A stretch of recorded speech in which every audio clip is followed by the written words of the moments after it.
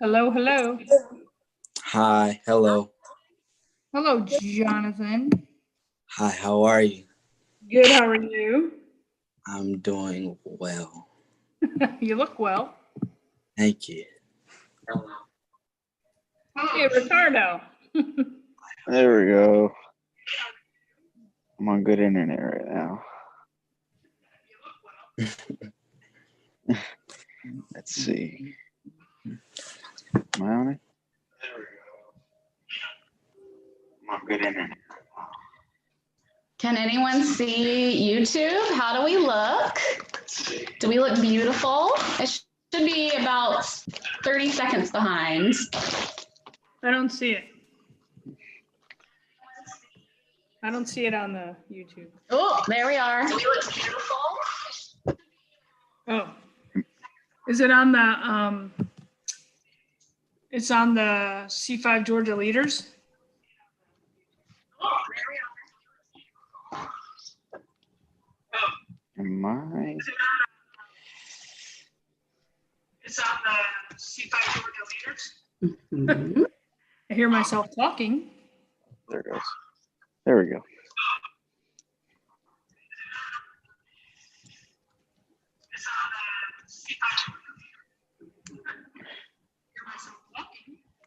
It's our first YouTube live in the history of C5. So everyone, please be patient with us. We're making history.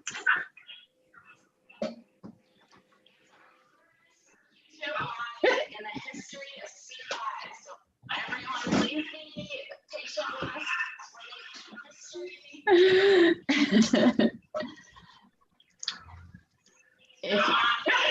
If you have YouTube up, mute that device.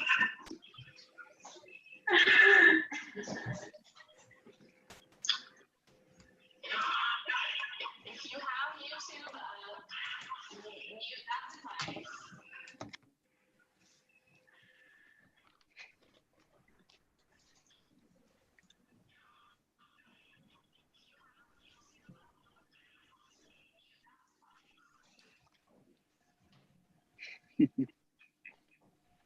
All right. I see Michelle Garcia. Is that supposed to be on there? Do you not see our wonderful? All right. I see Michelle Garcia. No. Is that supposed to be on there? No. Do you not see our wonderful? All right.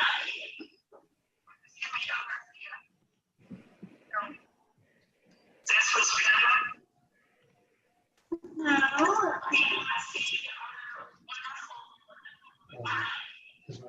Do you see our faces now? I only see your face. And it's frozen. Oh. That's funny. Let me go over here and change it out. We don't want that.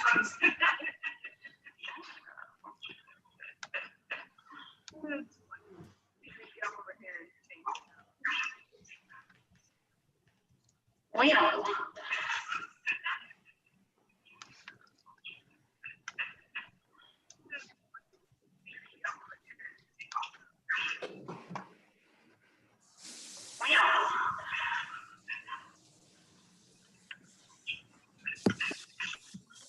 Hannah, Yeah, hey Jackie. how are Hey. you? Oh, there's two of us. Oh, There's Hannah Joy and then there's me. sorry.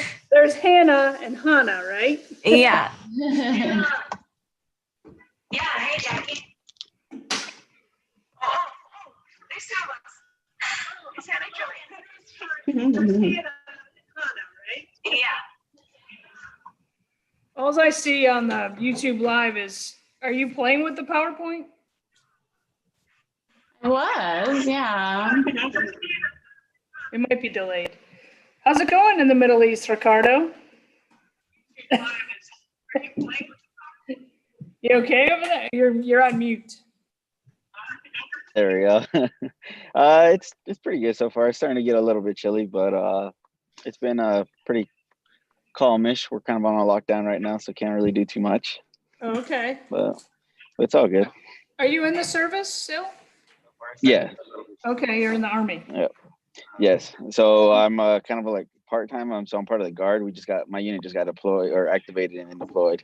Oh. Are you in the service still? Wow. Okay. What class are you in? What class did you So graduate? graduated 2012. Oh, wow. Yeah. So it's been a little bit of a minute. That's okay. That's awesome. I'll shoot you an email after. We'll have to just get, catch up a little bit. Okay. Yeah. No problem. It's awesome. Well, thank you for your service. I'll shoot you an email after. We'll have to just get, catch up a little bit. Okay. Yeah. No problem. Awesome. Well, thank you for your service. Let me know when you're ready. I'll shoot you an email. Me? No, I don't. I mean, if I'm supposed to go, or I don't have to, I can just kick it to Hannah. Not Hannah. Hannah. Hannah, you're looking like you're 30 now. Thank you so much. It's good to be in the presence of you beautiful people today. You're looking like you're 30 now. Yes. Presence of you beautiful people today.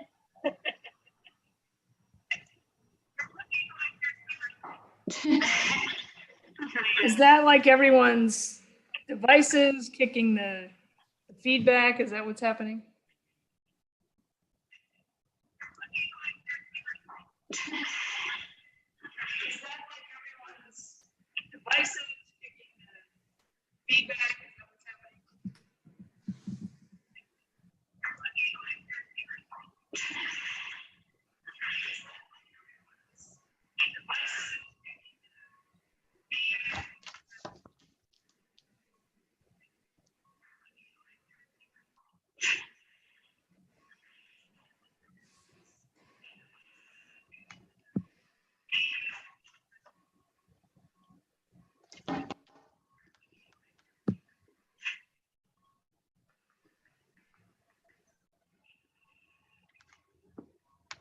All right, I think they can see, everyone can see all of us on YouTube now.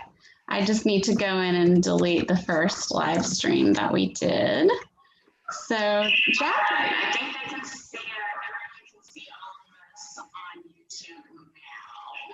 I just need to go in and delete the first live stream that we did. Just mute if you're not talking.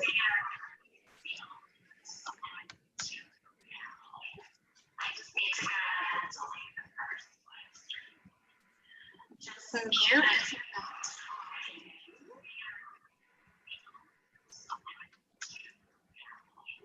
talking. And if you have YouTube up, mute YouTube. Do me a favor.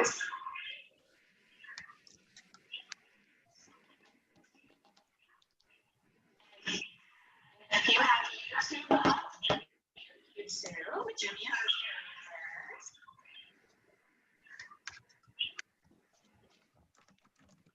And then we'll be able to hear Jackie.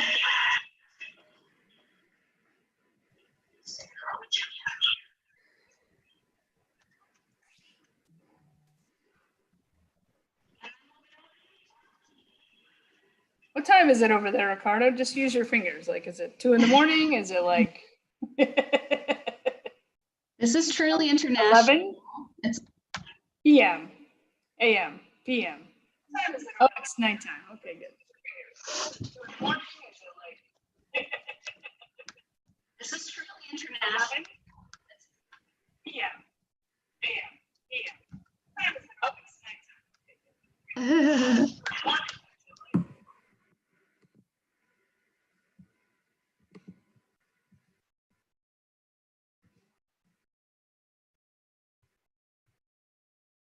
Ready?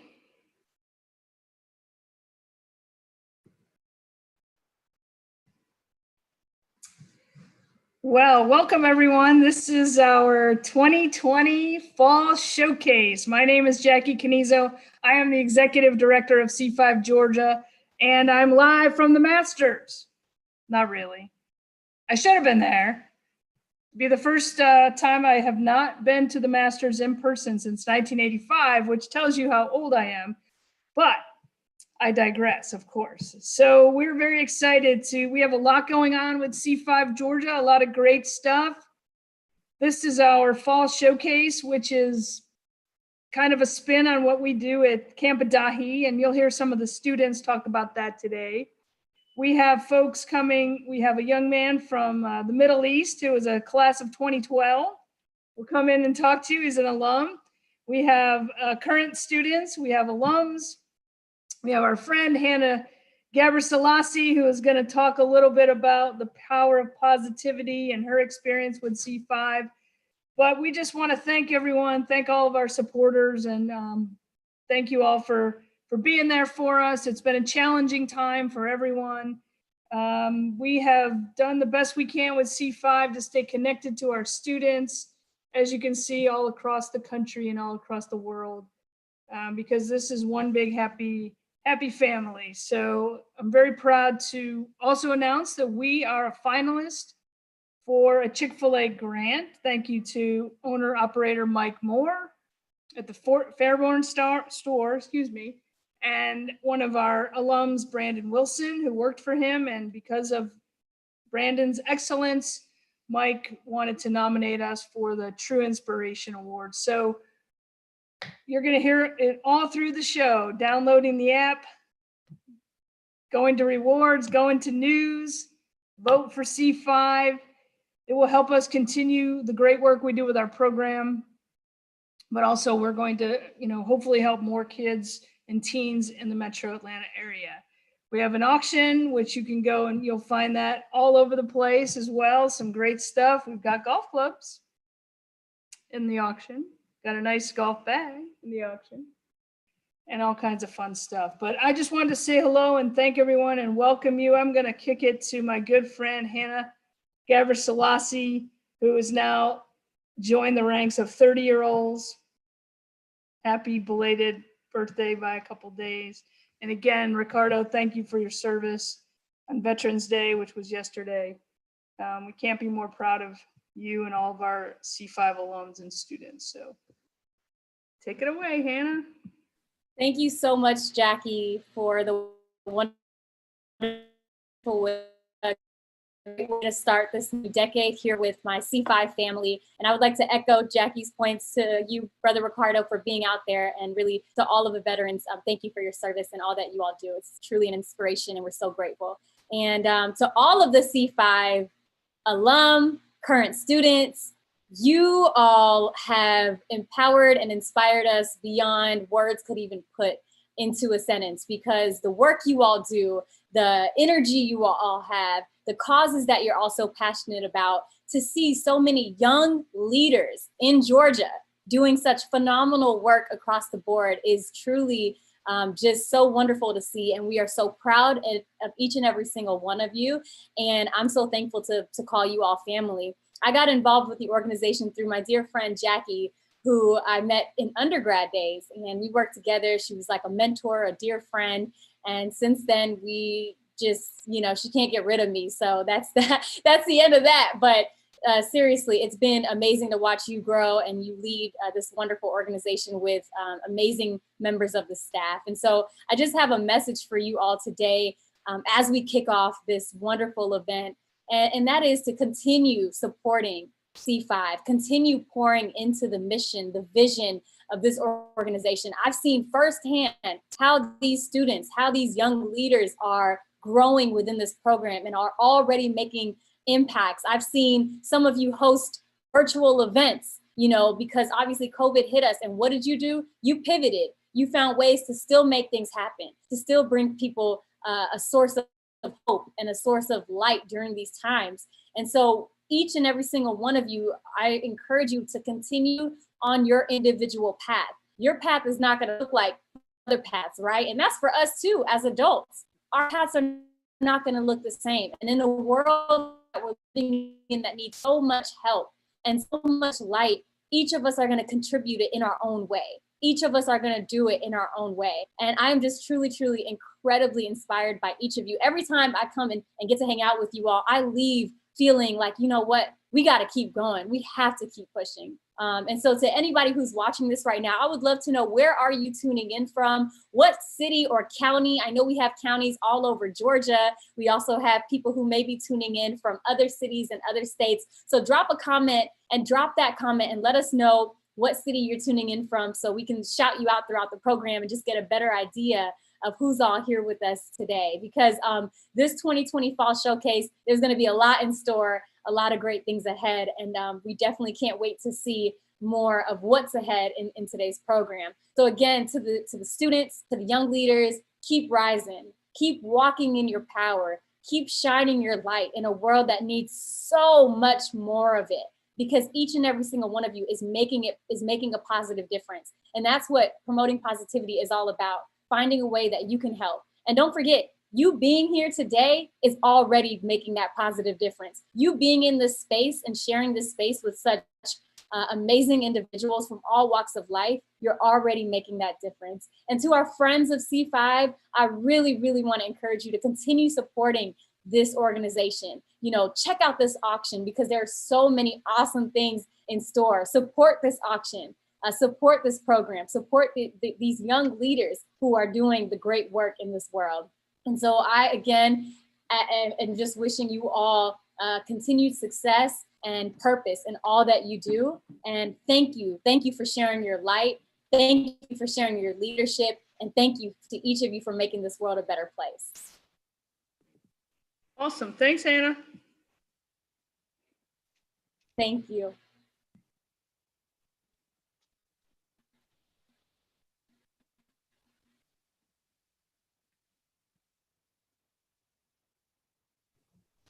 Thank you so much, Hannah. That was amazing.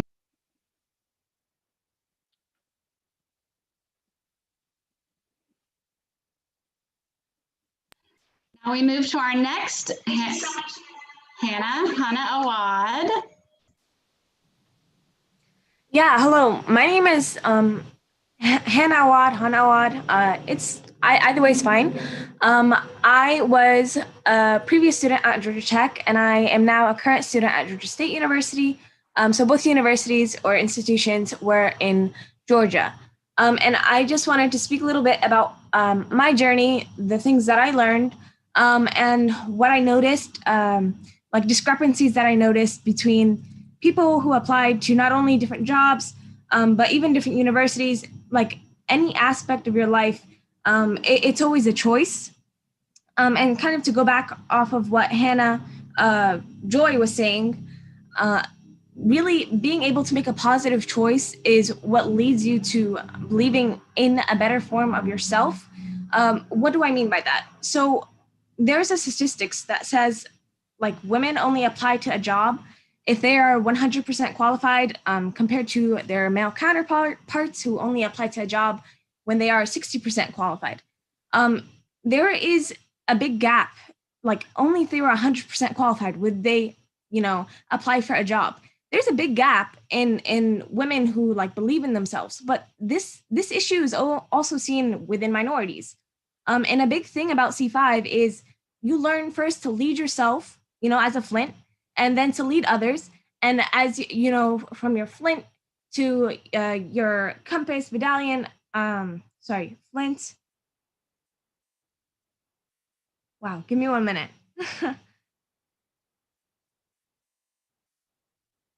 Well, in the larger picture, it was like Flint, you had compass year, medallion year. Medallion was your final year. Hammer was your middle year. I'm forgetting the second year. I'm so sorry. But in the larger picture, my point is you always have the opportunity to make a choice. And the difference in what you do when you make that choice is how much you believe in yourself. And as you grow within the program, you'll learn and you'll see different aspects of how believing in yourself makes a difference in your future. What if you didn't apply for that job and you missed out in a great career path that you could never, follow through with? You know what I mean? Like you don't know because you never believed in yourself enough to try. this doesn't only apply to jobs. This also applies to AP classes, dual enrollment classes, things that you just might not believe or you think is too difficult for you because you don't believe in yourself. The worst thing that can happen is that you make a mistake or you experience a failure. And the only part of that being an issue is if you don't learn from it, if you don't grow from it. So what I'm trying to say is the biggest part that C5, the biggest input as an alumna really, that I learned from C5 is believing in yourself is the biggest leg in the journey of life. And really seeing your story unfold it really begins with you. So I can't wait to see what you guys do as C5 members and people who are of this great community and this great family of C5. So it's really exciting. Thank you. That's it.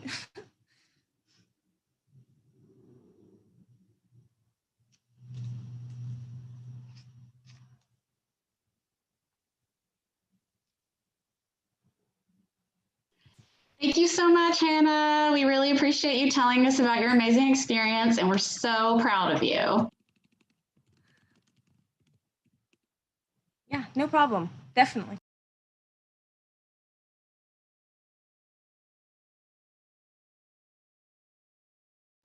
Okay, Ricardo, you're up next. Tell us your story.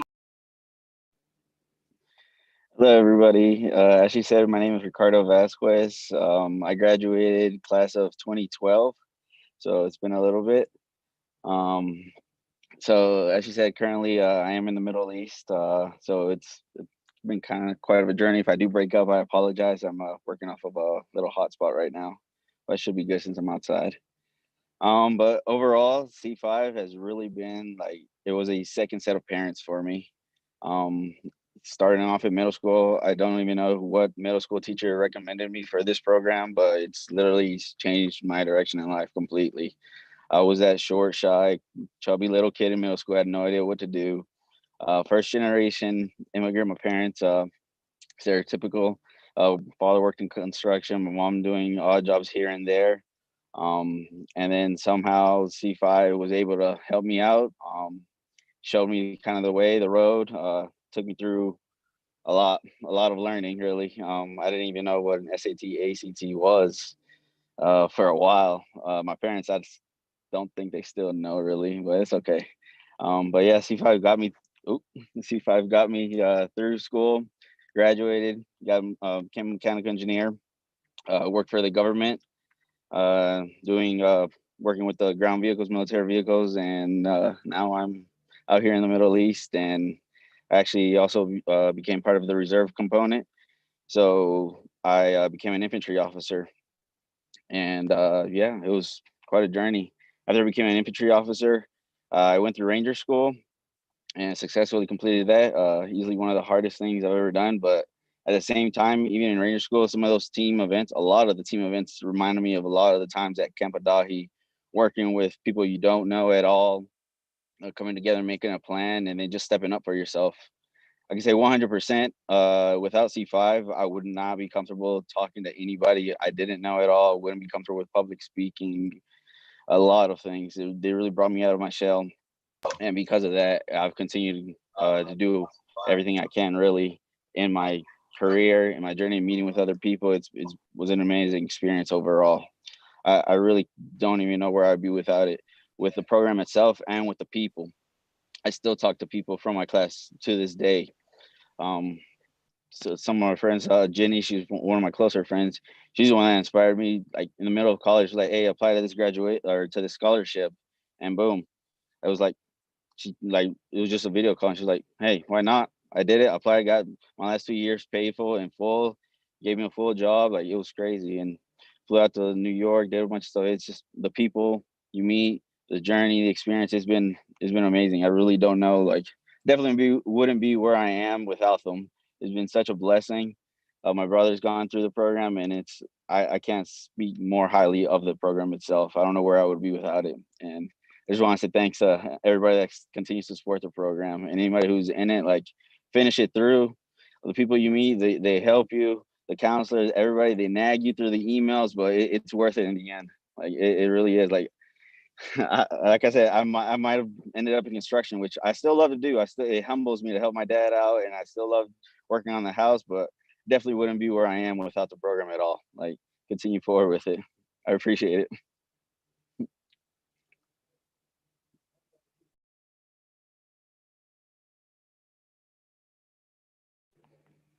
It is a late night, so that's all I have to say right now. I do have to get up in about 4 hours to do some other things.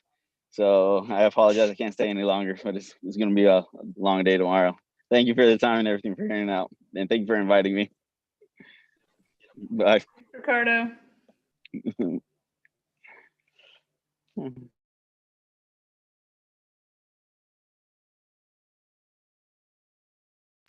Thank you, Ricardo.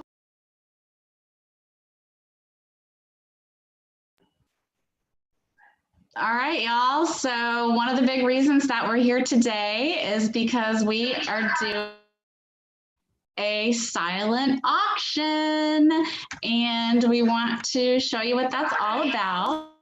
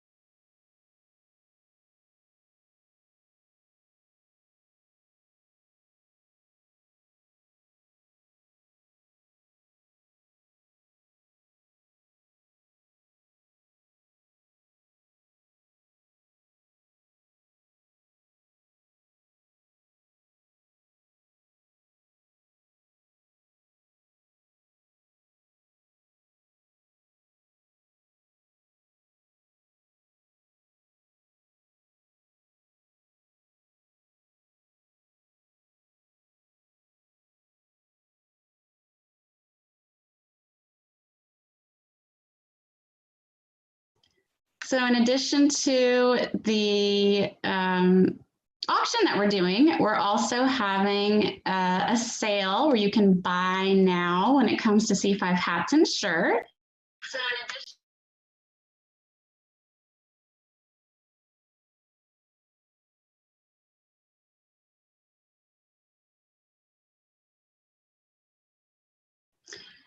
and I'm going to show you the info on our silent auction.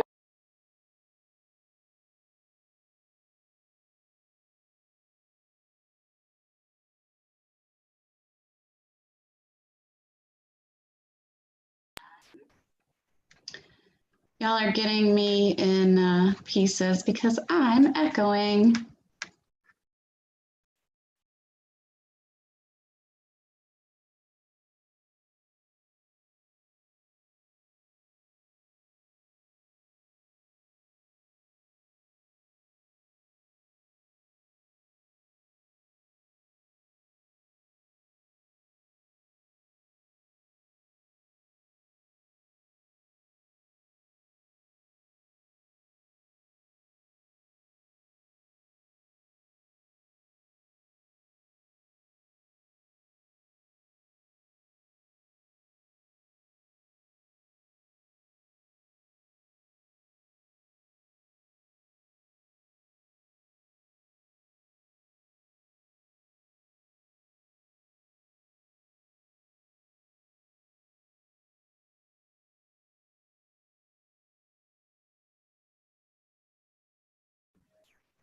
Okay, so now we are going to take a look at the reason that we are all here today, and that is to raise some money for C5 Georgia and show off all the amazing things that our students can do. And I am so sorry for the technical difficulties here during this first half hour, but thank you so much to Jackie and Hannah and Hannah Awad and Ricardo for getting us started. I am here in my full form, and I'm going to show you what we've got going on. So the important thing to know right now is we've got the silent auction going right now. It's been open a few days, so a lot of bids have been placed. So it's time to jump on and place some bids of your own.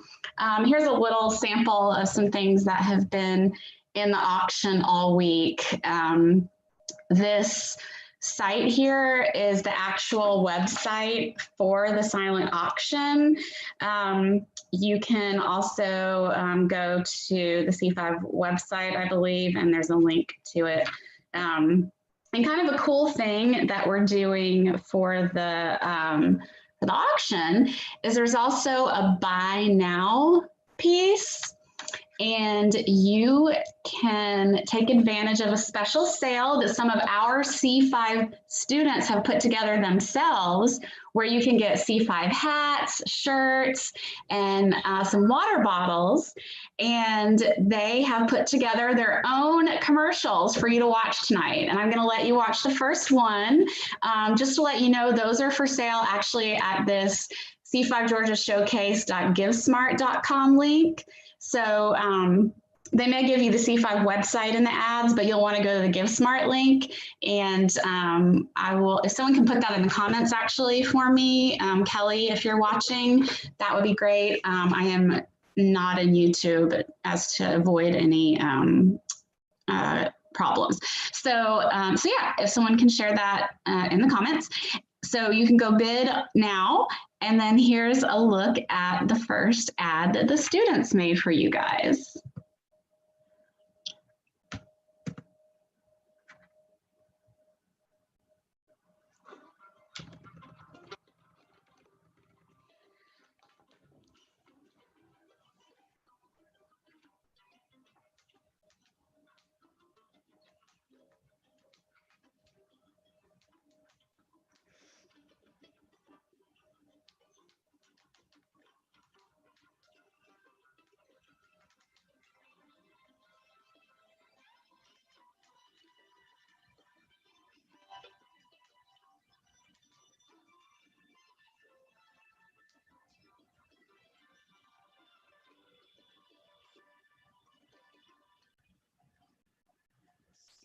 Georgia merch.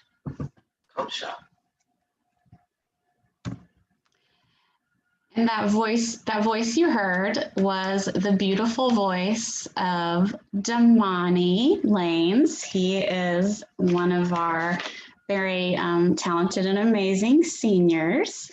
Right now on the line, I have the incredible Serena Ellingsworth. She's been very patient. We've run over by quite a bit of time, and I'm so sorry that we've kept you waiting, Serena. But this will be worth waiting for, because not only is she an amazingly accomplished C5 student and senior, but she also has an incredible career blossoming that she's going to tell us about. Welcome, Serena. Thank you for your patience. Hi, how are you? I'm doing so great. I'm glad you're here, and thank you so much for waiting. Of course, anything to help my little C5 family. You're the best. You have your interview has hit the sweet spot of technical difficulties coming to an end, so it actually worked out great for you. Perfect.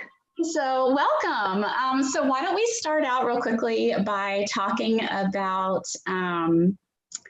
let's talk about your experience with C5 real quick, and then we'll solve the mystery of what you're really here to talk about today. So can you just give us like a 2-minute review of your life with C5 and how it has impacted you? Yes, of course. So first off, when I heard of C5, I had no idea what it was. I had no idea who voted me for it. They brought me into a room, told me about it, and I was like, this doesn't seem like me at all. Camping for an entire summer, going on trek, sleeping in cabins with 5, 6 other girls. I was just like, but I don't know, something decided like, okay, let's do this. Let's apply for this. Let's work hard on this essay. Let's rock this interview. And I made it. And I don't know what drove me to do C5, because here's the thing, before C5, I didn't believe I'd go to college. I didn't believe that I would be successful. my mindset was that I was just going to fall in line with every single one of my families and my ancestors before me, just working any job I could get, any minimum wage job, construction, maid, yard work, typical, unfortunately, stereotypical jobs for Hispanics. And I even talked about this openly at C5 because they didn't make me feel ashamed about it. I was able to be honest and truthful and share how I truly felt. I was a kid that was against the world. You know, I didn't want to go to college. I didn't want to do anything. I didn't want to do the job. I didn't want to open up. I didn't want to share my feelings. I didn't want to, I don't know. I was just this kid that was trying to go against the world. And C5 taught me how to fight with this world because the world wasn't against me. The world was willing to help me. People like C5 was willing to improve my life in multiple different ways, help me succeed, help me grow, help me become the person I am today. Because it's early action. I'm already applying for colleges. I'm already looking for scholarships. And I know that I'm going to achieve it. And I know that I'm going to get through it with C5. If you would have told me 5 years ago that I would be going to college, that I would be applying to scholarships, that I would be doing all this, and that I would believe that I could do it, I wouldn't have believed you. But now I stand here and I know in my mind that I'm going to do it. I'm going to go to college. I'm going to work my hardest. I'm going to live my dream life that I know I can do because C5 has taught me to work towards my dream and never stop, to go with the positive energy like people like C5 and know that everything will be okay. Well, we are so proud of you, and those are very inspiring words, and you're really amazing, and I've certainly loved getting to know you, and we've spent some super fun times together, and I definitely miss seeing you in person, but you've been up to some really amazing things, so tell us about this incredible career that's unfolding. Well, I didn't even know how it began. Honestly, I loved, not to sound conceited, but I loved taking photos. I loved setting up little photo shoots. You know, it was just something that made me happy. It's something that I didn't care if I spent 3-4 hours on it, even 12 I've have at one point. It just made me happy. And again, with C5, they taught me to chase my dreams no matter what it is. And C5 taught me like multiple ways to make income. You know, you don't have to be a nurse. You don't have to be a lawyer. If you want to, that's great. But you can make a successful life and a successful business with anything you love. And something I loved was modeling, photo shoots, creating content, set design, anything that had to do with the arts of creating, I loved. And I just kind of ran with it. It started by simply trying to build my confidence. I had extremely low confidence within sophomore year. And I just told myself, enough.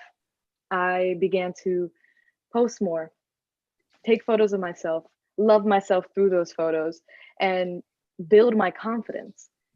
And because of that, it's just flourished. I began creating more.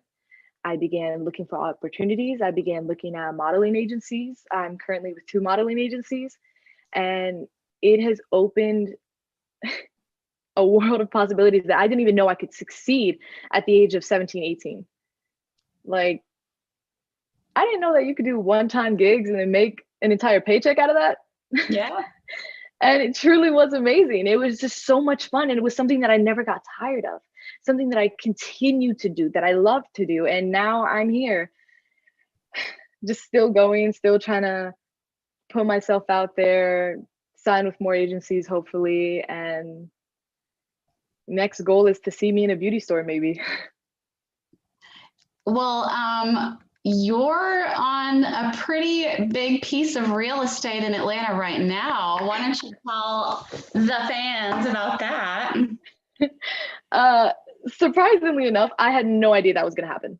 So to update everyone, I'm actually currently on a billboard for KSU, Kennesaw University, and I didn't know that was going to happen. I got called by one of my agencies saying, Serena, Someone backed out. We need someone who's ethnically ambiguous. Can you please step up? I was like, yeah, sure. They sent me an email with all the details, and next day I was running to this shoot that I had no idea what I was doing, no clue about what I was supposed to look like. They sent me a photo of what I was supposed to wear, and that's it. They did not tell me that my hair was supposed to be straight, and as you guys can see, it's not straight. So I spent 3 hours on this set acting as if I was a successful businesswoman after college, you know, job set up, doing my thing, doing great. And I was the center stage. I had no idea. They were just like, oh, Serena, we've been waiting for you. I was like, what do you mean? I was so used to being supporting roles. They were like, oh, you're the lead in this. I said, what? Okay. So for 3 hours, I went along with this. I did the shoot. They simply just told me, oh yeah, this is just a little video that we're going to show some of the college kids to show them that you can be something after college and after KSU, because we will set you up for success.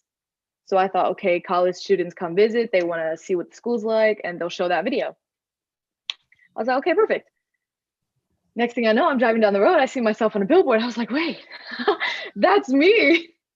I have my friends contacting me, sending me ads, saying that they saw me on TV, sending me posts from Instagram. And I'm just like, wow, okay, I am all over. And the craziest part is that billboard was right on my street, like right on my road, randomly on a small town road. And I was like, where else can this little billboard be?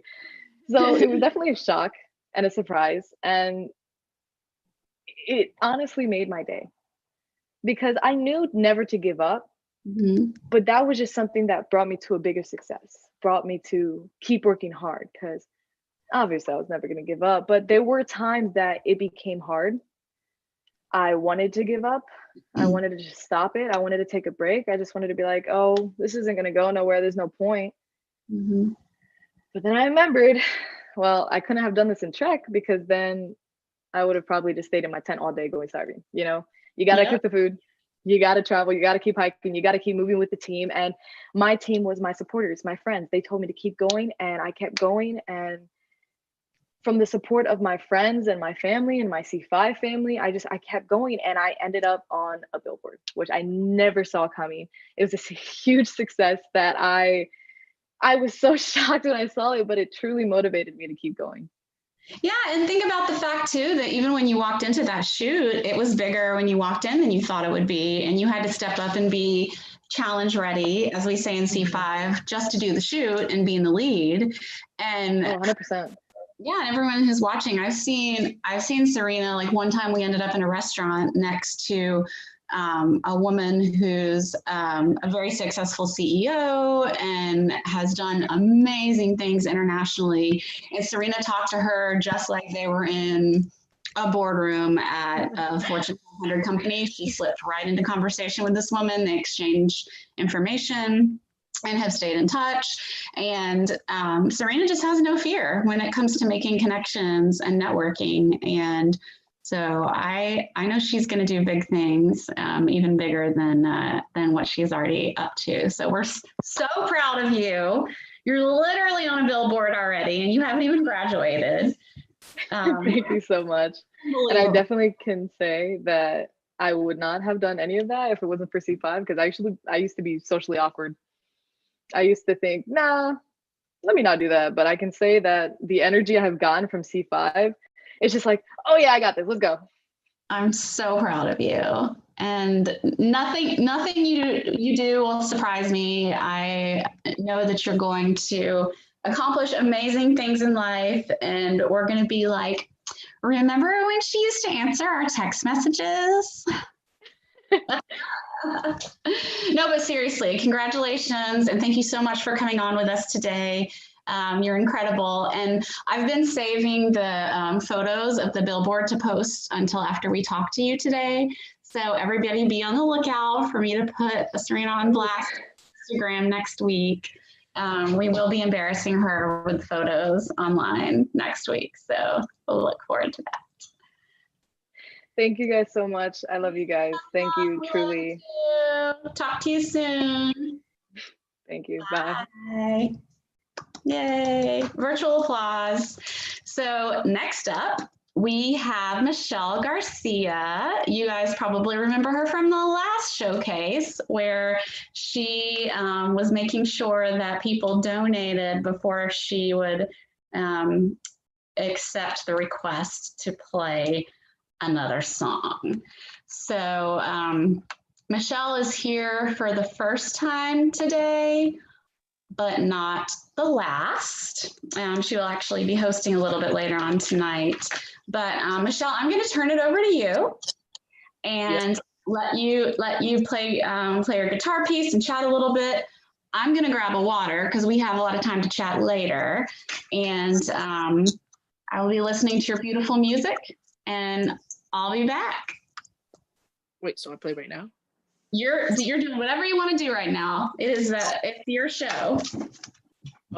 Oh, okay. Hi, hello, YouTube viewers.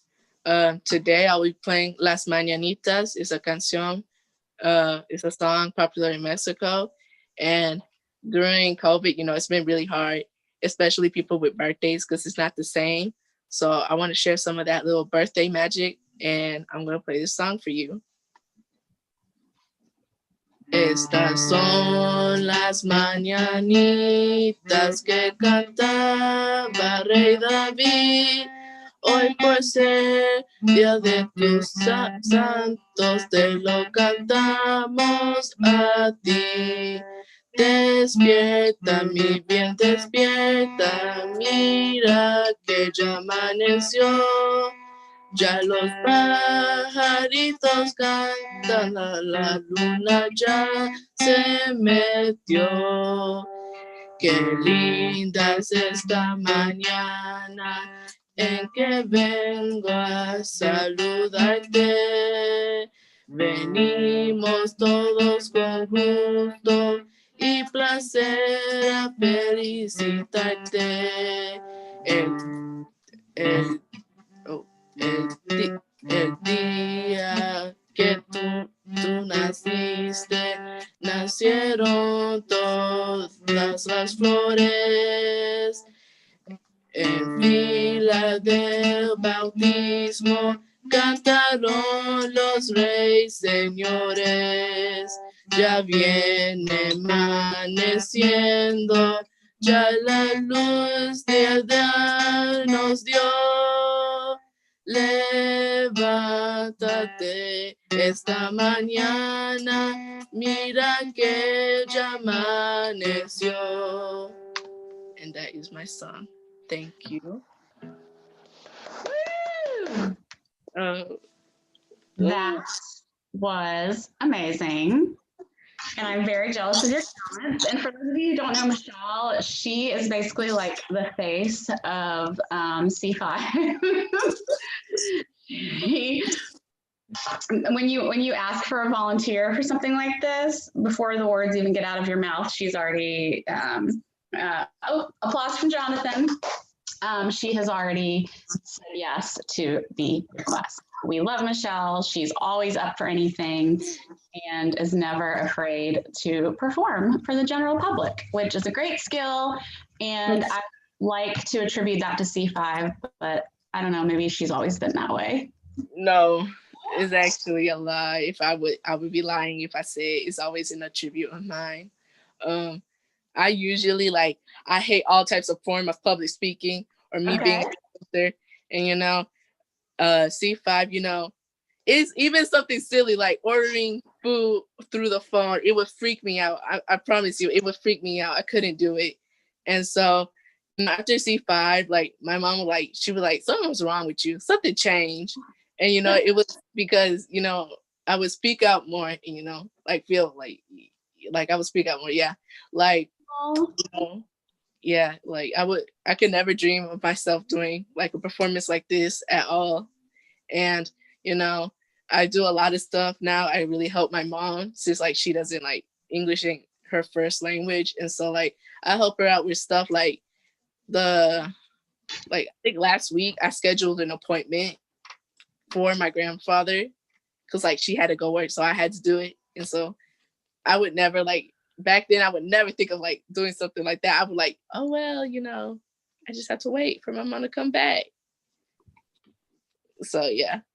Amazing. And y'all, there's so much more Michelle Garcia to come. She is going to be hosting our 6 p.m. hour, which is also the Hammer Hour. We'll explain to you then, I think, what the different years of C5 entail, because it is a 5-year program. And right now, before we move into the 5 p.m. hour, I'm going to remind you of a couple of important things you can do to support C5. One more round of applause for Michelle. Uh-oh, I see Booker is in the cards. Booker is a local celebrity that Michelle will be introducing a little bit later on. And he will be appearing in some videos as well, which you'll be seeing later. But thank you, Michelle, and we'll see you at 6. Right now, I'm going to, bye, see you soon. I'm going to show y'all, remind you truly why we are here, among many other reasons. So we have an amazing silent auction that is underway. And like I said, I haven't been checking the comments. I think Kelly's monitoring them, but be sure that you go to c5gashowcase.givesmart.com and bid on the amazing items that we have in our silent auction. You know, C5 does a good silent auction. Between all of the people that our organization knows, we get some pretty sweet stuff. So I would like to thank everybody who donated. Thank you, Nicole Hughes, for the ZEP basket. Thank you to Danette Thornton for all the Falcons and the United memorabilia. That was an amazing basket, and we're just so grateful for all of the wonderful items that were donated. So this screenshot is from a couple of days ago. So go see how things are looking as far as the latest bids.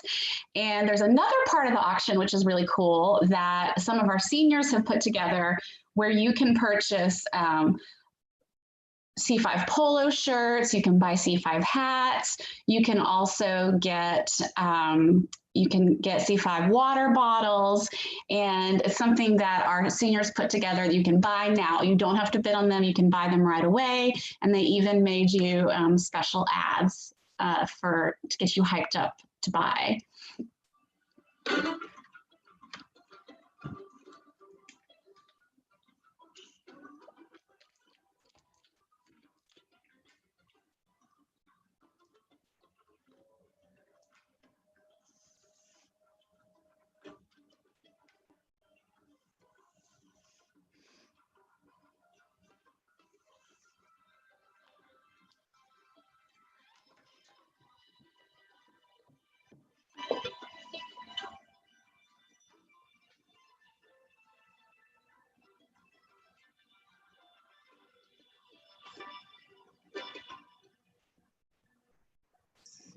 Georgia merch. Come shop. And that voice that you hear at the end of that ad was the dulcet tones of Damani Lanes, one of our amazing seniors. And if you are not led to go shop after him asking you to, then what are you doing? Now the time has come for us to enter hour 2 of the C5 showcase. And I can 100% guarantee you that the technology level and the production level is going to be light years better than the first hour, because that was just a dress rehearsal. So hour 2 is going to be amazing. And what better way to kick it off than with the one, the only, the world famous, internationally known, extremely well-dressed and well-spoken, the handsome, the charismatic Jonathan Grant, class of 2021, C5 Georgia. Welcome, welcome, welcome. Hello. Looking good. How are you? I'm well, and yourself? I'm so good. And I'm so happy that we're already at hour 2. I can't believe that the time is flying by, and we're so I know. lucky to have you hosting this hour. I was here for hour 1. I know you've been here since the beginning when it was a little bit wild, but we have taken control. we are here until 9 p.m. We have plenty of time to do all the things that we want to do. People are bidding in the kitchen. People are buying the buy now items from the shop. Everyone's getting off work now and turning on their YouTube. And when we recap the first hour, we're going to tell them that it was literally perfect, and they'll never know. So, so for the next 10 or 20 minutes, I really want to put the spotlight on you to talk in depth about your C5 experience, because you're coming to the end of your 5 years. I know. I can't even. Like, I don't know if Jonah's watching right now, but if he is, he's probably sobbing hysterically. He would be crying. Jonah, I see you crying through the screen. And so we'd really like to hear an in-depth review of your story, because a lot of people watching on YouTube right now, this is their first brush with C5. They have no idea how it works, what it's all about, what it means. And I think you're a great person to describe that for the first time to people watching. A lot of things.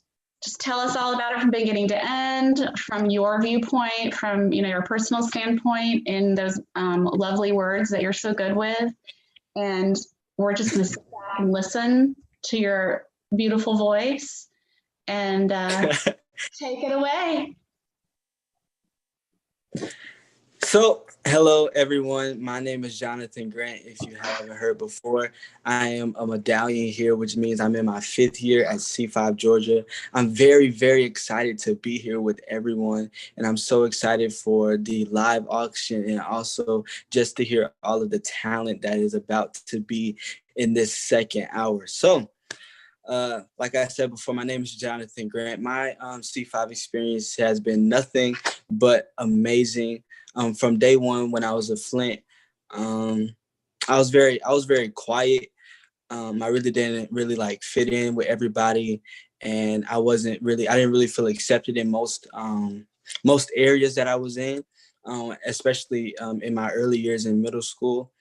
When first time I stepped on Camp Adahi, I found family, and that's really what C5 is. Throughout the whole 5 years, we're all one big happy family, and it really helps you get through the program, knowing that you have people on your side and on your side and being behind you and pushing you for a greater future.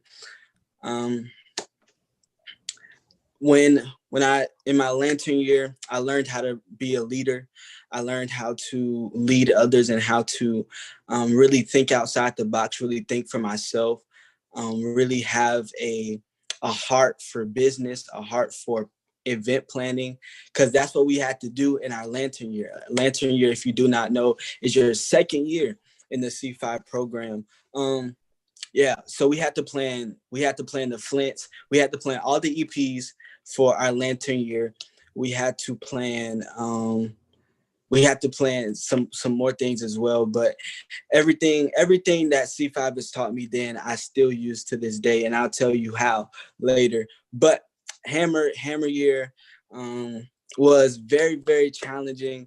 I believe that was the year where we were transitioning into high school, and that was crazy because going from middle school to high school is a very big environment change. And you would think that you would be like the big dog on campus when you come in as a freshman, but it's totally the opposite. But that's okay, because C5 is going to be there to push you through it.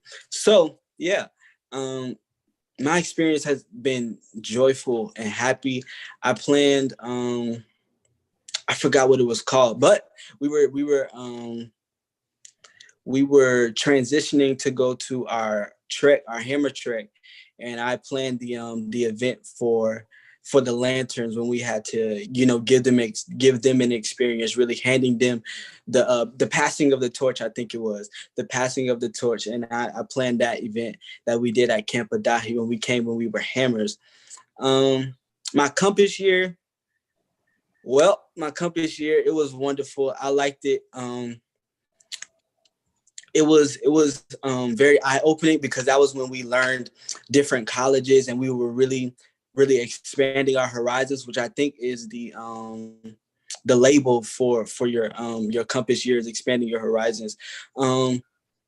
So yeah, it was, we went to different colleges like Davidson, we went to Clemson. I think we visited Duke as well. And we just really had a good time visiting the colleges. We went to University of North Georgia. We went to a lot of different colleges, and it opened my eyes to a different level of where I could go and where I could be in this even in life coming in this next year. It showed me different alleyways to success, and I'm very, very grateful for everything that C5 has done. Also in that year, we had something that was so very, very life-changing for me. The event called National Youth Summit. Yeah, National Youth Summit is where I found my love for business.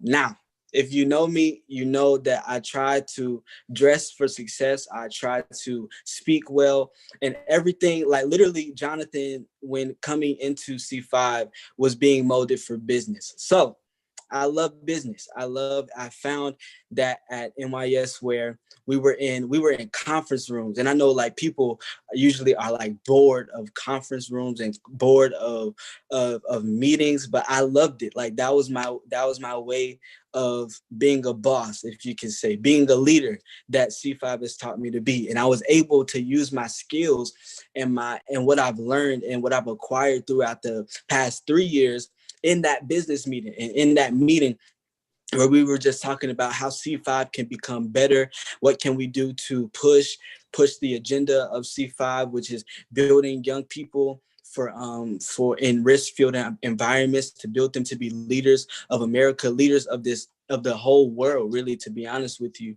leaders in their schools, leaders in their homes. So I found my love for business. I found my love for making deals and building connections and networking. Oh my gosh. If you don't get anything else from what I say here, I want you to know that C5, when you're especially in your compass and medallion year, you will learn how to network with other people and how to really make connections with business partners and people who can really push you into a greater future alongside with C5. So it's wonderful, the opportunities that I was able to receive from C5. Many great friends that I still talk to this day, that I still talk to daily, really, to be honest with you, where we just talk about the good old days where we were at Camp Adahi and where we were just really building our character and really making it known and trying to find ourselves and who we were as leaders and who we were as people in general. So my compass year was one of the best, really, just because of the National Youth Summit. But not only that, but it was just how much I really felt a part of something bigger than myself in those moments where I felt like nothing can stop me, because I've already learned how to plan events. I've already learned how to lead myself. So now I've already learned how to lead others. I've already learned how to network. I've already learned how to carry myself in a business standpoint, how to negotiate, how to make deals, how to speak in a business arena, how to speak in a conference room, how to carry yourself, especially as a young Black man, where we're rarely even taught how to carry ourselves in a way to where everybody can take you seriously, or even everybody can relate to what you're saying. So even in that, it was an amazing experience. Shout out to our director, Miss Jackie Canizo. She has been a wonderful, wonderful part of my life and my extracurricular life. If you do not know, I'm a golf player, and she also is as well. So we have something in common there. I'm very grateful for her, because she, especially with her foundation, she's also treated me as family, as someone who I can go to for golf advice, or if I needed to go to her course and play around, she would allow me to. I received golf lessons just from her, me knowing her, which is amazing for me, and the opportunities that C5 allows you to have throughout your career, your high school career, and even beyond that, like even alumni, they still have opportunities that C5 is about to give out and are giving out now. So it's just a wonderful overall experience. Even in my medallion year. So now we're going to my medallion year. The medallion year is your 5th year. That's when you're a senior in high school, I believe, transitioning into college. And it's bittersweet because, you know, we've been here for the long run. The family's been here for the long run. It's bittersweet, but I'm very excited for what's in store later down the road. I already was accepted into my dream college, so I know where I'm going for fall 2021, which is amazing for me. So now all I have to do is really just look for scholarships, and C5 has helped me very much so with looking for scholarships. They've sent constant emails, you know, giving us opportunities to look for scholarships, to really dig in and look for scholarships, because they want us to go to college for free. And I'm pretty sure that every parent on here looking at this live, you want your children to go to college for free, and C5 is one of your best bets to do that. So I would really recommend investing. I would really recommend getting your child and spread the word about C5 Georgia, because the mission and the vision that C5 has is uncanny and unlike any other. And I'm very, very happy and excited to be a part of this organization. So I was gonna tell you all how I was able to use my event planning skills throughout that I learned in C5. During this pandemic, we know that there's been a lot of trouble, a lot of calamity, a lot of famine, but we all know that. And then C5, even with that, C5 has still been consistent in letting us know what to do, and keeping connection with us. They weren't lackadaisical about what to do. They weren't hesitant about what to do, and they were very prepared for everything that they do. It's very good to know that you have a organization that is thinking about you, even in the time where they may be even struggling. They're still thinking about you and your safety and your health. So that was amazing. I really liked that loved that from the organization. With my event planning, I recently in the pandemic, I had about 2 events. I had a fashion show, which was online and in public, and I also had a virtual event. It was like a networking event called Making Moves in the Meantime, and I had 2 events and I was allowed to have these events with the knowledge that I gained from C5 Georgia. So I'm very excited for everything that's in store. I'm currently the board member of two businesses. Again, like I said, I found a love for business, and even then, I've learned how to network with others, and I've learned how to really get and go deeper and be challenge ready and be ready for anything that comes my way. So, thank you to C5 and everything that you've done for me. I really, really don't regret anything that I've done with C5 Georgia. Everything has been something that has allowed me to go to a new level in my intellect, in my way that I walk, the way that I talk. And I'm very excited for the future of C5 Georgia. Thank you so much for your time. Thank you, Jonathan. That was beautiful. And we are so proud of you. I'm assuming that you're not going to tell us about the school. It's Southeastern University. In Lakeland, Florida. Southeastern University in Lakeland, Florida. You are telling us. Yeah, that's where I got accepted. Right? That isn't an HBCU, actually. Oh, this is the first I've heard of this. I'm so excited. Because I wanted the diverse experience. So I chose a more diverse school. So yeah. I'm so proud of you. Congratulations. Thank you so much. You heard it here first, everybody. Breaking news on the C5 YouTube live stream. It's wow. I'm so proud of you. That's awesome. I did not know this. I cannot believe that you're going to college. My heart's palpitating right now. Wow. Well, we certainly appreciate you being here, and feel free to hang out if you've got time. I've got a few videos to play to bless you guys during the 5 o'clock hour. But before we go any further, I want to remind everybody one of the main reasons why we're here. We're trying to raise $15,000 here tonight at during the showcase. We really would love for you to go check out our silent auction that we're having tonight. We have so many cool items here. We've got, let me show you the site to go to.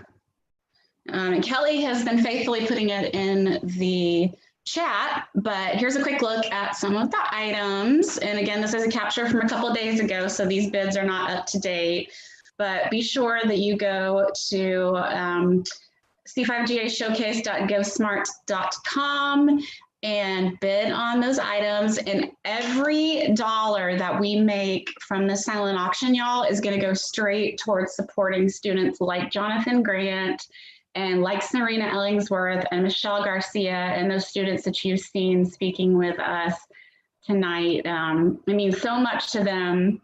And like Jonathan said, we were able to keep going through Corona and all of the lockdowns and schools being closed. We did summer camp virtually, and we can absolutely not do any of these things without financial support.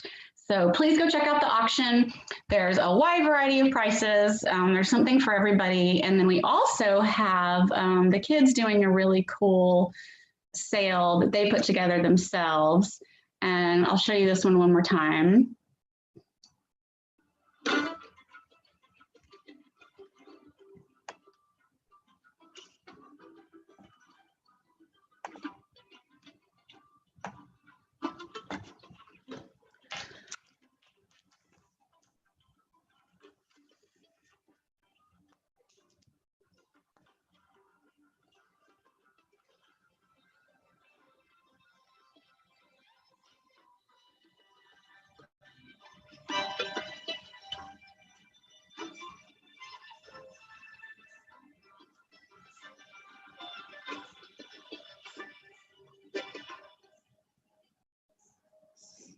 Georgia merch. Come shop.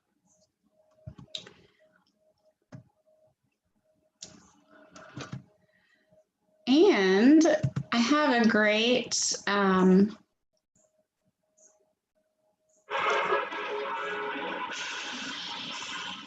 one to show you.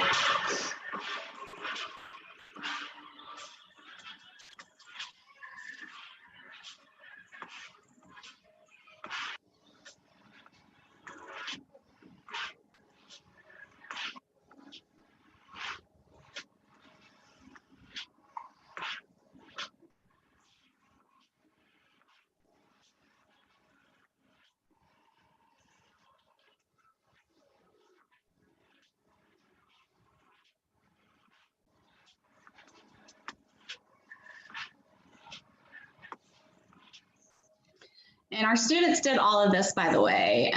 We had 4 seniors who put together a sale that you can buy now at the auction site. So you can go on there and get a hat, a polo, a t-shirt, a water bottle, and buy it now. And all those funds are going straight to C5 as well. So good job to our seniors who put that together. And now we're going to see, I think, our first talent video, if I'm not mistaken. I really hope that this translates well across YouTube. I know it's a little laggy and skipping, but we'll put all of these up on our social media in the coming week so that you can enjoy these performances because they're so good and I want you to get the full quality. So fingers crossed that you'll be able to enjoy Mario's story and his beautiful music. I apologize in advance if it's a little laggy because I know that that all this technology we're using is a little slow tonight. So at least we weren't doing this yesterday when YouTube was totally down. So here's Mario Guzman. He is from the class of 2020 and is attending Oglethorpe University. And here is his story and his performance. So hope you can get the full experience and enjoy. Hello, C5 family. My name is Mario Guzman. I'm a recent C5 graduate, class of 2020, and I'm a freshman at Oglethorpe University. I'm about to switch over into pre-dental studies. I'm super excited. So today, I want to share with you guys an excerpt of a song from the violin.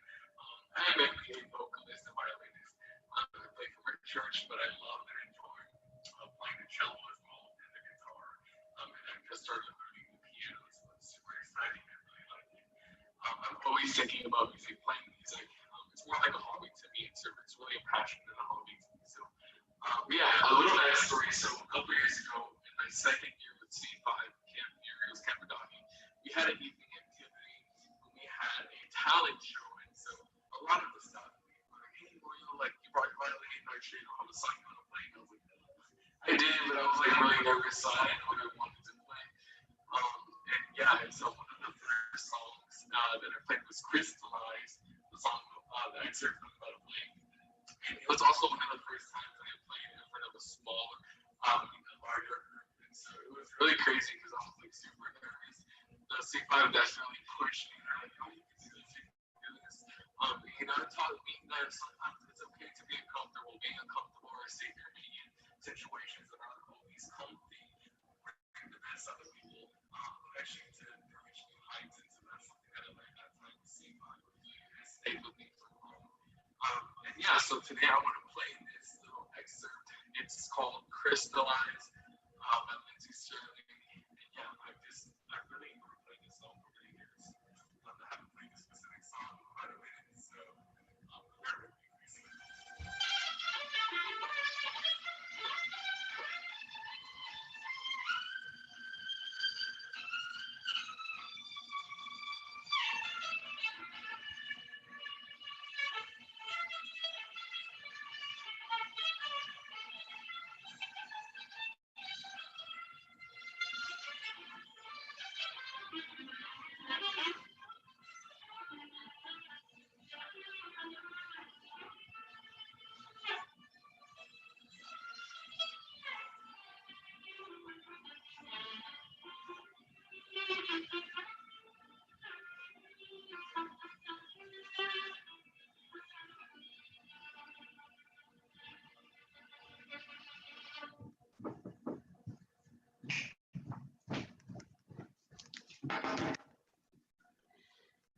Thanks, Mario, for that beautiful song, Crystallize, and for your nice story. That was so lovely.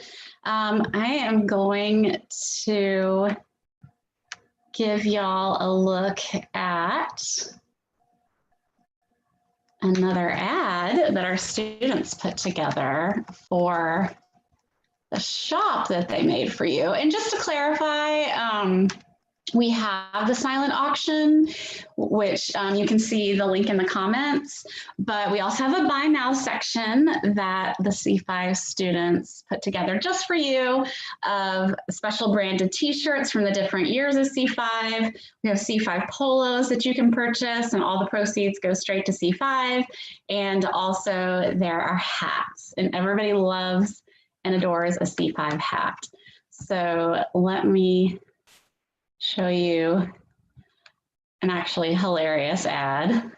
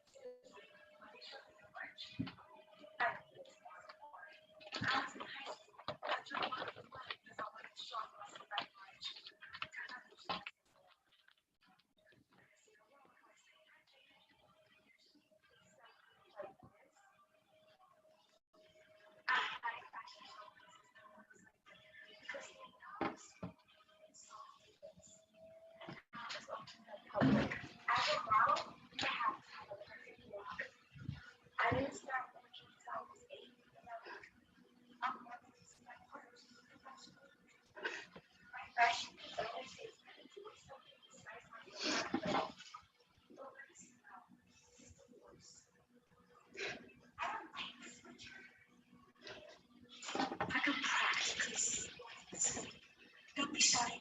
Go to our website at www.c5georgia.org and write us over.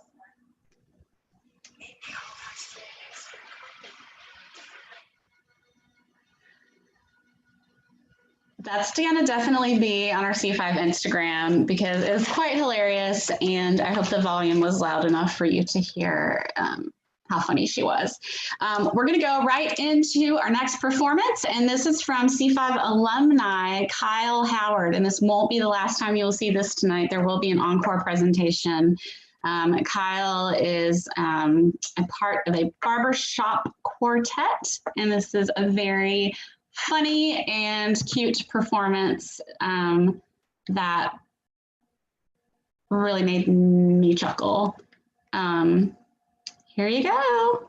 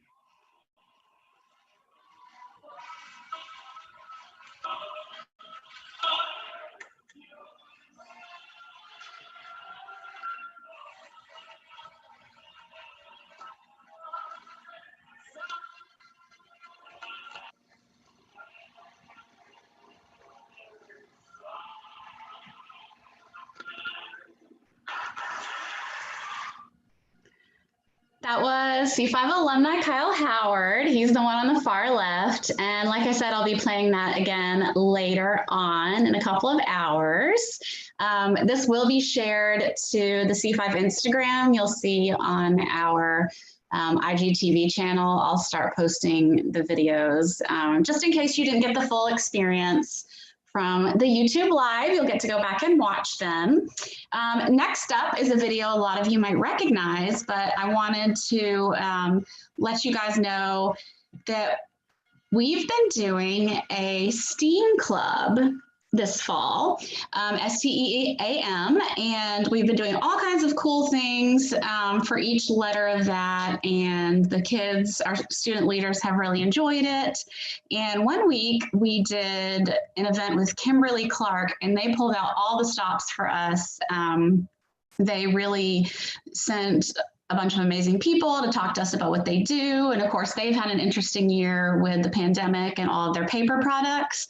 So I thought I would give everyone watching a little peek into what it's like to be at a virtual event with the C5 staff, the student leaders, and a company that's teaching us a little bit about what they do. So here's some insight into what a virtual pathway is like for C5, since we can't all get together and go to the company and learn from them in person.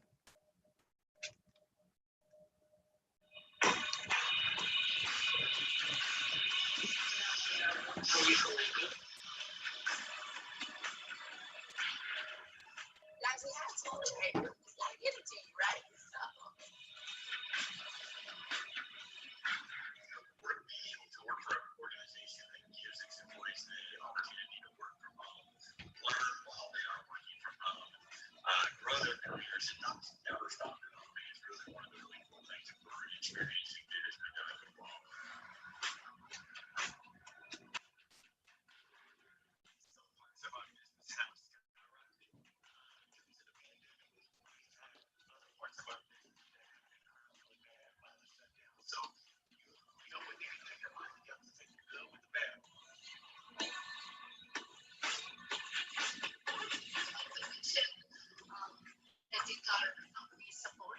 virtual work from home capabilities. They've provided everything we need, all the infrastructure we need to be able to work remotely, having these sessions available, the ability to see each one of these meetings, and it's been awesome.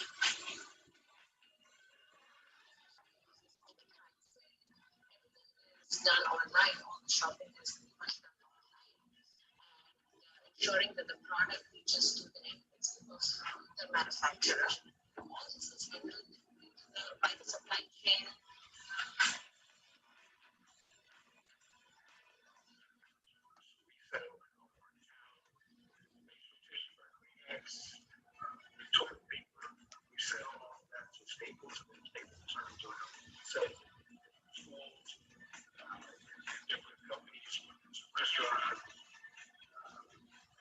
Manufacturing facility, whatever gives it, it's not going to help it work. So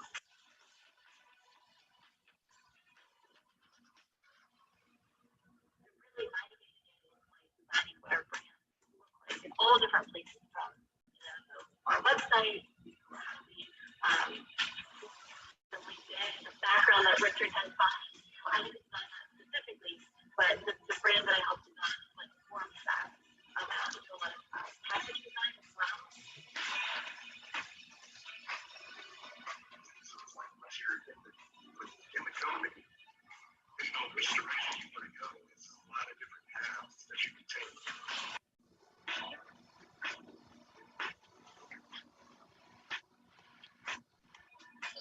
So let's make sure that you see represented. We right here in this area.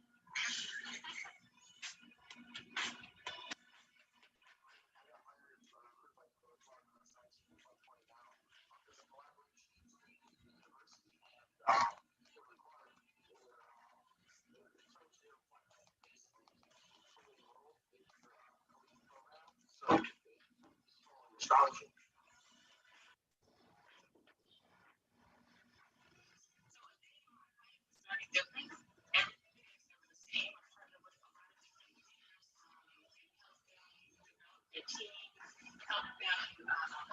Help people look at what career development is like internally with the organization and what type of things they need to do to help to continue to grow.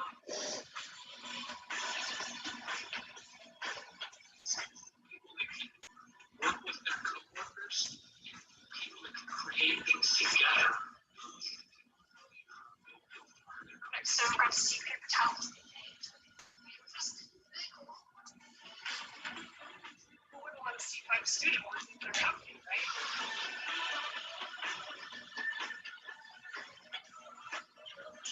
Yes, thank you to our KC volunteers. We appreciate it.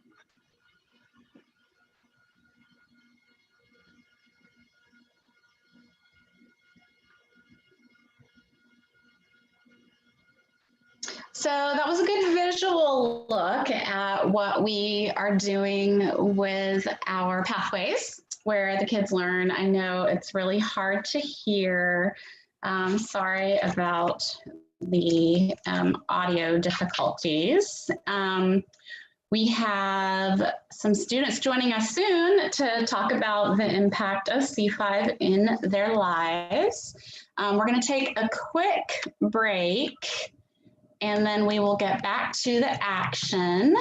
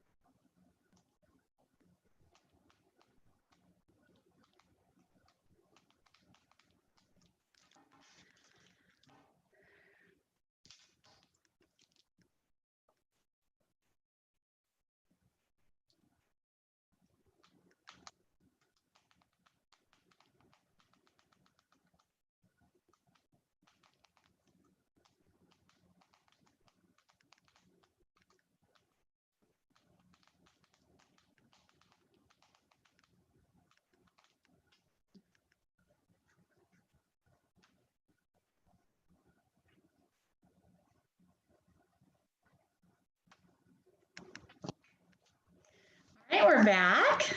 Thanks everyone for your patience. So our next guest that we're going to speak with is going to be Ashlyn Dumas. She is a Flint, which means the first year in C5. Are you there, Ashlyn?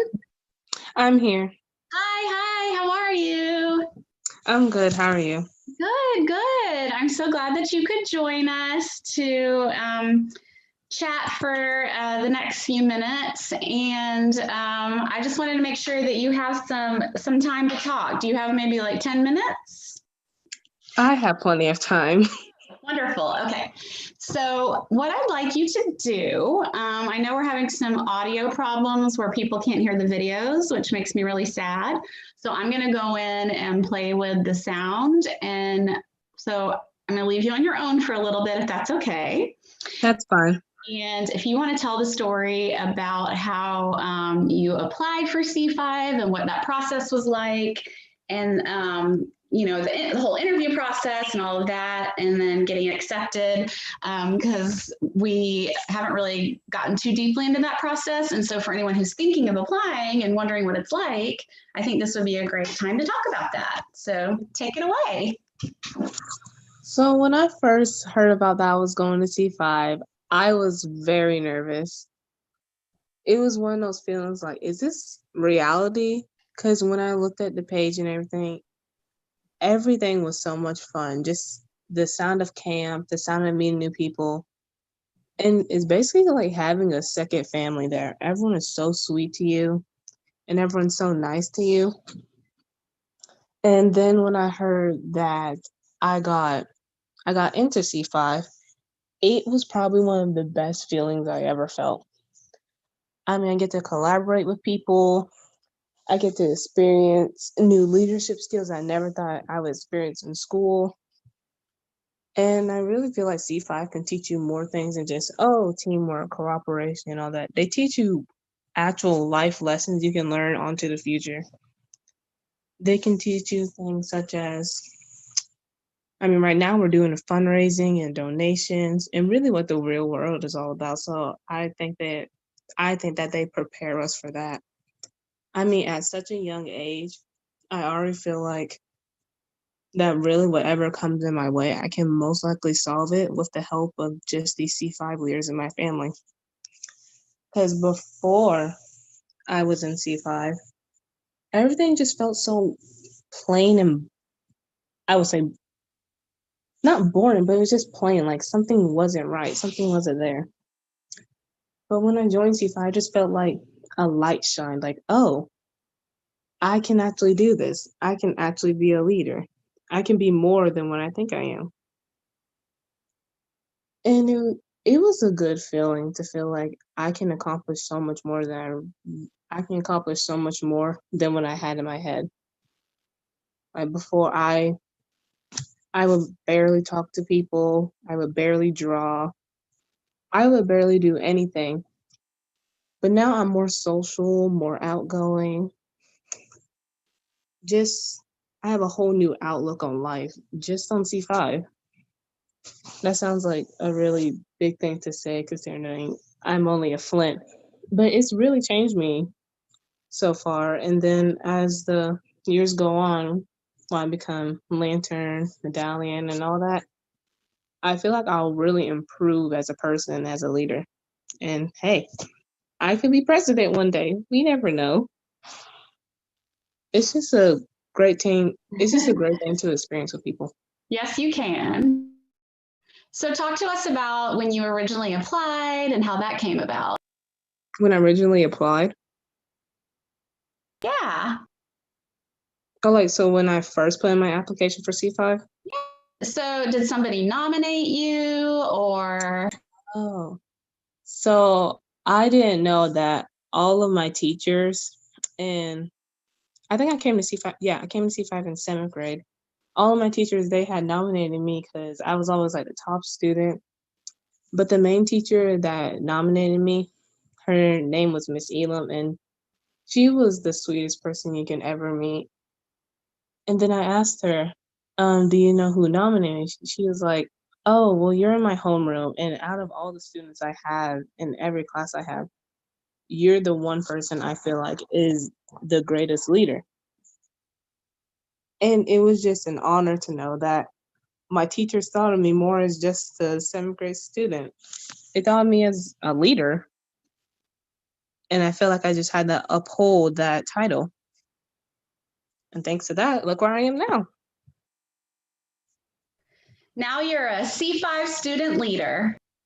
Yes, I am. And it's a great experience.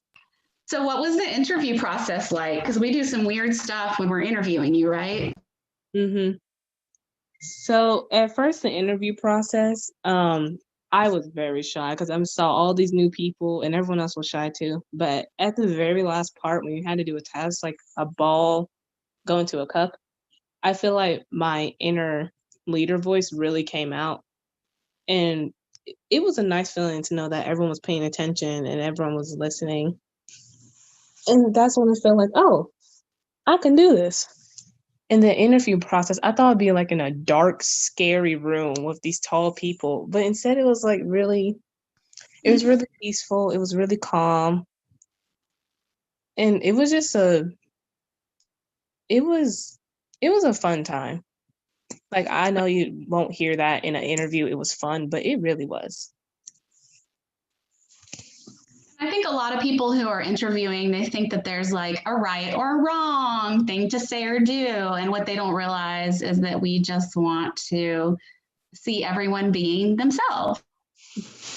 And I really felt like I got to embrace that. Got to tell them all my experiences, got to tell them some inner life things, really everything that interested me. It felt like they knew me for 5 years. Yep, absolutely. And we just love having you and are so glad that you're a part of the organization, and glad you survived the interview process. We definitely are smack dab in the middle of taking applications right now. So for those of you who are watching and you know a high potential 7th grader in Atlanta, this is a perfect time to apply. You can go to the C5 website and the application is right there. And obviously there's nothing to be afraid of, like Ashlyn mentioned. So definitely go ahead and fill out the application, get a recommendation from someone, and we'd love to see you at interviews coming up. It's a great 5-year program, and like Ashlyn said, it's a real family, and we're always here for each other. And even though we've been physically apart during Corona, we are still a very close-knit team. So. Trust me, nothing in the interview or nothing when you get nominated, nothing is bad at all. And everyone is shy at first, so don't feel like you're excluded. Everyone is shy there. Yeah, we do lots of really good icebreakers to get everybody going. So it's it slowly thaws out and we get to know everyone, and it's really fun. So I'm glad to hear that that you didn't think it was scary with a bunch of tall people in the room. I'm glad it wasn't that. I'm glad it wasn't that either. Well, cool. Is there anything else that you want to share with people before we let you go, Ashlyn? Please be yourself in the interview. Yes. There's no right or wrong answers. We're not trying to trick you. There's no trick questions. It's just being honest about who you are and what you're like as a person and what you want in life, but you don't have to have all the answers. We're here to guide you and teach you how to lead yourself and lead others, and we'll show you the rest. They sure will. Mm-hmm. Well, thank you for joining us today, Ashlyn. We so appreciate you being here. Feel free to hang out if you want to. You can spend as much time as you want with us this evening. I'm going to talk a little bit more about the auction and the sale before we head into the 6 o'clock hour. But thank you for sharing your experiences with us. And we're so proud of you and glad to have you as a part of the C5 family. Thank you. I'm so glad to be here. Thank you, Ashlyn. We'll talk to you soon. Talk to you soon. All right. So in case you haven't heard it from me already, the reason that we are here tonight is to raise $15,000 for C5 Georgia. We are doing a silent auction, but we're also raising money with instant purchases of items. And I'll show you a couple of great ads that our students have put together themselves. They have been so creative. So here's the first one for you to enjoy.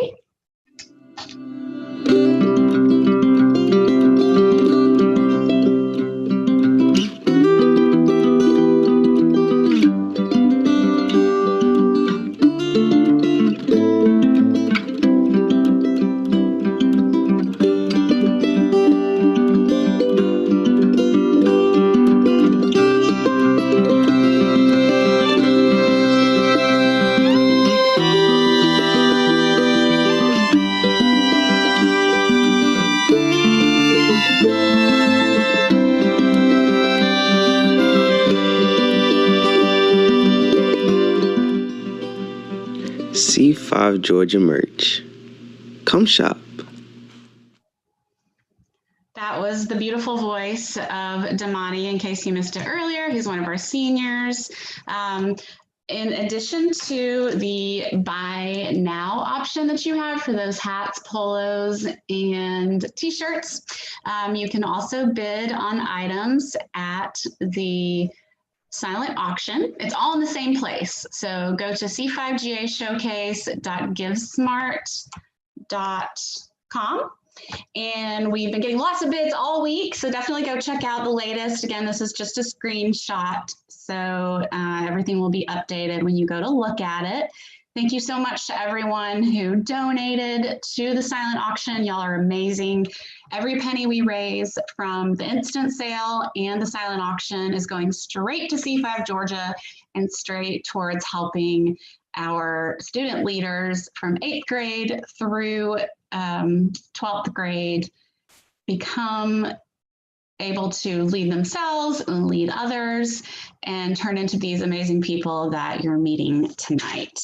I also want you to see this other ad that might not have come through earlier. To be a model, you're either born pretty or you have to rock some awesome C5 merch and let them look at you. Seriously, when they showed me the merch, I needed to model for it. When I was in high school, I joined Model UN because I wanted to show off my C5 merch. Turns out they just want to save the world. Better save the world while staying hydrated. Usually, they sell hoodies like this at high fashion show places for models like me because they know how smooth and soft it is. And now it's open to the public. As a model, you have to have a perfect walk. I didn't start walking until I was 8, and now look at me. I'm repping C5 merch and Fashion Week. My fashion designer says I need to wear something besides my C5 hoodie. But what does he know? He's divorced. I don't like this, Richard! I can practically see you wanting this hoodie.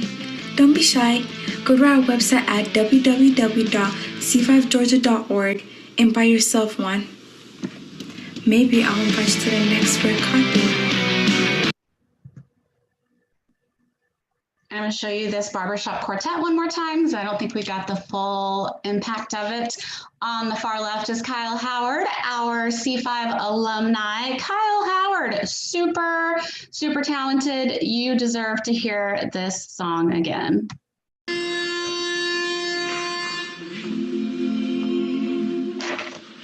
Last night alone on our way home, you turned and said to me, I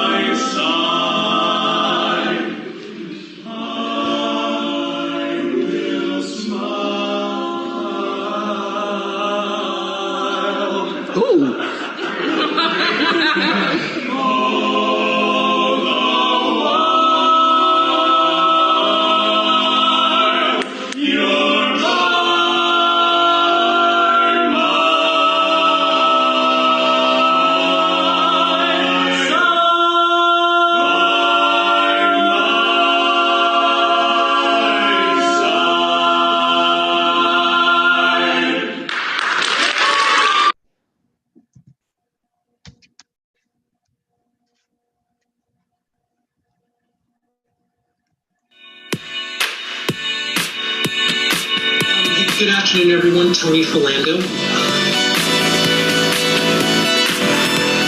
Guys, we have toilet paper. We just got to get it to you, right? So. Being able to work for an organization that gives its employees the opportunity to work from home, learn while they are working from home, grow their careers, and not ever stop developing is really one of the really cool things that we're experiencing through this pandemic as well. Some parts of our business have skyrocketed due to the pandemic. We've had other parts of our business that have been hurt really bad by the shutdown. So you know, with anything in life, you have to take the good with the bad.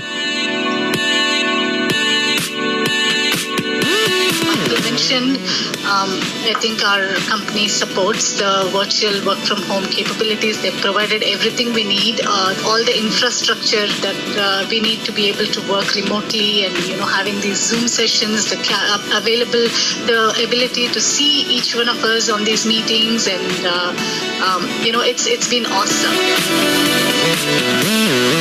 Especially in these COVID times when everything is done online, all the shopping is pretty much done online, and ensuring that the product reaches to the end consumer from the manufacturer.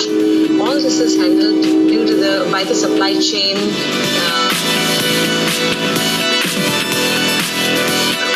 So we sell like all of our towel and facial tissue, our Kleenex, and toilet paper.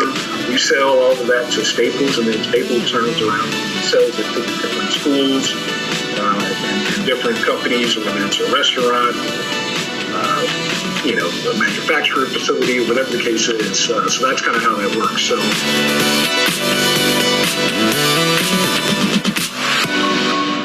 So really my day-to-day looks like designing what our brands look like in all different places, from, our website to how we and LinkedIn, the background that Richard has behind you. I didn't design that specifically, but the brand that I helped design is what informs that.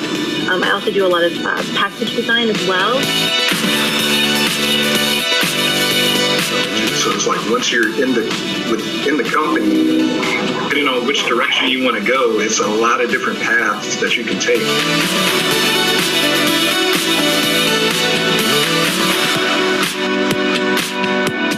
About to say, let's make sure the AUC represented. We right here in Atlanta.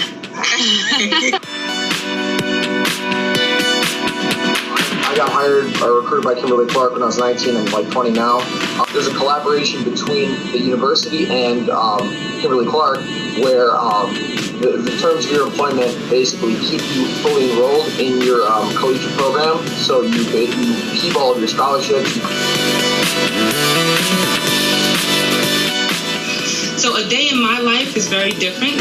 Every day is never the same. I partner with a lot of different leaders and help them develop their team, help them help people look at what career development looks like for them internally with the organization and what type of things they need to do to help to continue to grow.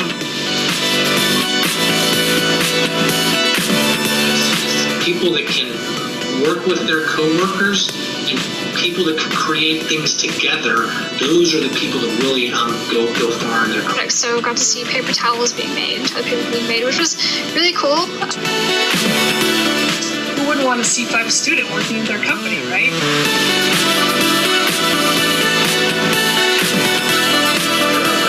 Yes, thank you to our KC volunteers. We appreciate it.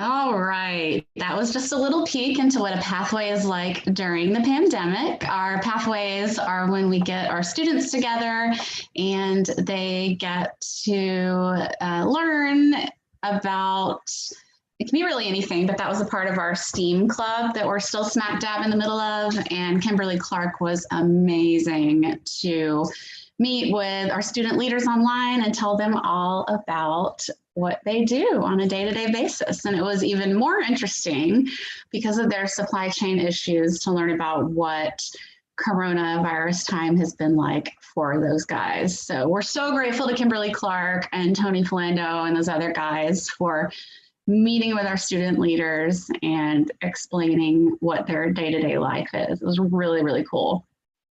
So thanks to them, and we really enjoyed it. And that recap is on our social media if you ever want to watch it again. The clock is turning over to 6 p.m. So that means that Ms. Michelle Garcia is back in the house. I believe she is headed to band practice like the busy woman that she is. Here she is, masked woman, ready to roll. Hello again, Michelle. Welcome back. Oh, I see you have a special guest. Who could it be? Oh, the people haven't even seen the video, so they don't even know. But I'll have to show it after I'm done talking. So this is, who is this again? A lot of people know who this is, but for those that don't, please introduce your friend. So my buddy up here, his name is Booker, and I found Booker's friend. If y'all could leave in the comments a name for him, and I'll choose a name out of there.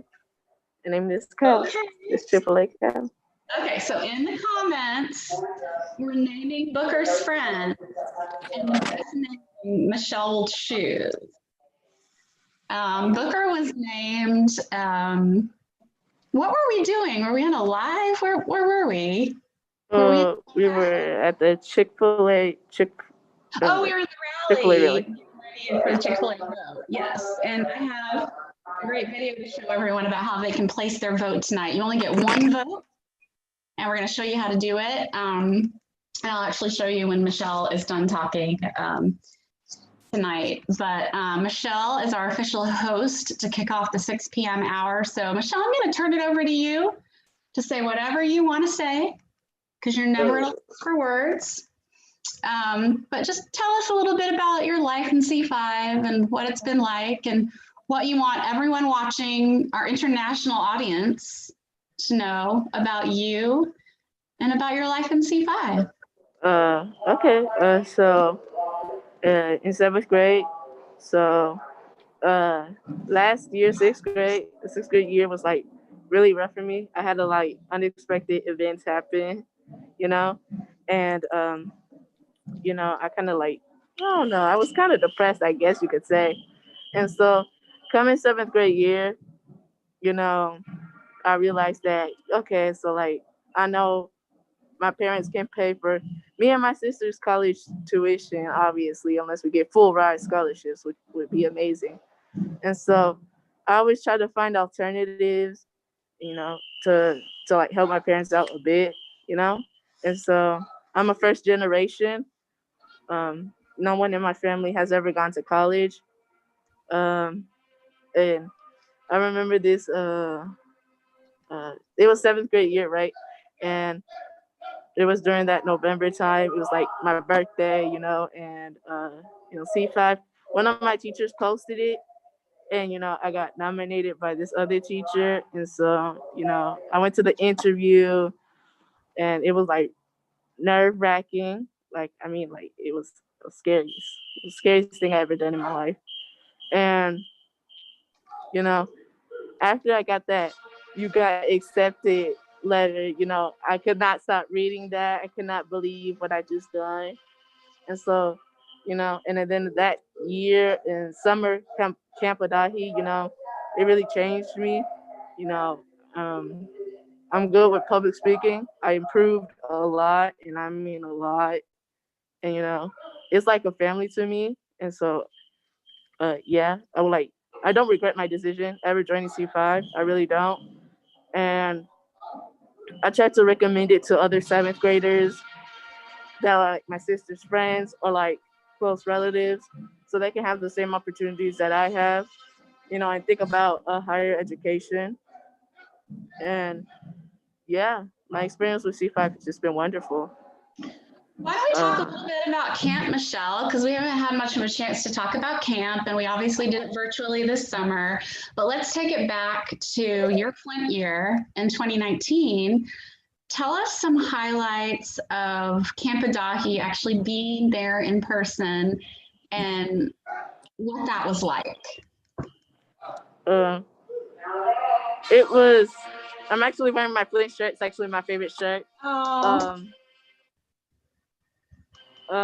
So that year, you know, some of the key highlights were like, first of all, I never been away from my parents like ever. So I was like, you know, independent. I could do like, you know, whatever I want. Well, not whatever I want, but you know, more independent than I used to be with my parents. And you know, the evening programs, they were the best. Like, I really appreciate the Lanterns, I think they're Hammers now, that planned those events because they were really fun. And, you know, we got to interact a lot. Even though it was early in the morning and all we were thinking about was sleep and breakfast because the food there was bomb. LU was good too. LU was like, yeah, it was great. You know, I learned a lot of skills too. Oh, Trek. So yeah, Trek. I never went camping ever in my life, and never actually hiked, like ever. I don't know if climbing Stone Mountain counts, but I don't know. So yeah, it was a different experience. I went on my own pace, but eventually I did make it. I didn't think I was gonna make it. I was like, oh my God, I'm gonna drop here and just lay here in the ground with the bugs. I hope someone finds me. And shout out to Destiny for bringing those biscuits. We were starving. Those biscuits, they were the bomb. Yeah. Camp Adahi was just like fun. Not to say that virtual learning was virtual Camp Adahi wasn't either. It was actually a new experience, and like I like how it was you know, a different experience, and it was really great. Yeah. I hope the next year the Flints that are turning into Lanterns can experience the same experience to Camp Adahi. Yeah. So yeah. Yeah, you and me both. I really hope that we can I hope that we can get there. We are crossing our fingers, but only time will tell. I love virtual camp. It was a special experience in its own way, and our program staff did an incredible job of pulling that together. Shout out to the staff. Shout out to the staff. Let's name them right now because we have not done that tonight. We've got Destiny, Jonah, Caleb, Laisha, Claire, who we're going to hear from. Yes. Ozzy, Jared, Vanessa. Yeah, man, it is sounding festive there at band practice. I'm jealous. Oh, yeah. I love Booker doing like a little dance on your head. Yeah, Booker appears in a very official C5 video, so we'll be sure to screen that for the fans when you have to leave. So talk a little bit about what's in the future for you. You talked about how you need to find money for college, and I think that you're counting on C5 to help you find that. Just to be clear for everyone watching, we don't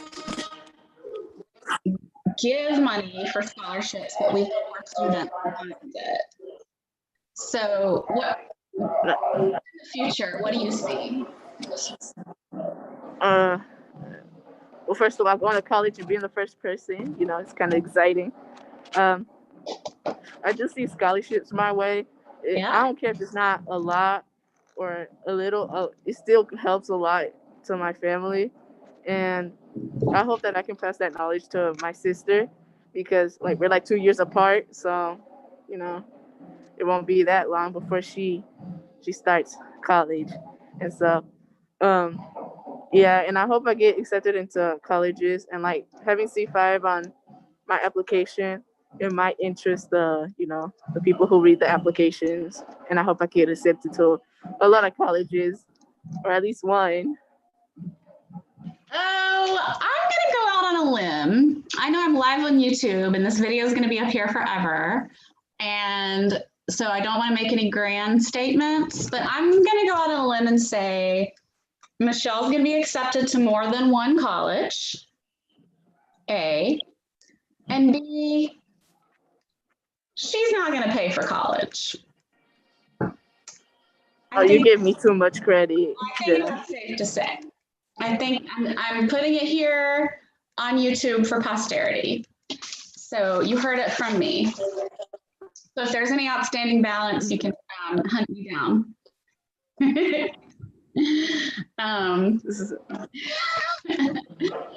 Well, Michelle, it has been a pleasure. I know you have to go back or go to band practice, but we're here till 9, and I know you like to pop back on during these things when we least expect you, and we do need to pick Booker's best name.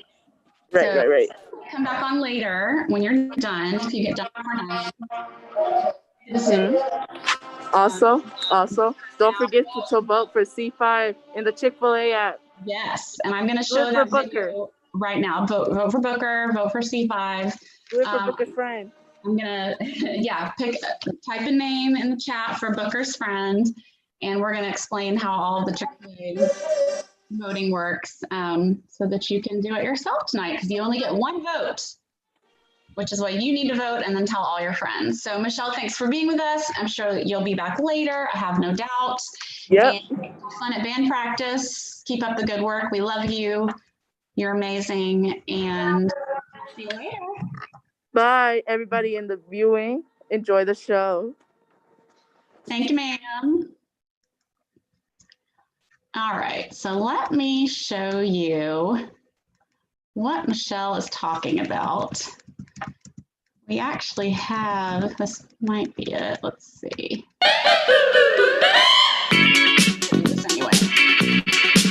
Hey, it's Divine here. C5 is the best. I'm so lucky to have been able to join this. I feel like this is going to change my life, and I'm so grateful and thankful for everything, and I'm ready to put all of the hard work and effort.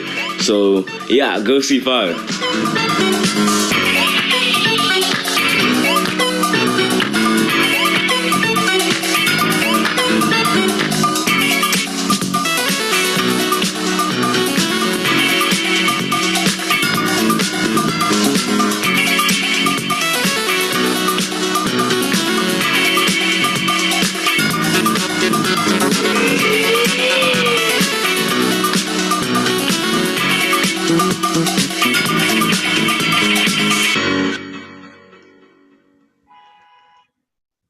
All right, so that was a lot of information.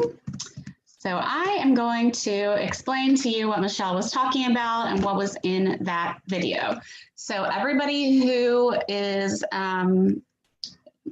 not using your phones, or if you have a tablet nearby, we need you to vote tonight for C5, and here's what you're voting for. So C5 has made the finals in the Chick-fil-A Foundation True Inspiration Awards, and we are eligible for a very large grant from the Chick-fil-A Foundation. This is some of the biggest news that we've received as C5 in a long time, and we're over the moon about it, and it's super easy for you to help C5 win. There are a lot of different ways that we're being judged on winning this award, but the only one we can control is votes via the Chick-fil-A app from you, your friends, your family, and your network, and everybody only gets 1 vote. So, first step, go to your Chick-fil-A app if you have it. If you don't, download the Chick-fil-A One app from the App Store. And then once you're in the app, there's that rewards choice at the bottom of the screen. And don't worry if you miss any of this, it is all on our Instagram account, our Facebook, our Twitter, our LinkedIn, and it's on all our social media. So click on rewards, hope you're doing it right now. And then once you're in rewards, on the top far left, click news. And sometimes you have to swipe over a little bit to see the news tab. And then choose vote now. And then it'll ask you to pick a region. So you'll want to go down to Southeast, obviously, because that's where we are.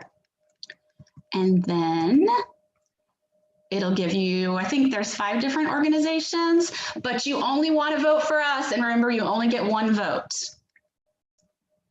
And it needs to be for us. So choose C5 Georgia. And voting started on November 7th and it ends on November 21st. So now is a great time to cast your vote and then post about it on your social media. And if you go right now to your favorite social platform and search for C5 Georgia, you will find posts about the Chick-fil-A app that you can share with your network. And you will not be disappointed at the plethora of choices. There's so many options to vote or to share voting details. Just to go back one more time, we're up for a true inspirational word from Chick-fil-A. Go to the Chick-fil-A account, choose rewards, news, vote now, Southeast, and vote for C5 Georgia. And if we win this grant, we'll be able to do so much for underserved kids in Metro Atlanta. You've seen all the good work we're doing and the incredible people that we're doing it for. And these kids come to us with such high potential and they just need this incredible proven curriculum that C5 offers. And when those 2 things merge, and absolutely anything can happen. So please vote for us. This is a huge grant that would make a massive difference in our organization. So thank you in advance. Let me see if this is Michelle's ad.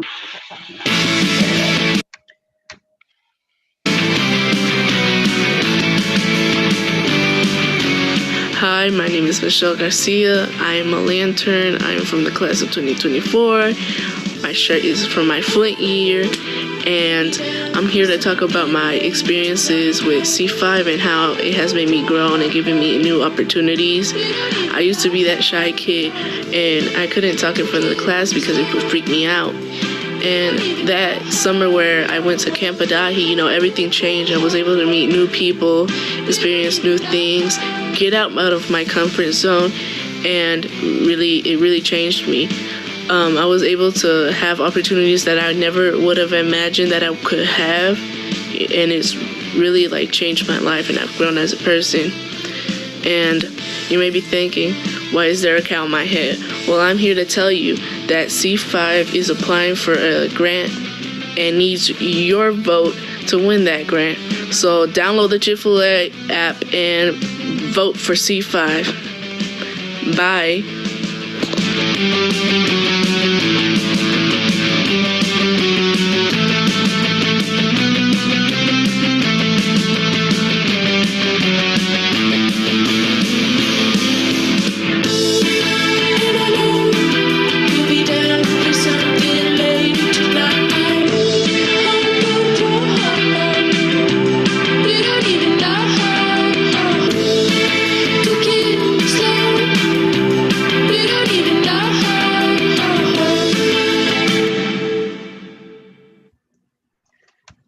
Okay, so that was the infamous video with Booker, the Chick-fil-A cow, and don't forget to vote in the comments for the name of Booker's friend so that when Michelle gets done with band practice, she can check the comments and choose the new name for his friend, who will, I'm sure, be appearing in many videos until voting in the Chick-fil-A app ends on November 21st.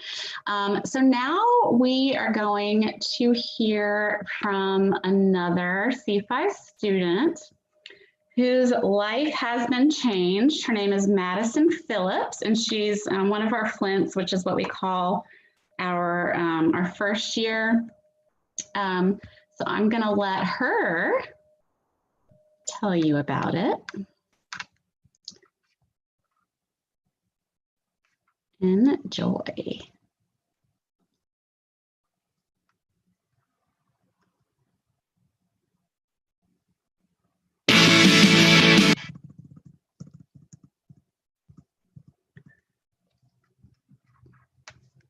Hi, my name is Madison Phillips, and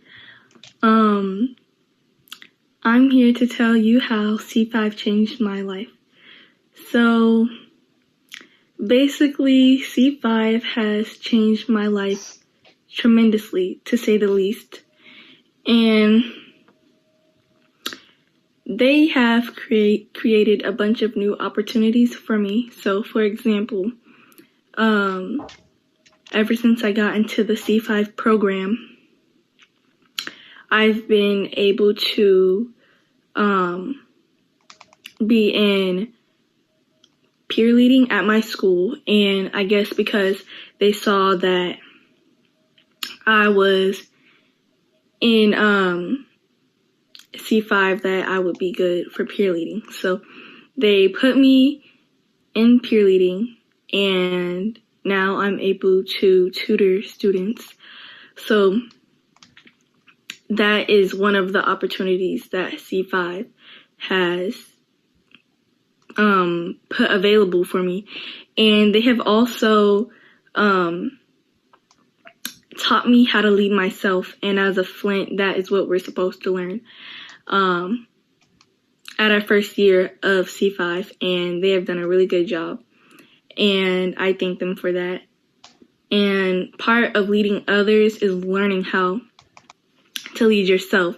So me knowing how to lead myself is going to be really good in leading others. So that is how C5 has changed my life. Bye.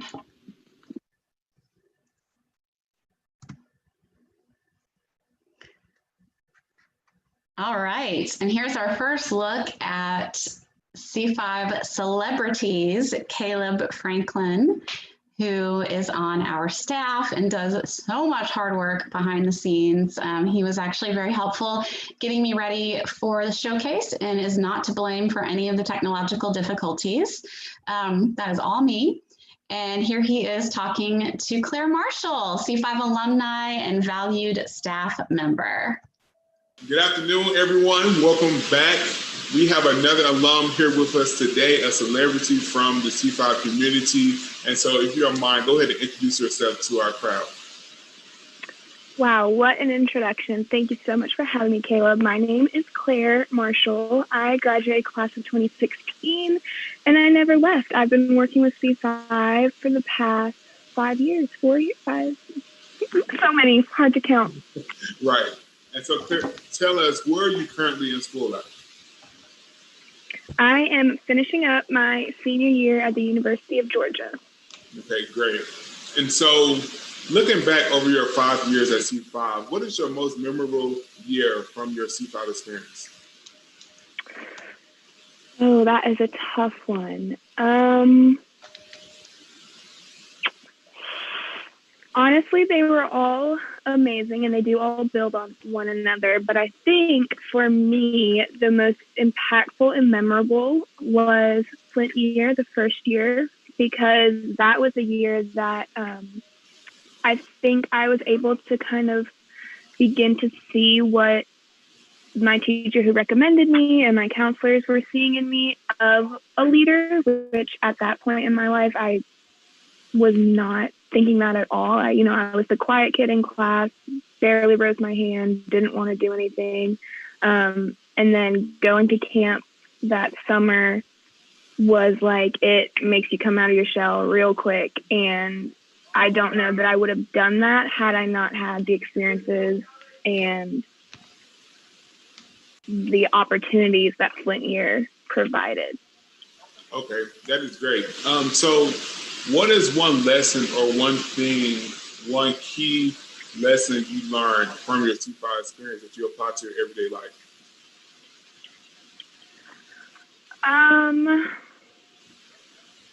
I think it would have to be, and it's going to be like a two-part answer. You know me, always got to add a little extra.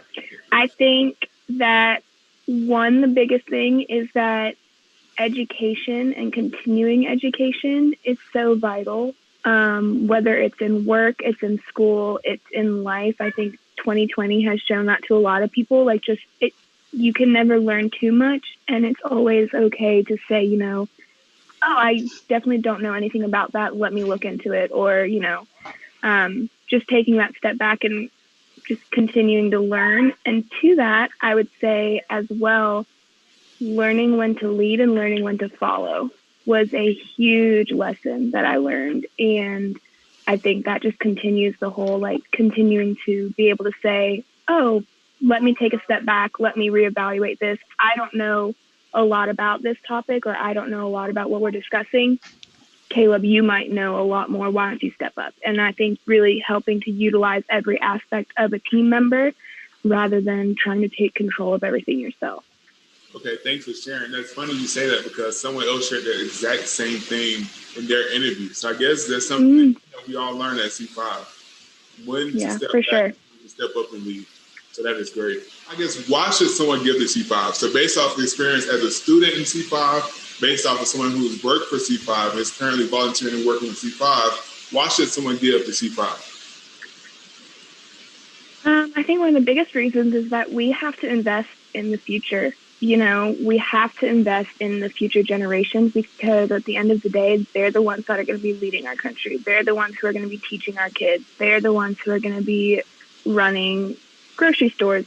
Like, they're going to be the ones ruling the world. And it starts with programs like this. It starts with in the school. And I think being able to invest in the next generation is so important, just because, I mean, like I said, they're going to be ruling. They're going to be our bosses one day. Like, it does not matter. And I think that there's so much untapped potential in these students, whether it's with C5 or in the schools. Like, being able to reach these kids that might get overlooked is just, I mean, it's huge, because if we don't invest in them and their teachers don't invest in them, then who is at the end of the day?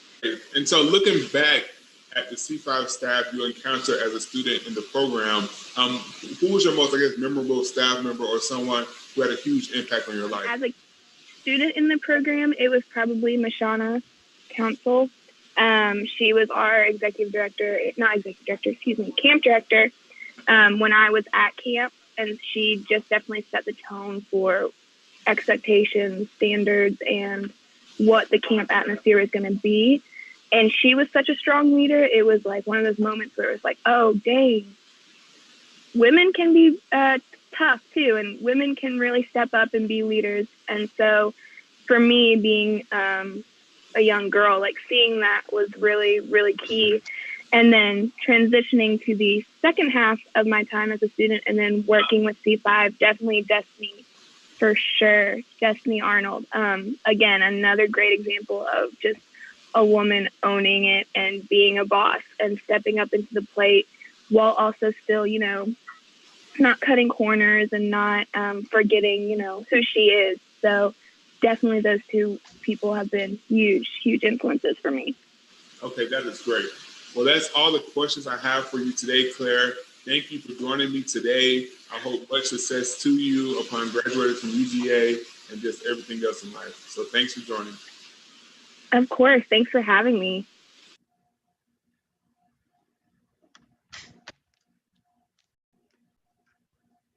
All right, thank you, Caleb, for that awesome interview with Claire Marshall, who is not only an alumni of C5 Georgia, but she's also a current staff member.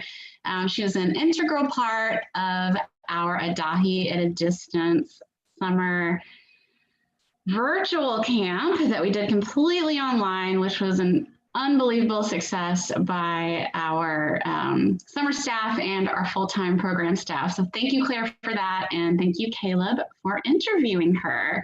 Right now, we are also broadcasting live on Instagram. So hi, IG Live. We just want to make sure that everybody over there on IG knows that today's showcase is actually live on YouTube. So everybody head over to the C5 Georgia Leaders channel on YouTube so that you can see this whole thing. I'm going to show you guys a couple more videos that you might have missed earlier when we were having some technical difficulties. Good afternoon, everyone. So let's take a look at that. And I do want you to see Mario perform one more time when you have great audio because it was lovely. Hello, C5 family. My name is Mario Usman. I'm a recent C5 graduate, class of 2020. And I'm a freshman at Oglethorpe University. I'm about to switch over into pre-dental studies, and I'm super excited. And so today I want to share with you guys an excerpt of a song on the violin. I am mainly a vocalist and violinist. I play for my church, but I love and enjoy playing the cello as well and the guitar. And I just started learning the piano, so that's super exciting. I really like it. I'm always thinking about music, playing music. It's more like a hobby to me. It's really a passion and a hobby to me. So, but yeah, a little backstory. So a couple years ago, in my second year with C5 camp year, it was Camp Adahi, we had an evening activity and we had a talent show. And so a lot of the staff and people were like, hey Mario, like you brought your violin, are you sure you don't have a song you want to play? And I was like, I did, but I was like really nervous, so I didn't know if I wanted to play. And so one of the first songs that I played was Crystallize, the song, the excerpt I'm about to play. And it was also one of the first times I had played in front of a larger group. And so it was really crazy because I was like super nervous. The C5 definitely pushed me. They're like, no, you can do this, you can do this. And it taught me that sometimes it's okay to be uncomfortable. Being uncomfortable or being in situations that aren't always comfy will bring the best out of you, will push you to reach new heights. And so that's something that I learned that time with C5, and it stayed with me for long. So today I want to play this little excerpt. It's called Crystallize by Lindsey Stirling. And yeah, I've really enjoyed playing this song over the years. I haven't played this specific song in quite a minute, so but bear with me, please.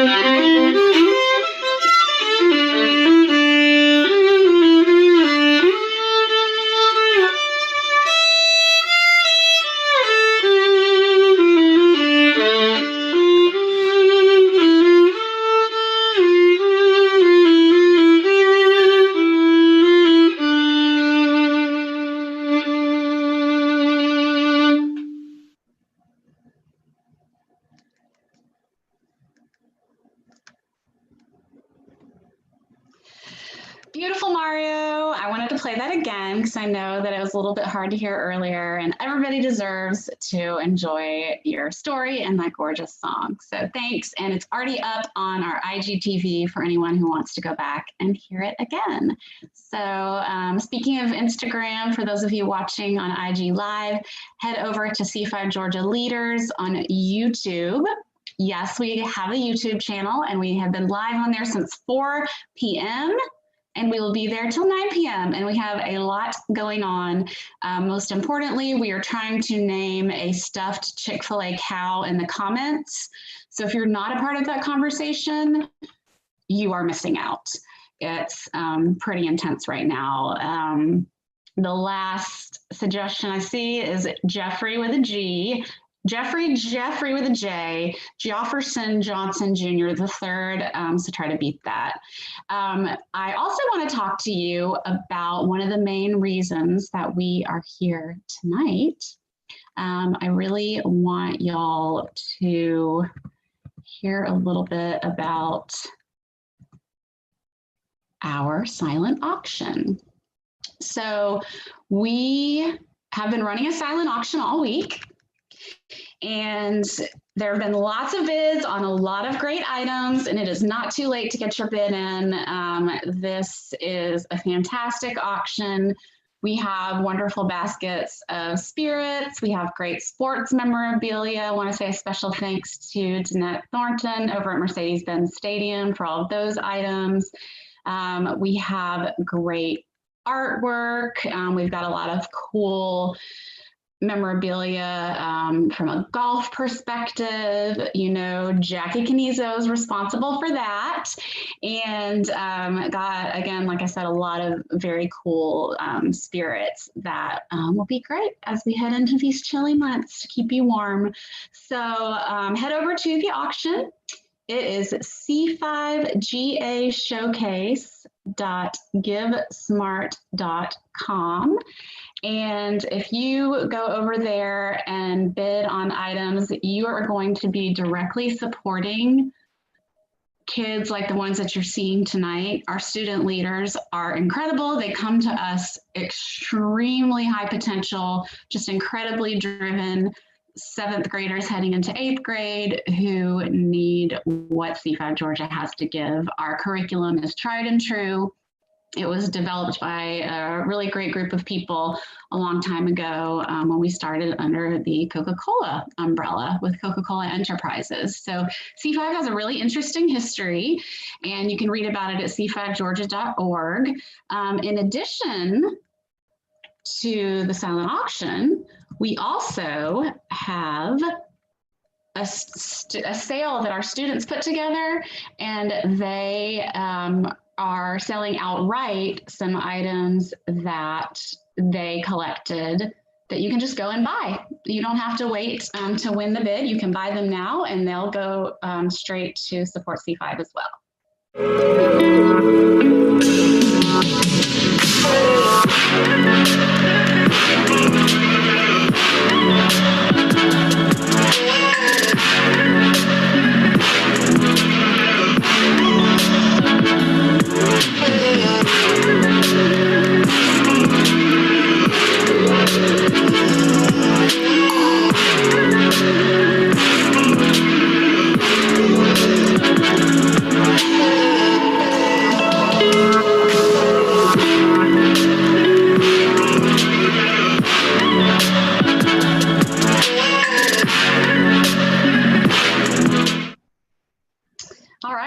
So that is one of the amazing ads that our staff put together.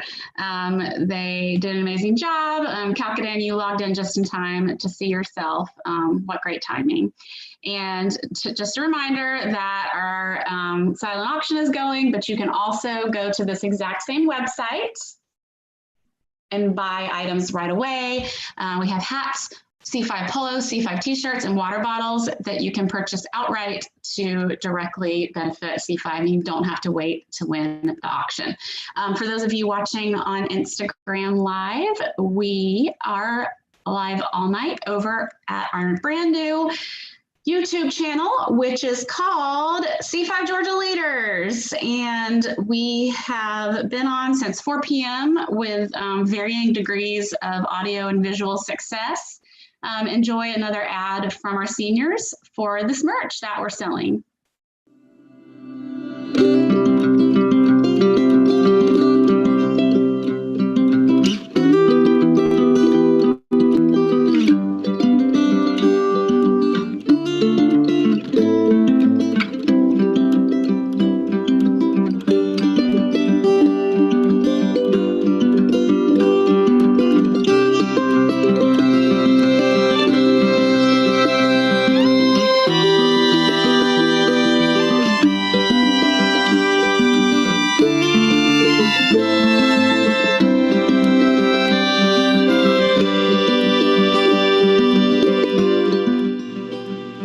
C5 Georgia merch. Come shop.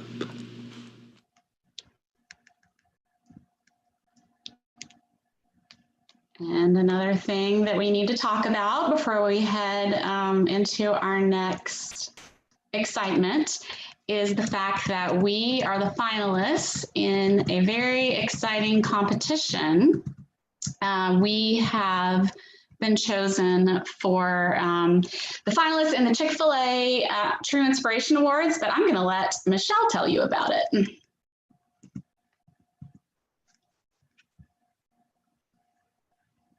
And Booker.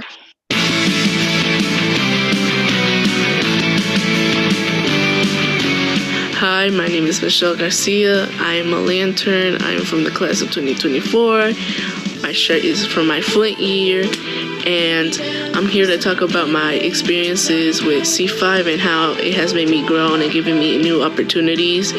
I used to be that shy kid, and I couldn't talk in front of the class because it would freak me out. And that summer where I went to Camp Adahi, everything changed. I was able to meet new people, experience new things, get out of my comfort zone, and it really changed me. I was able to have opportunities that I never would have imagined that I could have, and it's really changed my life, and I've grown as a person. And you may be thinking, why is there a cow on my head? Well, I'm here to tell you that C5 is applying for a grant and needs your vote to win that grant. So download the Chick-fil-A app and vote for C5. Bye.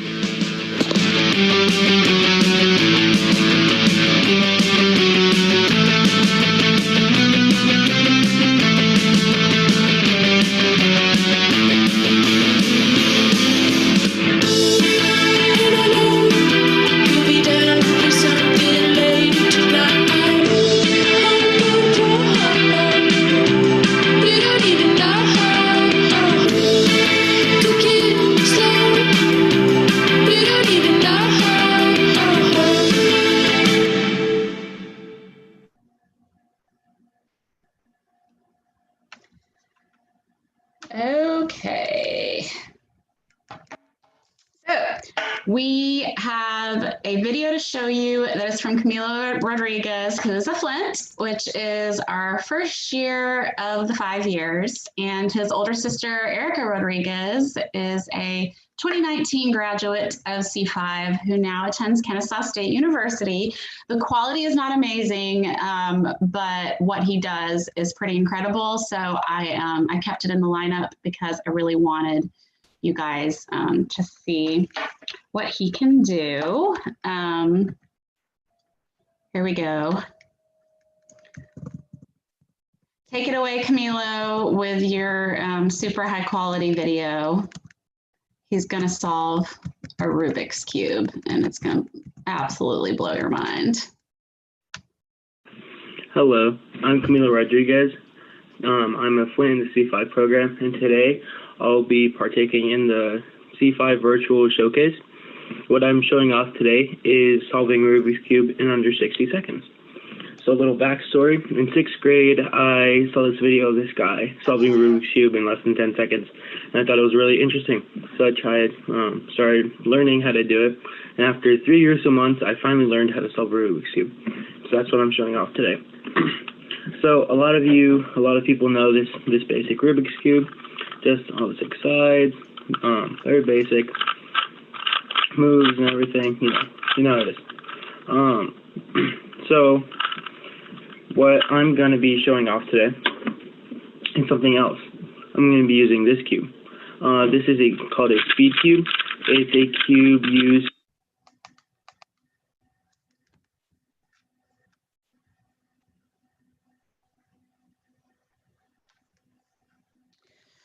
We will never know what happens, Camilo. Camilo, if you're watching, go live with us and show us what you can do in person, because we're all dying to know. Hello everyone, my name is Tyler Homa, C5 leader and a member of the class of 2022, and I'm here today to tell you about the all-new C5 shop. Now this shop will hold all sorts of items, from shirts to hats to hoodies to bottles. Anything C5 will be on there. And the catch with this shop is that all of the proceeds from it will be going back towards student-run activities in the program. So if you get an opportunity, go over to www.c5georgia.org and check it out. Later.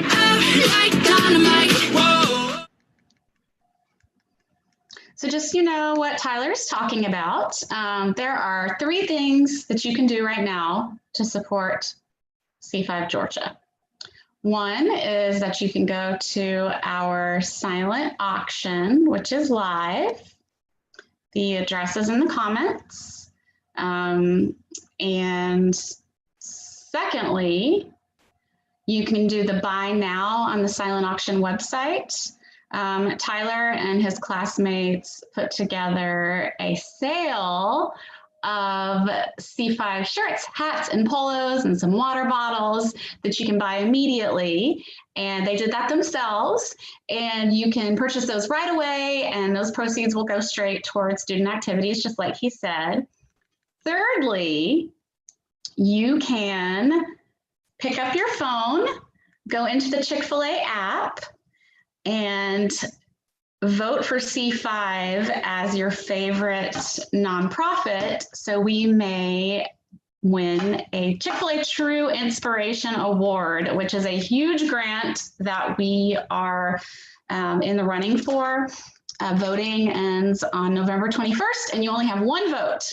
So put your vote towards C5, tell everybody else about it. It is all over our social media. We are on Instagram, Facebook, Twitter, we're even on LinkedIn. And so whatever your favorite form of social media is, you can find C5 Georgia on there. So never fear, you can share it with the world and tell your friends about it. And since you only get one vote, we do need everyone to tell their network, their colleagues, their family and friends about it, because it's really a numbers game and we have some pretty hot competition. So please tell everyone. Next up, we have Lindsay McGee singing oh so beautifully. And I hope that we have a lot of people tuned in right now. We've got 22 people watching right now. I need everybody to pick up your phone, text a friend the link to this live. I'd love to see double of that by the time I push play on this video, because this is going to be gorgeous and Lindsay deserves a large audience hyping her up in the comments. So give me a second to go look for this video while you tell your friends to come in here and watch. Hold please.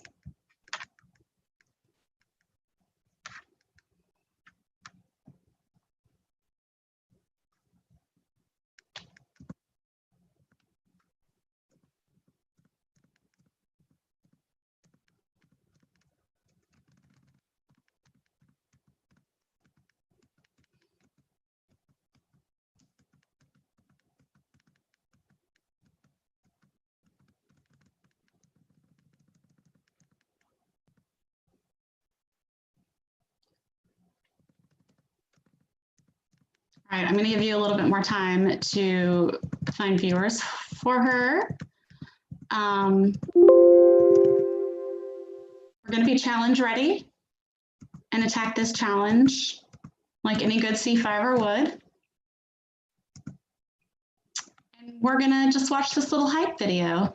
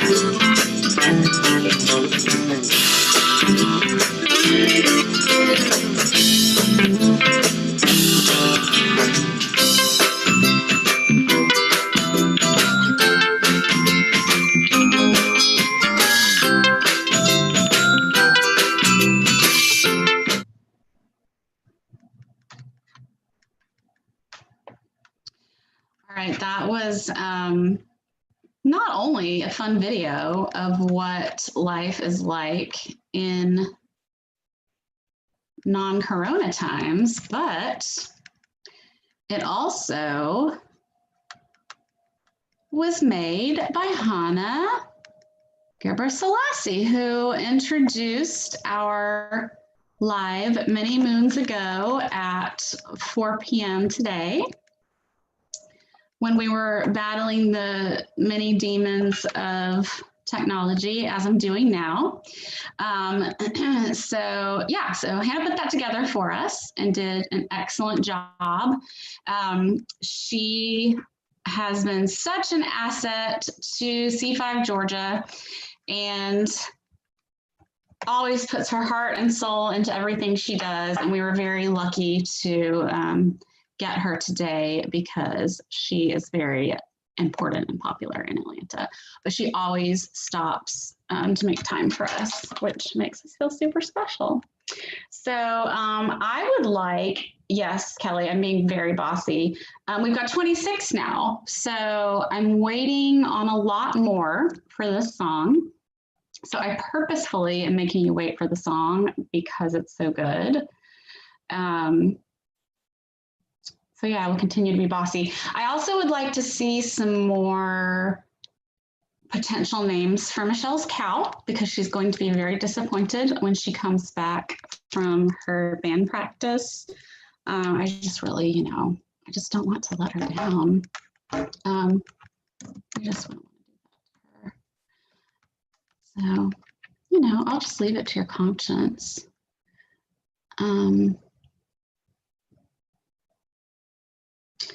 I think,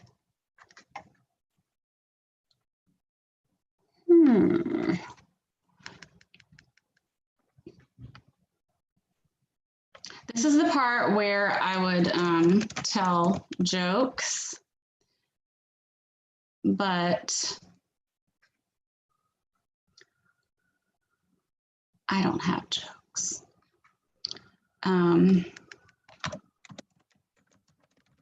One of my friends actually gave me a book once that said how to learn to be funny, even if you weren't born with a sense of humor. And I read it and it did not help, as you can see. So we're getting so close to y'all hearing this beautiful song. We still only got 26 though, guys. Come on, you can do better than this. I'm hyping up this young lady so much. She's gonna just,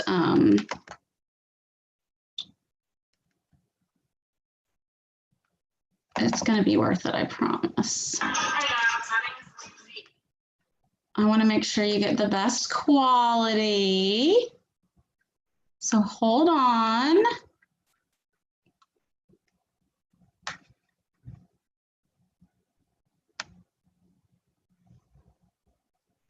Her name is Lindsay McGee. All right, we're almost there. So I was on the radio, they would call this dead air. And I'm not ashamed of it. Because it's gonna be worth it when you hear this song. Okay, y'all, it's happening.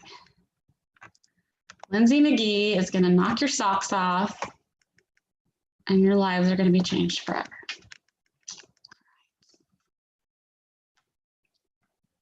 Pretend this never happened.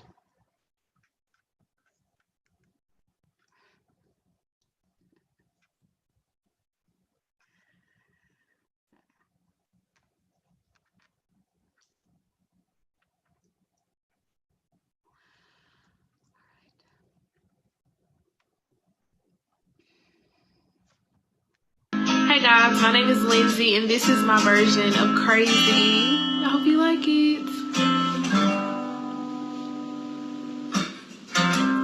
I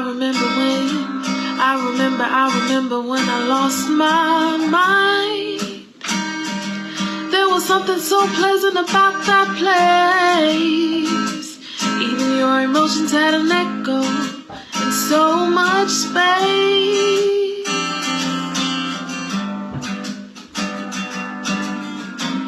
When you're out there without care, yeah, I was out of touch. But it wasn't because I didn't know enough. I just knew too much. Does that make me crazy? Does that make me crazy? Does that make me crazy? Possibly.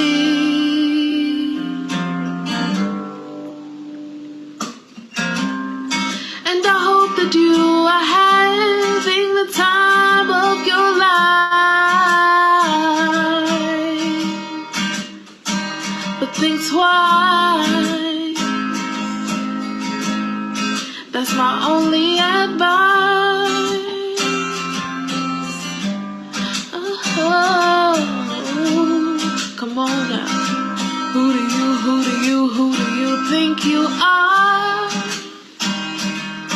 Ha ha ha, bless your soul. You think you're in control? Oh, well, I think you're crazy. I think you're crazy. I think you're crazy. Just like me.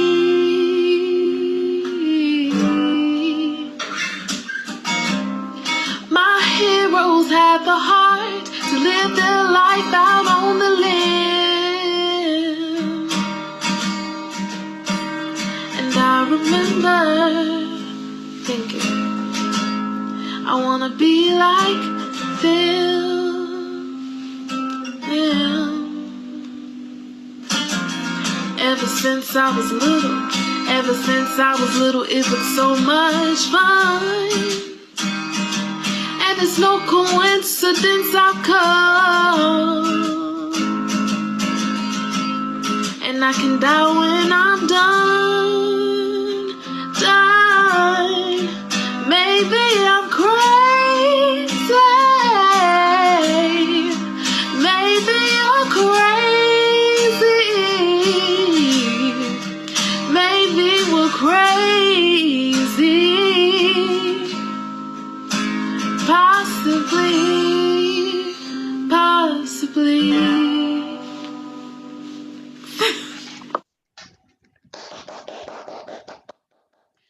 That was amazing. I wish that we could interview her on here. I hope that it was worth it for you to watch me maneuver awkwardly on my laptop and chat with you whilst doing so. Thank you for sharing that beautiful video. And once again, that was Lindsay McGee, and that was incredible. And I will probably play it again before we sign off for the night before 9 p.m. And it will definitely be on our IGTV. We have a whole series from the showcase that is growing already. So it'll be on there for y'all to watch as many times as you want. That was lovely. We're going to switch gears now, and we're going to take it back to Giving Tuesday, which was almost a year ago. Can you believe it? As for some of you remember, for Giving Tuesday last year, which is the themed day that comes after, Black Friday, Small Business Saturday, Cyber Monday. On Giving Tuesday, we did our first showcase like this, and I did it all on IG Live by myself sitting on the floor. We have graduated to me sitting at my living room table and broadcasting from Zoom to YouTube. So we are growing up. But as you may remember, Carla Cortez, who's also our social media intern at C5, made a great video recreating the chicken Alfredo from camp. And as a couple of people mentioned earlier, camp food is legit delicious. It is not a joke. Our camp food is really, really good. So this is the first, probably not the last, viewing of the infamous Alfredo video from Giving Tuesday. So it's a little dated. You'll notice some references to Giving Tuesday, but this is the original Alfredo video backed by popular demand, featuring none other than C5 student leader Carla Cortez, who is also our social media intern for C5 Georgia. Enjoy. I'm Carla Cortez, and I'm in the C5 Georgia program. I'm class of 2023, and today is Giving Tuesday. So in honor of that, I made a video trying to recreate famous chicken Alfredo from camp. You'll see later in the video, I did not do it justice. Chef Hindy's is obviously way better, but I just thought it was something fun to do that, would really showcase how much I really love C5 and how, I miss camp. And yeah. So then we have the ingredients. Okay, so we have the milk, the butter right there, And then we have, okay, this is going too fast. Okay, Parmesan mozzarella. Wait, okay, going too fast, but after there will be the recipe. So yeah. Okay, so yeah, just you can pause and just look at it because I filmed too fast. So our first step is boiling the pasta. So just have a pot of water to boil. First, you know, we season our stuff, so we're just gonna put some salt. Of course. Yeah, so here I am, the water's boiling, and I'm just dumping my pasta into the water to cook. So then after about like 7 minutes, it was ready. So now I'm just taking out the pasta, and I'm gonna put it through a sifter or whatever they're called. Oh, that was good. And then, yeah, so we're just, you know, probably wondering, like, is she gonna show us how to cook the chicken? Like, what's with the chicken? Well, I think you need to really learn how to cook. Like, it's the most basic thing. Like, there's a lot of tutorials here. Like, I'll have a tutorial here. So, I mean, it's pretty easy though. Like, I'll show you a rerun of what I did. Yeah, so here's just me boiling the chicken. I put salt and garlic. So now next, we're just gonna start making the Alfredo sauce. Here, I'm just getting my pan and I'm putting it on medium-high heat just to warm it up. And so here's the funny thing. So I have my butter, right? And I'm trying to put it in, and this happens.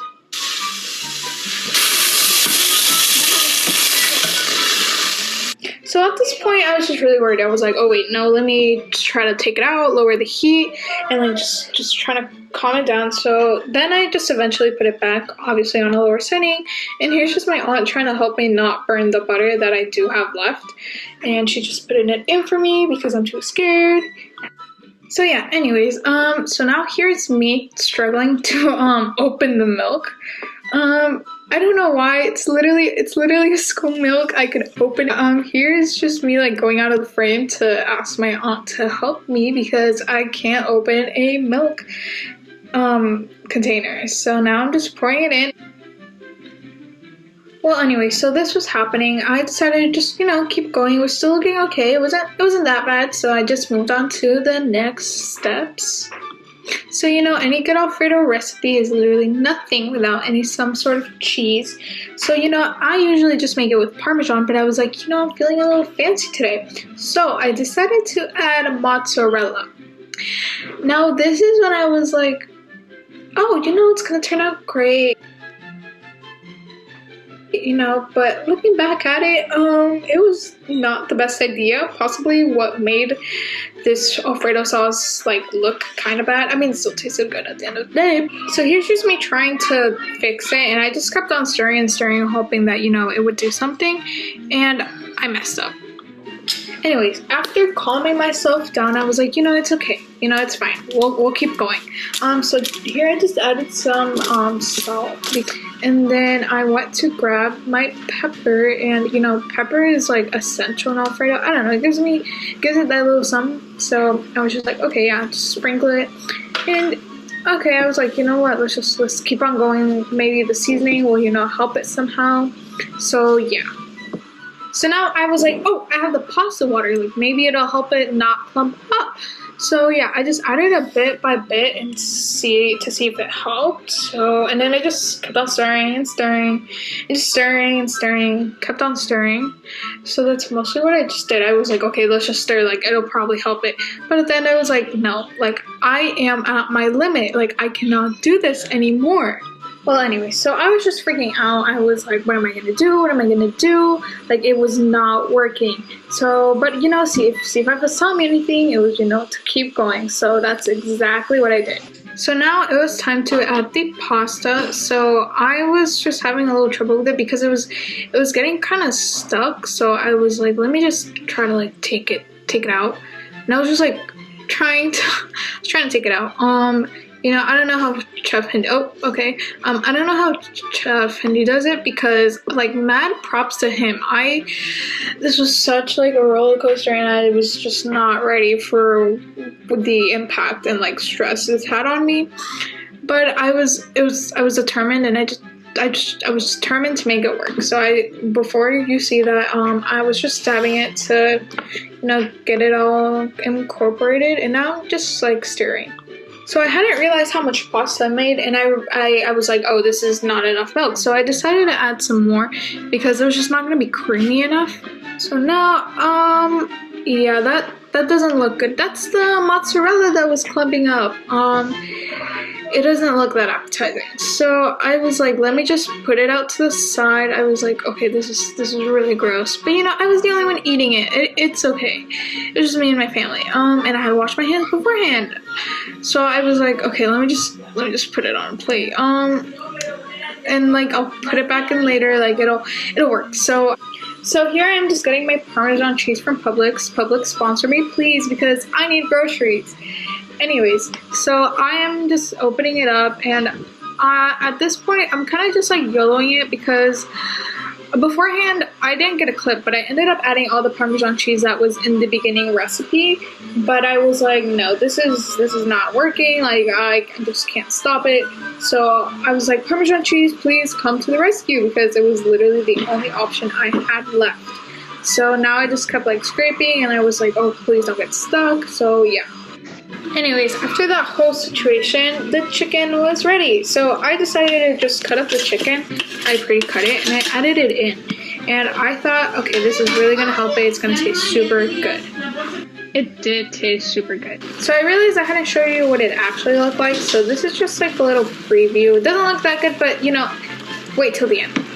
Now here is flour to the rescue. So I grabbed the flour and I ended up sprinkling some of it in, and let me tell you, this is really what saved the pasta. So the flour was supposed to act as like a thickening agent, and it really stepped up and like did its job. After this, I just kept on sprinkling some more, and I kept on stirring it, and it actually started looking pretty good. So again, just repeating what I said before, I added more flour and kept on stirring. Cue the victory music because it was finally coming together. You may not realize it, but in the next clip, it looks really good. Like I just added some parsley, and to be honest, the presentation was not that bad at all.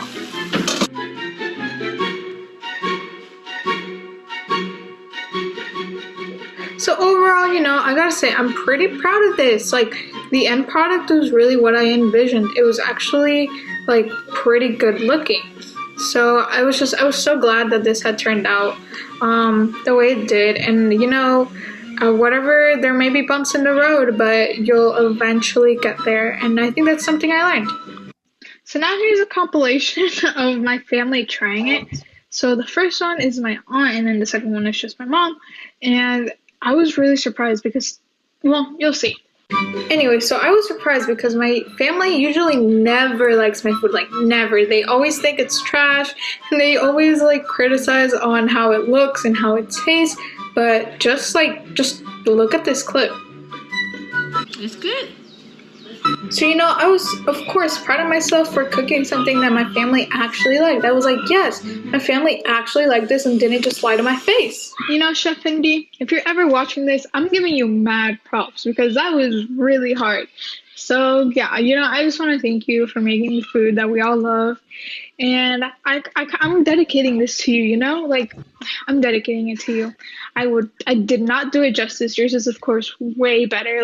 So I just think it was something fun to do, but you know, it taught me a lot. It taught me that that C5 has taught me that, you know, keep on going. Even though it didn't look great at first, it ended up being really great and really good.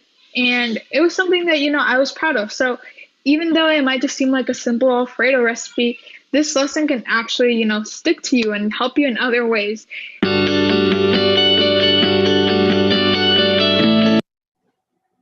Okay, so let's talk about the Alfredo video.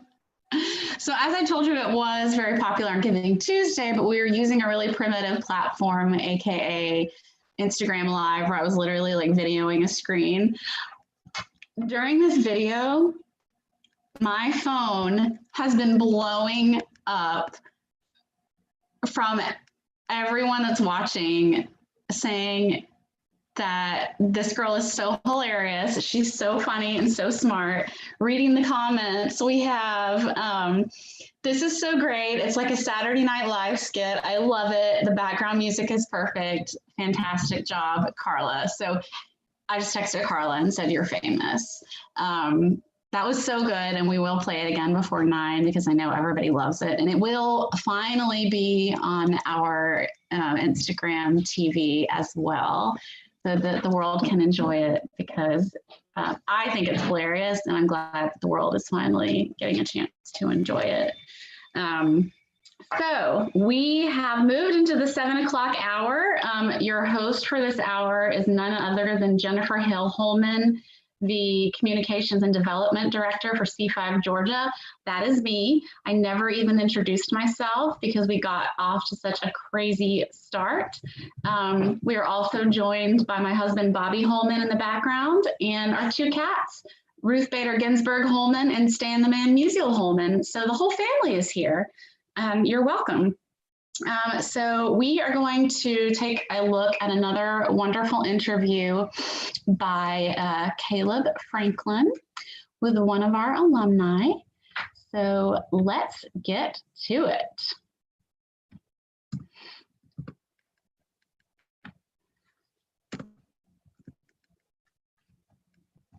Good afternoon, everyone. Welcome back. I'm here with another alum to share his experience. So Alonzo, can you introduce yourself real quick? Hi, everybody. My name is Alonzo Price. I am a C5 alum. I graduated from C5 in 2018, and now I'm currently a student, a third-year architecture student at Kennesaw State University. Okay, that's great. Congratulations, Alonzo. So looking back over your years at C5, what was your most impactful year that you still apply to your life today? I'd say looking back on my C5 experience, I'd say Lantern Year was probably one of the most impactful years to me. That was the first year that we had like a major trek experience when we did a hike in North Carolina. I also got the experience that was my first time whitewater rafting. So that was the first time that C5 really took me to the next level, because after our first Flint year being on a campsite, it took us to the next level, actually being like in the woods, applying our knowledge of like pitching a tent and cooking and all these things. I had been tasked, my job was being the chef of my group for the couple days that we were hiking. So I was in charge of cooking all the meals. So I take those like leadership experiences and really being aware of like accommodating people and things like that. Because, you know, when you have to cook, you have to consider what people like to eat and like what we actually have and things like that. So I took those skills from Lantern Year and applied them to now being really good in team settings, considerate about everybody that's there, but also being considerate about what's like actually possible with what we have. So Lantern Year for sure. Okay, and could you share real quick, what are some of the meals you cook? If you can remember. Well, I know. Okay, so I know one time we tried to have like a competition between our groups. Like we would all try to make the same thing, but like better. So like we tried to make pizza one time, and I feel like my pizza was the best because like people were trying to burn it because well, they weren't trying to burn it. They accidentally burned it because, you know, it's kind of hard. We're on like Trek stoves and stuff like that. So it was really like fun to be innovative and like, you know, try to create some fun while we're in the woods together. So like making little fun competitions like that were pretty memorable. So I think like the pizza, maybe, I know we had like Spam, but you know, like if you mix it up well with the rice, then, you know, you can't really tell. Okay. And so could you share, why should someone give to C5? I'd say for the donors that you should donate to C5 because it does offer new experiences to people who would otherwise not be able to have them. I can confidently say that without C5, I wouldn't have taken myself on a trek through trail in North Carolina for a couple days. Especially as a middle schooler, I wouldn't have connected hiking or camping, trekking through the woods with leadership skills. But this program does connect those things. I'd say that this program being is different from other programs due to the experiential aspect that they do offer. So, it's different from just going to a couple seminars or something. Like, you're experiencing something on a different scale that you can apply.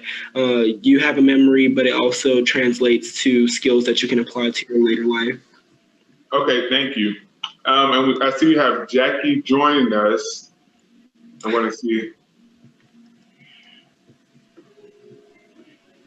I don't know where she came from. Jackie?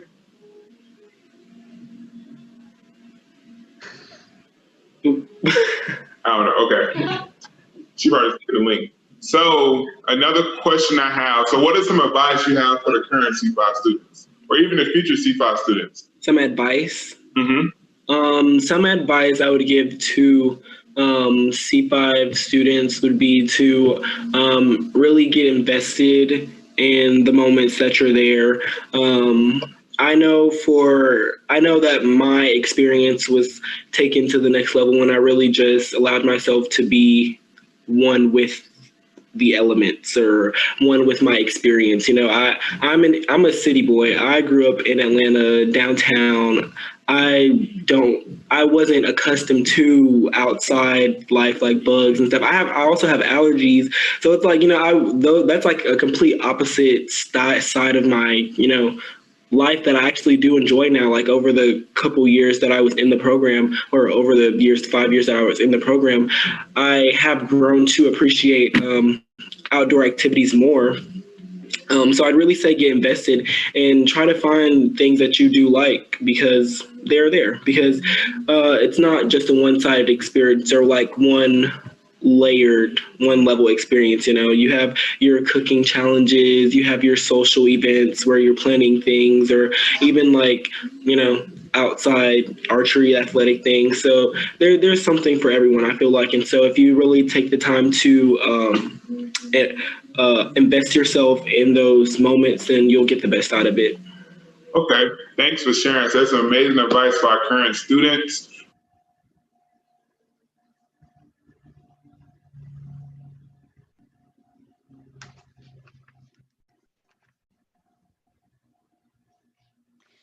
Thanks, Caleb, for another great interview. We love to hear Caleb's creative questions. He has such good insight into the lives of our alumni and really drawing cool information out of them. We are progressing into the 7 o'clock hour, and I know a lot of people are just now getting to join us. So I'm going to give y'all a little chance to travel back in time to the beginning of the broadcast. And for those of you who have been sitting on the live faithfully since 4 p.m. you can grab some food and take a break, block your ears and take some time away from the sound of my voice that you've been listening to for way too long. So let's review some of these great performances that we have heard tonight. We have just had an embarrassment of riches for sure. A quick reminder about why we're all here. We are having a silent auction. We're trying to raise $15,000 tonight to support C5 Georgia. I don't know how much you guys know about Jackie as an executive director, but she can stretch $1 for this nonprofit farther than any executive director in Atlanta, in Georgia, and in the United States of America. She will make sure that your donations go so far to help take care of our student leaders. So you can feel confident when you place a bid and win your item that those funds are going to be so well spent on the people that you're seeing today here in this showcase. As you can see, our student leaders turn out beautifully. They start as wonderful, challenge-ready people with very high potential. And we combine them with our wonderful staff and our incredible proven curriculum to get them to college. And like we talked about with Michelle, make sure that they do not pay a dime. And we don't give them scholarships. We don't have the funding for that, but we provide the tools to make sure they find the right scholarships and that they're ready to apply and that they get into great schools and have access to really wonderful scholarships. So that is where every dollar of your money is going when you bid on these items and win. And you can also buy now. And I will let the students tell you about that.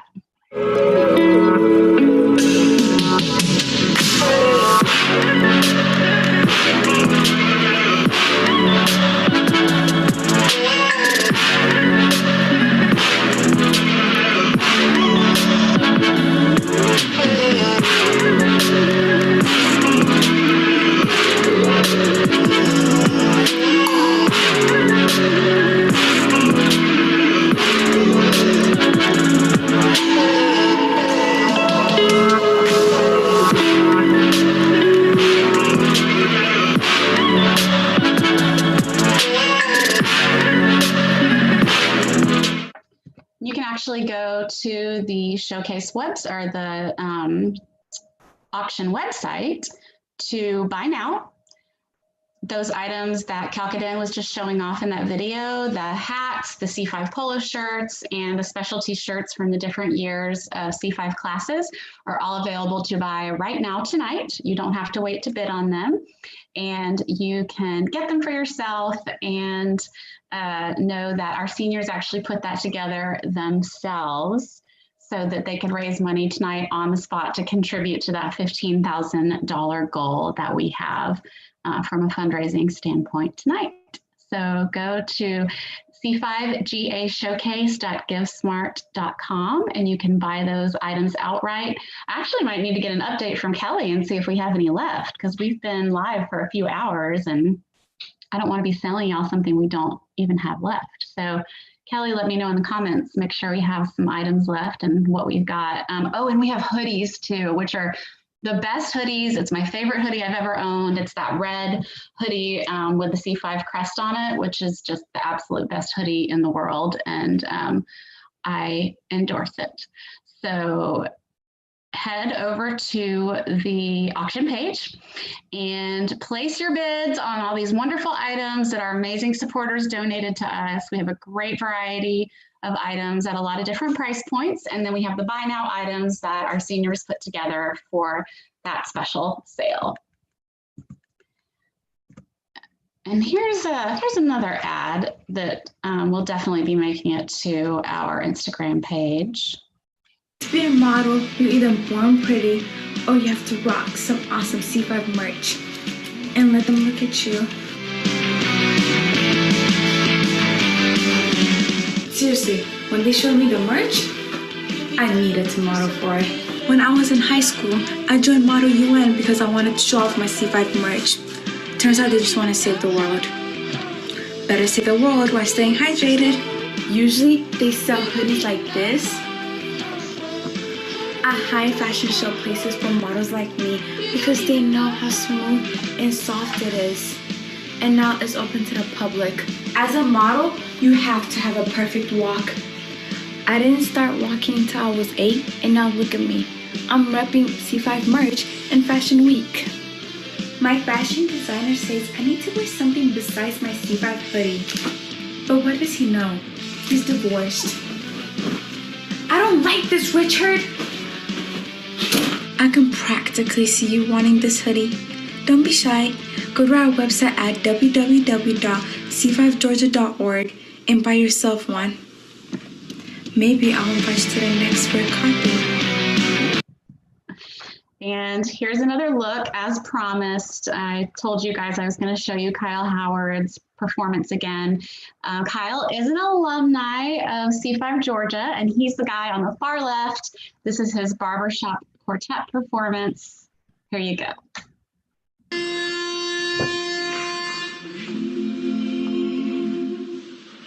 Last night alone on our way home, you turned and said to me,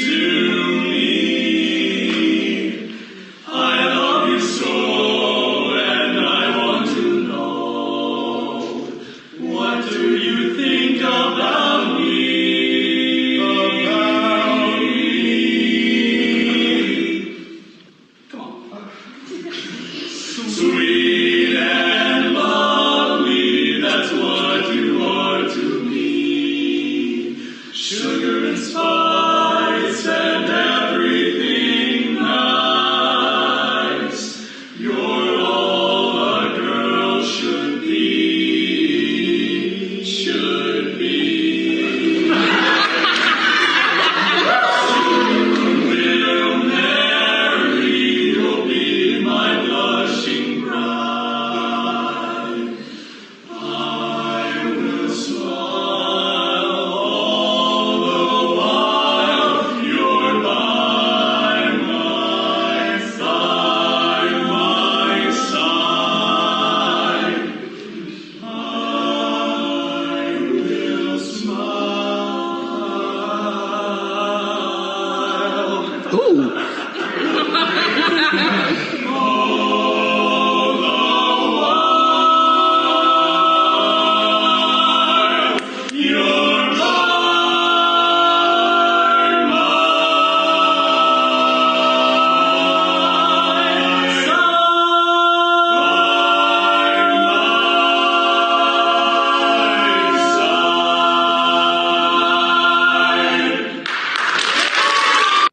That's Kyle Howard. He is a C5 alumni, and you can find him on Instagram at Kyle Maxie Howie, I think is his Instagram handle, and go congratulate him for an awesome performance. I definitely wanted to play that for the later in the night people.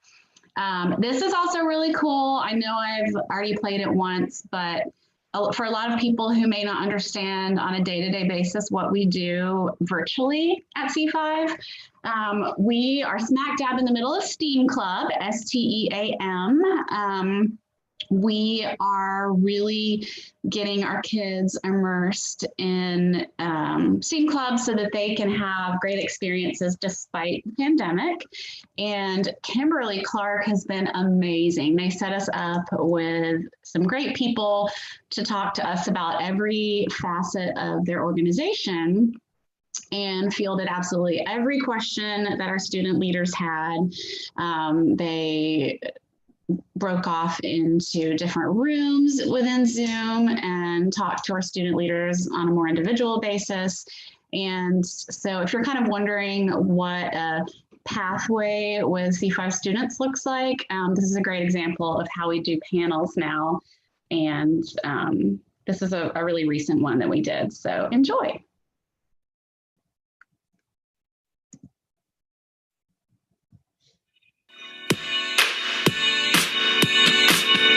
Good afternoon, everyone. Tony Philando. Guys, we have toilet paper. We just got to get it to you, right? So. Being able to work for an organization that gives its employees the opportunity to work from home, learn while they are working from home, grow their careers, and not ever stop developing is really one of the really cool things that we're experiencing through this pandemic as well. Some parts of our business have skyrocketed due to the pandemic. We have had other parts of our business that have been hurt really bad by the shutdown. So you know, with anything in life, you have to take the good with the bad. Mentioned, I think our company supports the virtual work from home capabilities. They've provided everything we need, all the infrastructure that we need to be able to work remotely, and having these Zoom sessions, the ability to see each one of us on these meetings, and it's been awesome. Especially in these COVID times when everything is done online, all the shopping is pretty much done online, and ensuring that the product reaches to the end consumer from the manufacturer. All this is handled by the supply chain.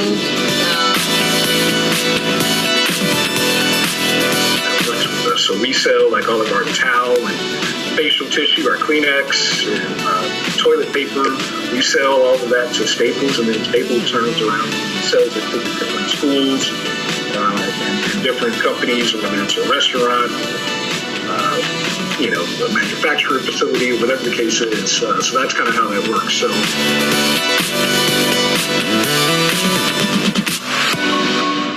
So really my day-to-day looks like designing what our brands look like in all different places, from, our website to how we and LinkedIn, the background that Richard has behind you. I didn't design that specifically, but the brand that I helped design is what informs that. I also do a lot of package design as well. So it's like once you're in the company, depending on which direction you want to go, it's a lot of different paths that you can take.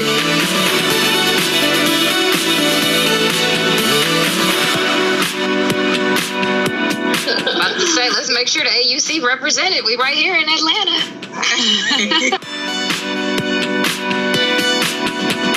I got hired or recruited by Kimberly Clark when I was 19. I'm like 20 now. There's a collaboration between the university and Kimberly Clark where the terms of your employment basically keep you fully enrolled in your collegiate program. So you keep all of your scholarships. So a day in my life is very different.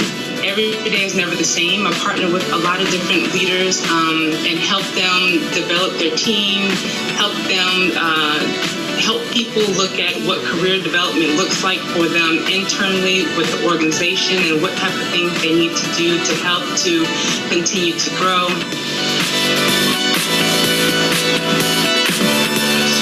People that can work with their coworkers and people that can create things together, those are the people that really go far in their life. So got to see paper towels being made and toilet paper being made, which was really cool.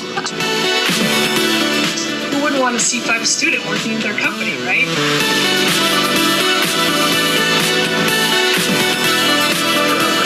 Yes, thank you to our KC volunteers. We appreciate it.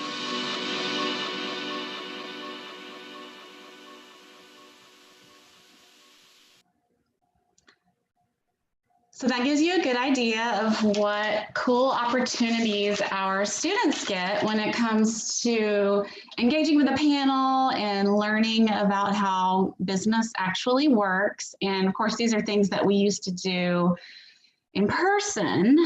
Some other virtual panels we've done were with Mercedes-Benz Stadium, Atlanta Falcons, and Atlanta United. That was amazing. So our student leaders have definitely not been, we haven't been bereft of opportunities to engage with organizations within Atlanta. But thank you to Kimberly Clark for that. That was absolutely incredible. It was a great opportunity for our students.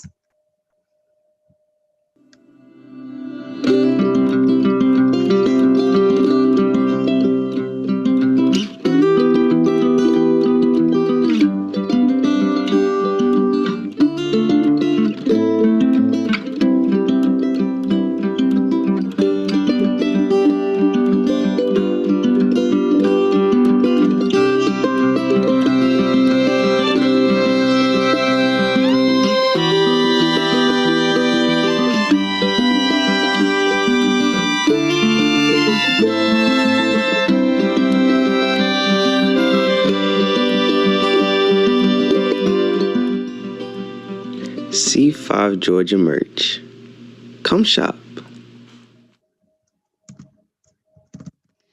So we have a silent auction going, which I talked about at length earlier. I'll bend your ear quickly to head over to that silent auction now. This is the website, and you can outright buy merch that our own seniors put together that is priced to buy immediately. You don't have to wait, and includes the hoodies that Calcaden advertised earlier. So be sure you check that out. It's hats, hoodies, water bottles, and t-shirts. And they're special t-shirts. They're the ones that we give away at camp. It's not just any t-shirts or hoodies. It's hoodies from special years. So basically collector's items that are extremely valuable. So I would suggest grabbing those right away.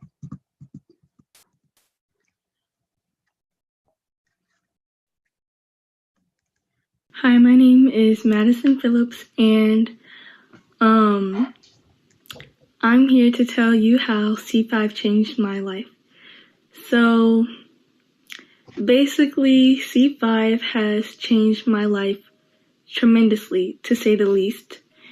And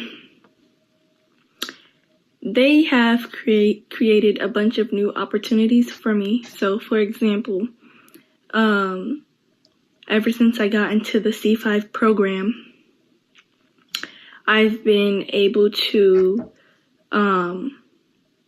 be in peer leading at my school, and I guess because they saw that I was in C5 that I would be good for peer leading. So they put me in peer leading, and now I'm able to tutor students. So that is one of the opportunities that C5 has put available for me. And they have also taught me how to lead myself. And as a Flint, that is what we're supposed to learn at our first year of C5. And they have done a really good job. And I thank them for that.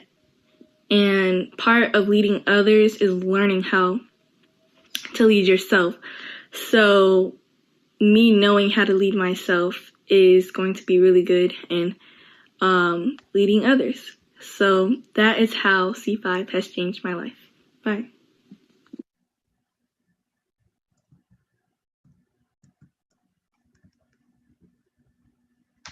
Hello everyone, my name is Tyler Homa, C5 leader and a member of the class of 2022, and I'm here today to tell you about the all-new C5 shop. Now this shop will hold all sorts of items, from shirts to hats to hoodies to bottles.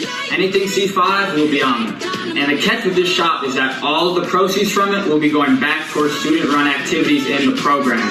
So if you get an opportunity, go over to www.c5georgia.org and check it out. Later.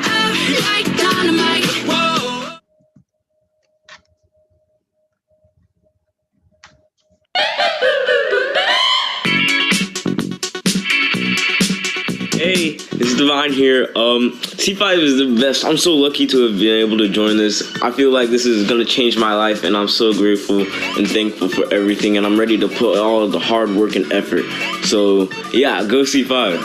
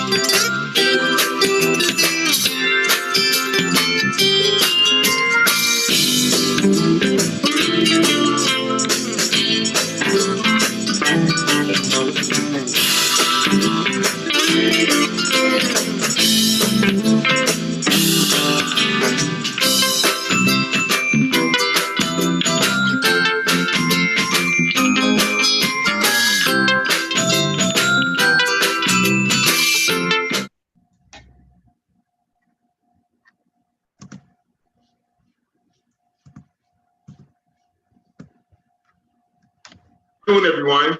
I am Caleb Franklin. Welcome to our Learning to Lead Showcase. Today, I'll be speaking with a few alum for them to share what impact C5 has had on their life. And so today, I have a special guest with me. Can you please introduce yourself and let everyone know who you are?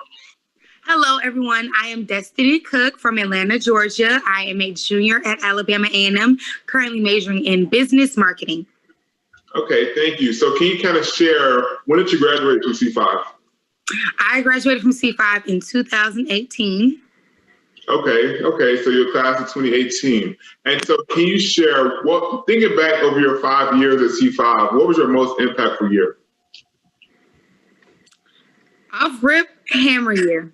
Most definitely. That year pushed me the most with being a leader, being led, just following through. That was definitely the hardest year. However, it was also the most fun year, but I definitely pushed myself beyond the limits that I had made for myself.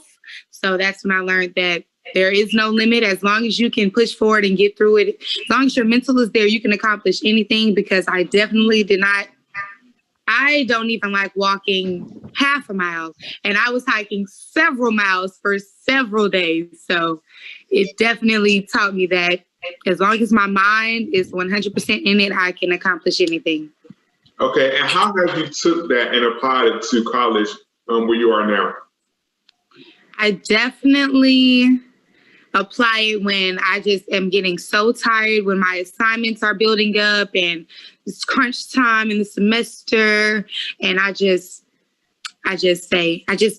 in my mental and I say, okay, here's how we're going to do this. I come up with a plan and I get everything done. Or sometimes if I feel like I'm having such a hard time with a class and that I may not pass it, I don't tell myself that. I tell myself, you will pass the class, you will ace the class.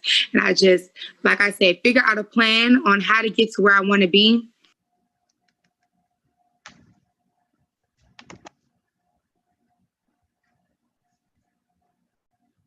And I stop at nothing until I get to where I want to be, because like I said, there are no limits. Okay, that's great. Thanks for sharing. And so why should someone support C5? Because C5 has definitely bred a lot of great people. The program itself teaches you that it teaches you to be great. It teaches you to be a leader. It teaches you how to be led. You know, I never really had a problem being a leader. I don't know if you guys can tell I'm pretty outgoing, but I had a hard time sitting back sometimes and letting other people lead. And that's a problem. Sometimes you're not fit to lead every situation.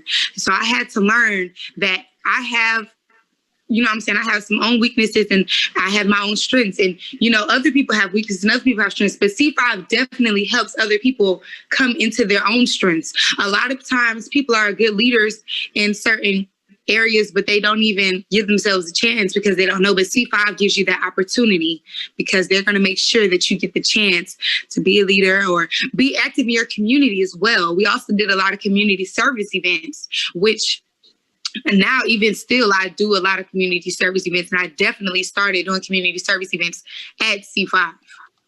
Okay, that's great. Thanks for sharing. And so lastly, do you have any shout outs for anyone in the C5 program that helped you get through those 5 years and that's helping you today? I do. Destiny, she has been there from the start, literally from my Flint year. I got there late and she was just so welcoming and everything. Yeah, I did get there late. I was a bit of a replacement, but that's fine because look at me. Look where I am now, and it's all thanks to C5, but definitely Destiny, she took me in, she led the way. I'm so glad to see that, how far she's gotten the program. I just love to see it, but definitely Destiny. Okay, and last question, I know I said that was the last one. Are you still in touch with your C5 peers today? I definitely am, especially the people in my group, yes. And I actually, when I went back and was a counselor last summer, 2 kids really you know what I'm saying, became like a mentor to them. And I still speak to them now today. I still check up on one of them pretty regularly. And my peers, as far as my peers, yes, we talk to each other monthly at least, if not a little bit more. So C5 definitely gave me another family. Okay. Because I know that if I need anything, I can call on those people. And they know that if they need anything, they can call on me. Okay, and that's great. Well, that's all I have. Thank you for sharing. It's nice talking with you, and hopefully you continue doing great things, and we hopefully see you cross that stage. Thank you. Oh, actually, speaking of stage, fun fact, the first time I ever came to A&M was with the C5 program. Compass year. We visited A&M, and look at it. Look at how life does a full circle. I'm here now. That's so amazing. And so that is great. So keep doing great. Keep up the good work. And we are so proud of you. Thank you. All right. And okay. Happy smile.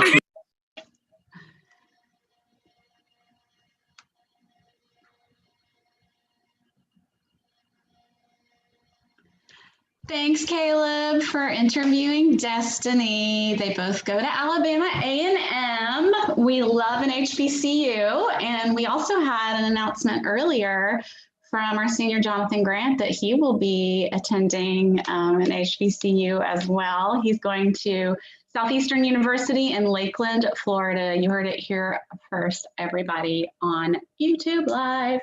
For those of you who don't know, our YouTube channel is brand spanking new. It's literally been around maybe a week, 2 weeks.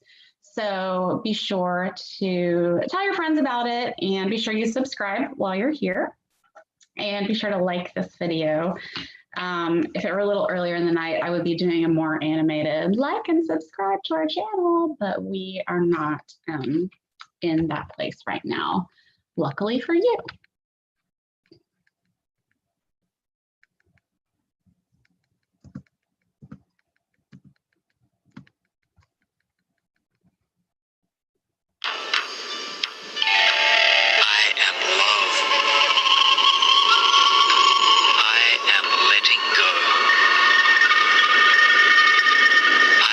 Accepting of who I am.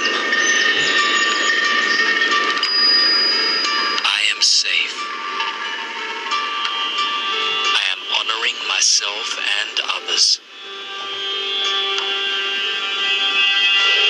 I am confident. I am freedom. I am connected to Mother Earth.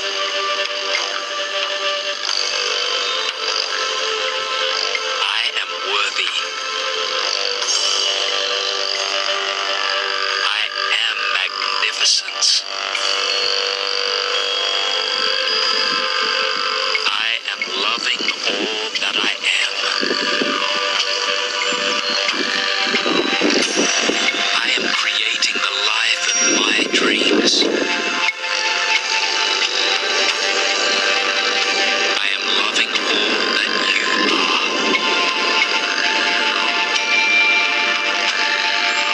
I am a part of the greater whole. I am aligned with my inner power. I am wellness. I am abundance. I am appreciative of all that I have.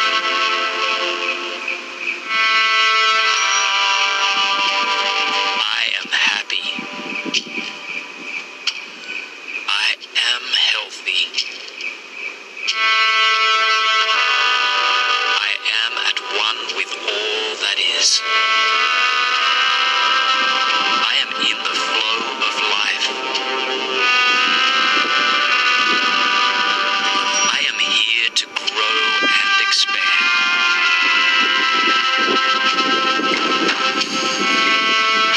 I am supportive of life.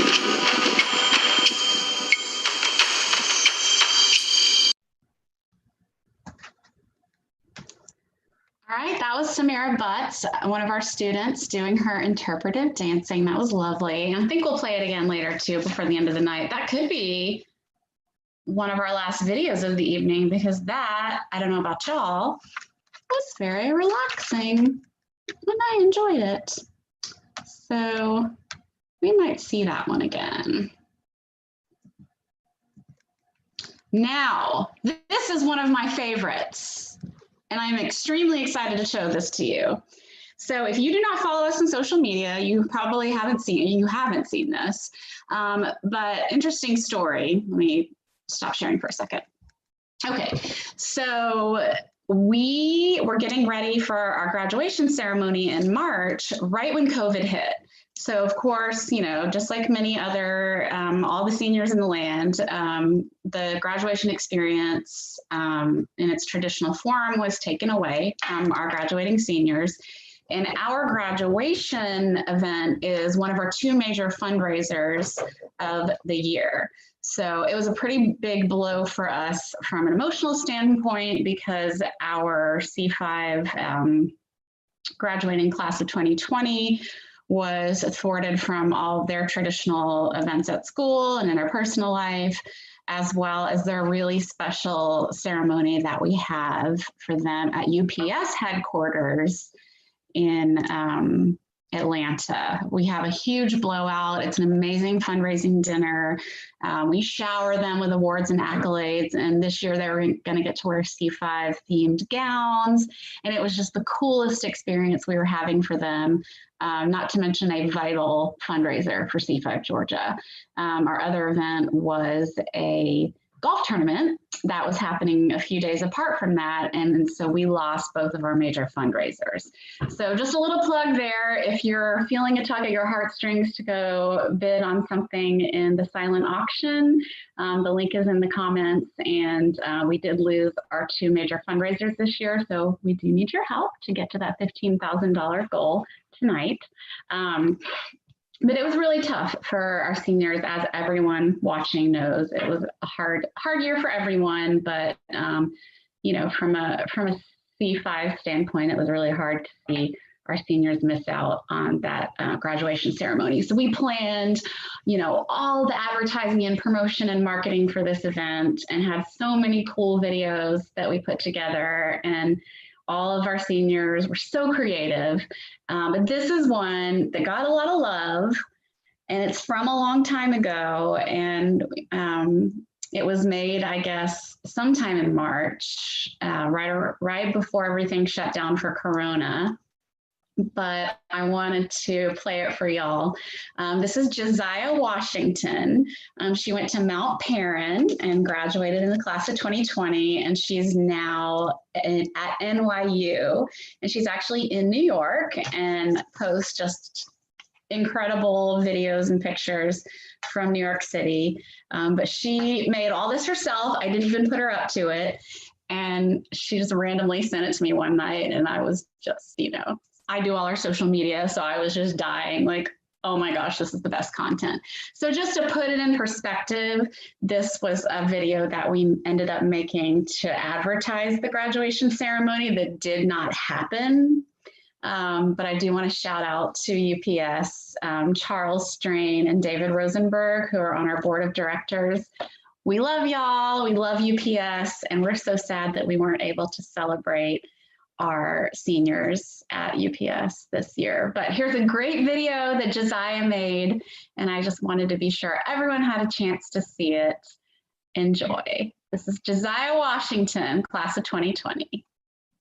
She made this in March. I'm Medallion, C5 Georgia graduate, leading, serving, driven, committed to a better future. What was happening? I'm Medallion, C5 Georgia graduate, college-bound Medallion, NYU 24. What? 24 what? I'm a savage. C5, I just want to say thank you so much for everything. Because of you, I am bold in what I believe in. I stand up and serve communities. I lead, and I'm just so thankful to be a part of this program. It is one of the reasons why I was accepted into NYU, and I'm just so blessed and so thankful for everything. Thank you so much. Love you forever.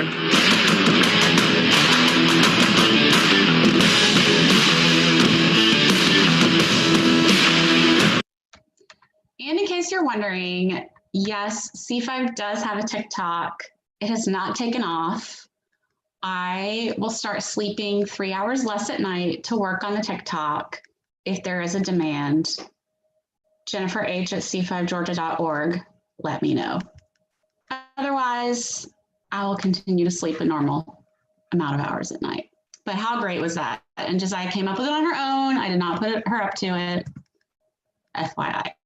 Okay, now we're going to take a look at Tyreek Miles' painting video.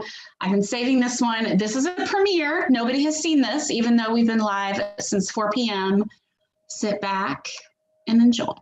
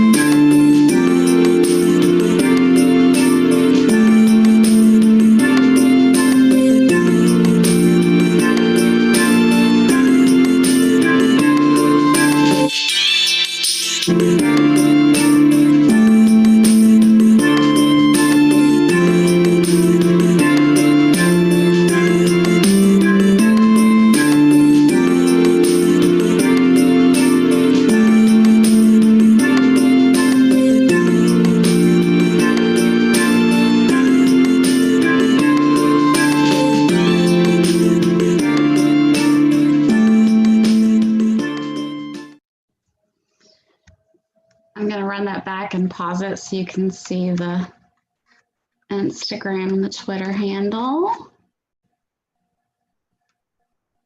There you go. @ official_REQ. I think we should all go follow it right now. Let me make sure I'm doing the same. Yes, I am.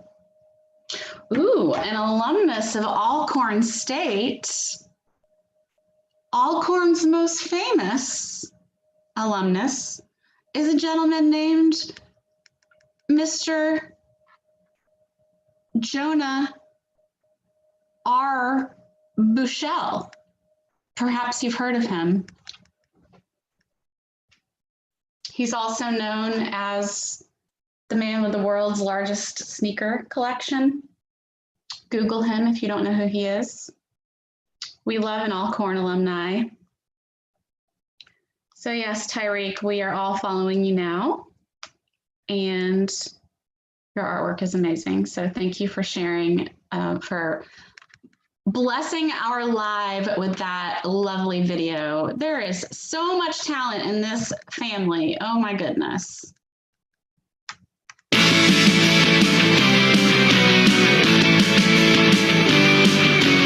Hi, my name is Michelle Garcia. I am a Lantern. I am from the class of 2024. My shirt is from my Flint year, and I'm here to talk about my experiences with C5 and how it has made me grow and given me new opportunities. I used to be that shy kid, and I couldn't talk in front of the class because it would freak me out. And that summer where I went to Camp Adahi, everything changed. I was able to meet new people, experience new things, get out of my comfort zone, and it really changed me. I was able to have opportunities that I never would have imagined that I could have, and it's really changed my life, and I've grown as a person. And you may be thinking, why is there a cow on my head? Well, I'm here to tell you that C5 is applying for a grant and needs your vote to win that grant. So download the Chick-fil-A app and vote for C5. Bye.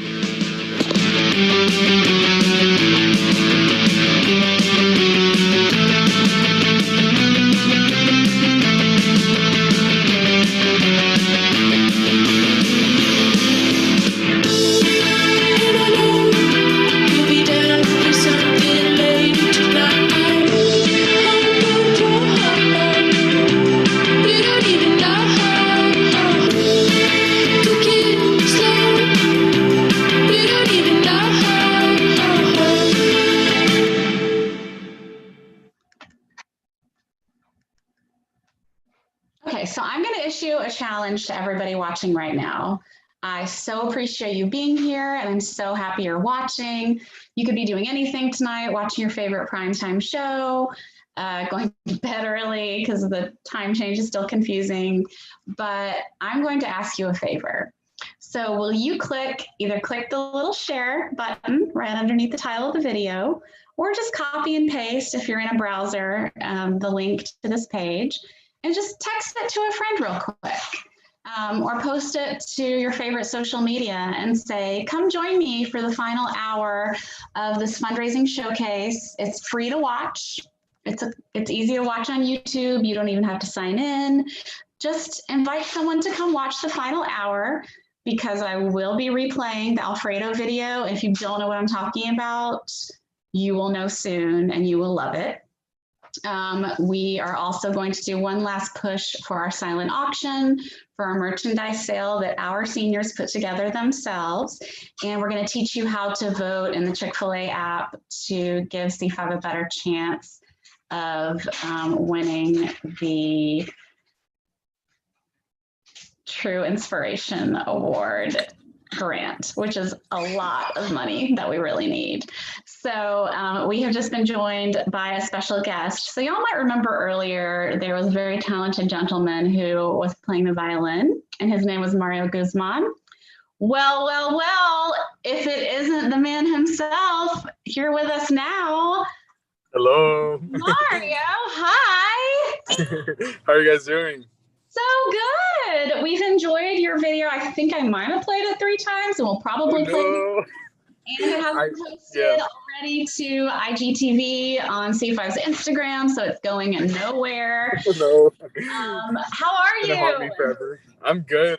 I just got out of I'm doing like a type of like internship type of thing where I'm getting to teach ESOL students like that are trying to learn English. I'm trying to teach them English, and so I'm kind of getting a little bit of training and actually like getting to teach them. So I just got out of that, but yeah, I'm doing well. That's kind of weird. Is it all over the place? It's gonna haunt me forever. It has literally broken the internet. Yeah. It's out of control. You're on all the gossip sites. Who is he? That's hilarious. No, I feel kind of not bad, but I was kind of like embarrassed because honestly speaking, I probably haven't practiced in a good couple of months. Even regardless of like Corona time, I just haven't like actually sat down and practiced. But yeah, that was pretty much me playing after a couple of months. But yeah, hopefully you guys enjoyed it. It was beautiful, and it has been played several times. Now, you haven't had time to practice because you've had some other things going on, aka going to college. Yes. Yes, for sure. Mario is from the ill-fated class of 2020 that I mentioned earlier. I am. I just told this long story, and I played Josiah Savage video a few minutes ago. So why don't you, because we haven't really gotten too much into it, we talked to Jonathan Grant earlier, but why don't you talk about what that was like, and talk about school. And you also mentioned you changed your major. Yes. So I'm interested in hearing about the whole journey over the past few months. So why don't you share that with us? Yeah, so for a lot of those who don't know, and I share this kind of like, I wouldn't say discreetly, obviously, because I'm sharing on a call, but I'm always careful about who I share this with. But I am a dreamer, so I came to the U.S. when I was like 6 months old. I was a baby, and so I came, and I've kind of been in an undocumented status for a good while. And so basically what happened was, like, you know, it was getting to my senior year of high school, and I've just always seen education as like, you know, the way out, like, you know, to success, and just a whole bunch of things that opens up a lot of opportunities, right? So my focus in high school was always like, I want to work with organizations like Hope, Hispanic organization promoting education. I would plan all the school college fairs, all of that I would plan. Sorry. Can you hear me? Okay. Yeah, I would plan all of that. And so like my focus was like education and all that. And so I just really enjoyed it, and helping others find resources like for education. And so one day it was a senior college fair. And so I remember just kind of standing there, and I was at a place where I wasn't sure if I was able to go to college because of my status yet. And I just like, I got really sad, and I was just like, man, like, I feel like I love seeing other people getting these opportunities and, you know, connecting people. I'm like, but what's up? Like, you know, what's up with me? What am I going to do after high school? And so, obviously, like, C5 knew a lot about my story. You guys want to see my puppy? He's like, he's in the car. Your Dalmatian. With me. Yes. His name is Kairos. Say hi, Kairos. Oh. Sorry, I'm really distracted. No, basically what happened was, like, C5 has always been so helpful besides camp, besides our pathways. Like, they're always sending us, like, resources,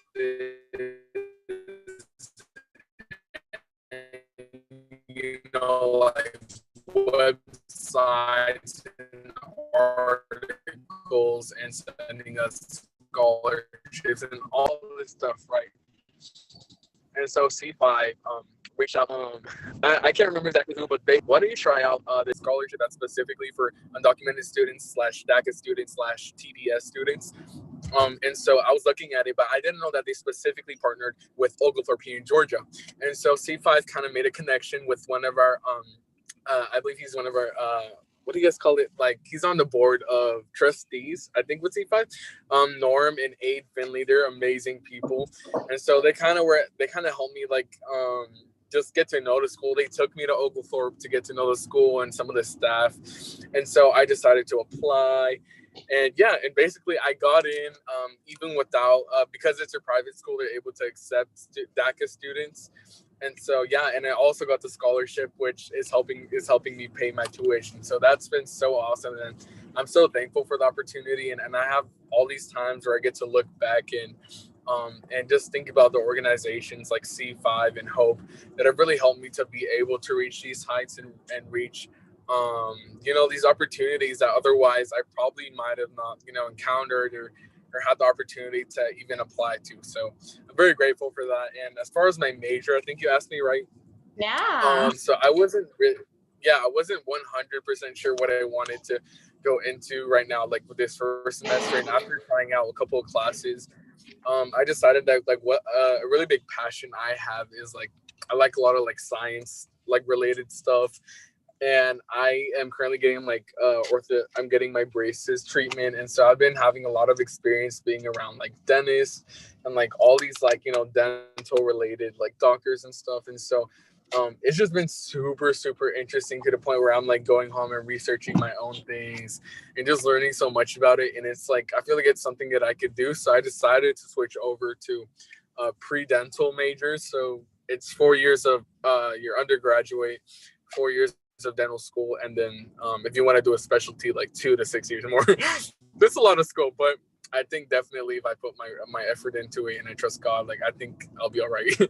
But yeah, so that's kind of the short, long story of what's going on with me, if that explains anything at all. And how is it at Oglethorpe? Tell us about what it's been like with Corona and your classes. Oh yeah. Right. Yeah, so with Oglethorpe right now, they decided that they did not want to have anything in person for this first semester. So everything has been, like, remote. The problem is, or I guess a lot of the situation going on with a lot of our students and staff is that, I guess because we're online, it's just really hard. And for a lot of us, it's our first year in college and it's a smaller school. There's kind of that connection missing, you know, with your professors and getting to meet classmates and actually going to classes on your own. So there's kind of that, like, you're missing that a little bit. And so a lot of students have been struggling. So right now, like I mentioned, we're all completely remote, as in we're online. Actually, I think today they sent out an email saying that they'll now have, like, hybrid classes for next semester. Like, you know, one day you'll go in person, one day online, another day you can go, like, completely in person, you know. So they're giving us options now. So that's what that looks like. But as far as, like, how it's felt this semester, it's definitely been a tough semester, because I'm not gonna lie, it can be a little hard to be, like, to keep the motivation when you're, like, you know, staring at a screen for 6+ hours, you know, a day. But, you know, I'm definitely, like I mentioned, I'm grateful for the opportunity, and I'm definitely learning how to be and hold myself more accountable. Yeah. Yeah, and that's hard too in college, because that's a challenge every student faces when they go to college anyway, is keeping yourself accountable, even when you're on campus and you're surrounded, you know, by the schedule. But when that's taken away, that's an even sharper accountability. Yeah, it's crazy. Slope. So good for you. And I know that you have a lot going on in your personal life too. So yeah. I guess I can talk a little bit about that. So it's been like a year now. Actually, we just passed like the 1 year mark, but about a year and a couple months ago, my sister was diagnosed with cancer. She was diagnosed with leukemia. So that's like cancer in the blood cells. And so like I was mentioning to you, like it was during my senior year of high school. And so I was, you know, my mind was like, okay, let's focus on college stuff, you know, applications, this and that. And I was kind of at a disadvantage because, as you may know, Dreamers or any DACA student are not able to get any type of like government aid or financial aid really from the government or the state even. And so we have to basically get like either private funding or you have to pay out of pocket, right? And so I was kind of like focusing on that in my senior year. And around like, it was the very beginning of the year, like August. So my sister hadn't really been feeling well. My mom noticed like things are abnormal. And so they decided to take her to the doctor and we did all these tests. And yeah, basically, unfortunately, she was diagnosed. And kind of like really what I've taken from that year was like, you know, it was honestly really tough for me as her brother, just seeing, you know, your sibling in that situation and, you know, like feeling like you can't really do anything and like just like helpless sometimes. Especially seeing her in pain was really hard. Excuse me, I got the little knot in my throat that happens sometimes, but it you know, it's a learning experience. That's what I've been telling a lot of people. It's an experience that has taught me to, you know, to just to not take life just so for granted, to you know, really enjoy family, spend time with family. And I don't want to say thankfully, but because of coronavirus and the whole like staying at home thing, I've been able to spend so much more time with her, you know, quality time. And we've been trying to, you know, keep safe and just like stay at home as much as we can, you know, to keep her safe. Like I said, it's a learning experience, and I had to learn how to like balance school and finish my senior year and find all these things, go to college, and you know, but yeah, I guess one day when I'm saying is like I'll be able to look back, and although it was very tough times, you know, I think that we're able to shine through adversity. And yeah, and for me it was like holding on to my faith in God, and also just my friends and family that were supporting me, and C5. How's your sister doing now, Mario? How's she doing now? She's doing, thankfully, much better. So the first couple months were really, really intense chemo. Like her body was just like having a hard like hit at it. You know, chemo is not a joke. It's really tough. But essentially what the whole process is that it's almost like the doctor explained it like it's a computer. He's like, basically there's a virus in the computer. You're having to turn off and restart the computer. And you have to teach the body to turn itself on and turn on the immune system again, so it can learn how to fight like diseases and basically again. So you're teaching the body to learn how to fight diseases again, essentially. So yeah, but right now, right now she's like doing so much better because the chemo is no longer like every week. Now it's every 4 weeks. And she's only having it, like I said, once a month, smaller amounts. And she's definitely happier now, because the chemo like before would like totally bring her down, constantly in pain, you know, like it's really tough. But right now, thankfully, thank God, and just thank the doctors as well. They've been so amazing, and the nurses as well. Yeah, she's doing better, and her hair is growing back. It's growing back like curly for some reason. It's so weird. I heard. Yeah, it's so weird because they said that that's not like a common thing to happen. So my sister's hair is naturally straight, but in some patients, the chemo will cause it like it'll like change something, and it'll start to grow curly. It'll start to grow wavy, or it'll even come out in like almost like a like ombre color. Like it's so cool. But yeah, she's really happy now. So yeah, thank you for asking. That's kind of like the quick update. Well, good. Well, please give your sister our love. But for everybody out there watching, if you just tuned in, Mario Guzman was from our class of 2020 who went through incredible struggles just seeing their senior year kind of end abruptly. Like basically you guys got sent home from school for what, spring break, and then never went back to school.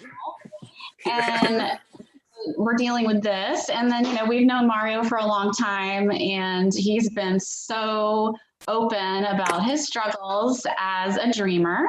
And of course, it's been a wild year, many years for him, but especially this year has been wild. And then he's been dealing with his sister's illness, as well as going off to a very difficult university. So I just want everybody who's watching right now to look at this face and just admire this young man who you also saw playing the violin beautifully earlier. He is just the most unbelievable person, and I am so proud of you, Mario, and I look up to you, honestly. I'm twice your age, and I just look up to you and think that you're so amazing, and you're always so positive, but you're also honest about when you're not feeling perky and positive, and it's really important to be that way. You're just a great and wonderful person, and we're just so fortunate to have you in C5.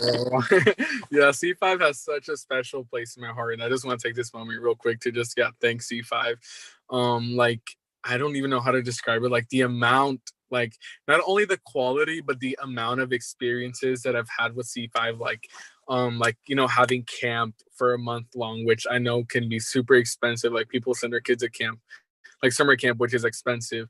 They paid for our flights to go to a Knowles trip in Seattle, right? Hiking trip. We got to go whitewater rafting.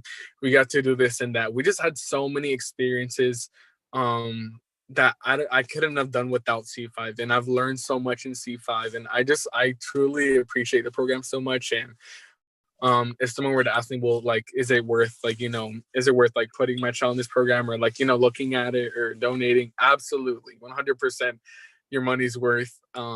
Yeah, I just can't say enough good things about C5. So that's my little 2 cents. But yeah, I love you guys. I love C5 so much. Well, we love you too. And Mario is a wonderful testament to the program. But as you can see, the people that we accept into the program are exceptional human beings when they come in. And it's that collision of those challenge-ready, driven individuals with our curriculum that makes this this incredible group of adults. And we're just really proud of you, Mario. And we thank you for the sales pitch, because while we're at it, we are holding a silent auction, and it's not too late to go bid. The link is in the comments on YouTube. And for those of you watching on Instagram Live, just go to C5 Georgia Leaders on youtube.com, and you can subscribe to our channel and see everything that you've missed throughout the night. And we'll be live until 9 p.m. But every dollar that you donate toward the silent auction tonight is going to go straight toward supporting young people like Mario Guzman right here, who just graduated this year. We've got 5 years worth of students in our program right now, and we're currently accepting applications on our website for the class of 2026. Isn't that crazy? Yes. You forget. You're so old. I know. I was like, I saw this post earlier today that said like people are still born in 2010. Like what? That is insane. So crazy. Yeah, I feel old, definitely. So yeah, as you can see, this program works, and we're here for everyone. We're looking for teens in Metro Atlanta. So go to c5georgia.org to apply, and I'll show you guys the link to do the silent auction in just a second. I do have a few more things to show you before we close tonight, as well as one more get out the vote for Chick-fil-A app. Have you voted on the Chick-fil-A app, Mario? I haven't been able to, but I was going to right now. I was going straight to my computer to do that. Tonight Absolutely. is the night. It's the time to do it. And you only have to vote one time in your life. So, it's not one of those things where we'll be calling you in the middle of the night, like 4 more hours to vote 1,400 times from 3 email addresses. Like, just one vote. and you're done. And then you tell all your friends. So, and I will. voting lasts until November 21st. So be sure you do it tonight. But we know you've had a busy night, and we're so appreciative of you for checking in. But we love you, Mario. We love your sister and your wonderful family. And we wish you all the best. And good luck with your classes. Thank you, guys. I love you guys so much. You guys have an amazing night. Yes. All right. Thank you guys so much. I'll be going inside now. Have a great night. Bye. Love you. Bye.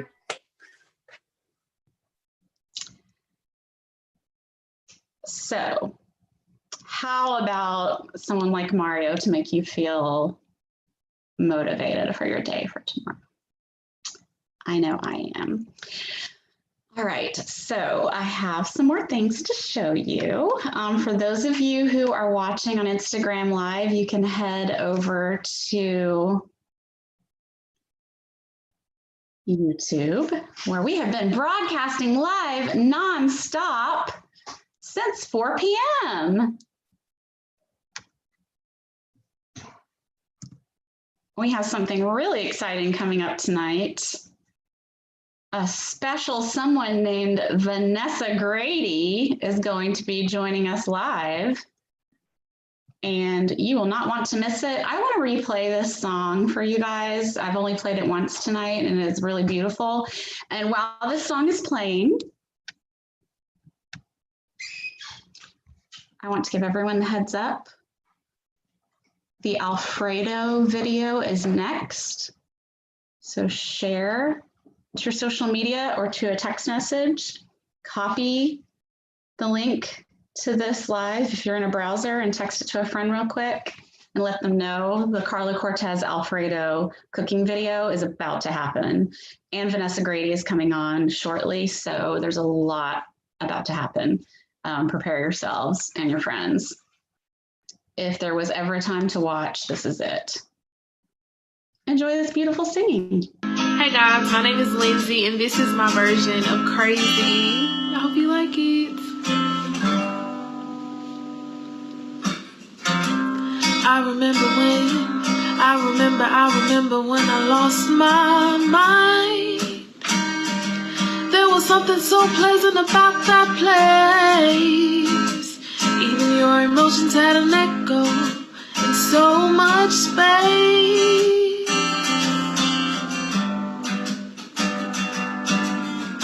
And when you're out there without care, yeah, I was out of touch.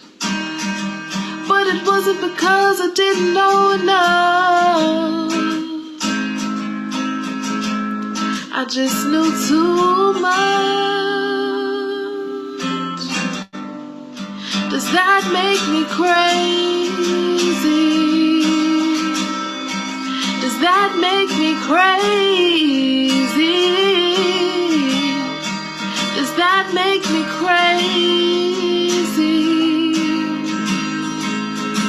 Possibly.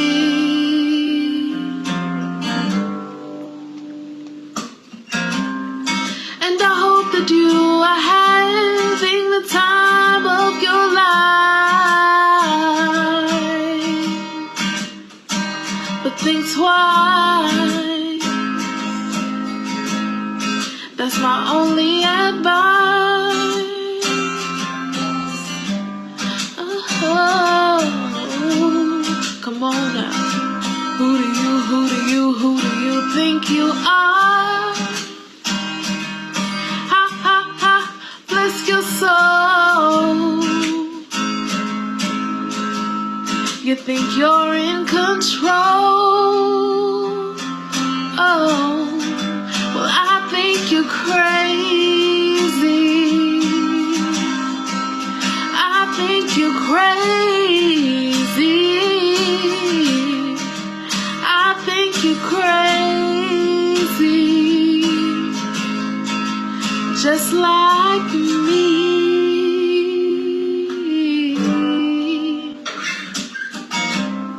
My heroes had the heart to live their life out on the limb.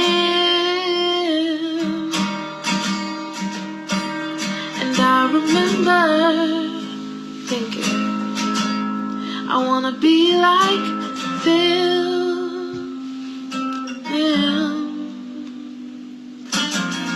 Ever since I was little, it was so much fun. And it's no coincidence I've come. And I can die when I'm done. Maybe I'm crazy. Maybe you're crazy. Maybe we're crazy. Possibly.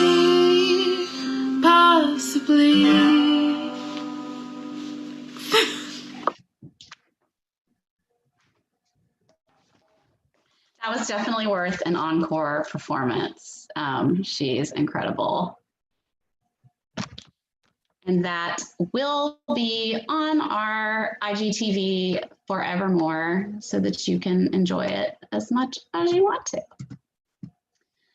Now we can't forget why we're here tonight. Hello everyone, my name is Tyler Homa, C5 leader and a member of the class of 2022, and I'm here today to tell you about the all-new C5 shop. Now this shop will hold all sorts of items, from shirts to hats to hoodies to bottles. Anything C5 will be on there. And the catch with this shop is that all of the proceeds from it will be going back towards student-run activities in the program.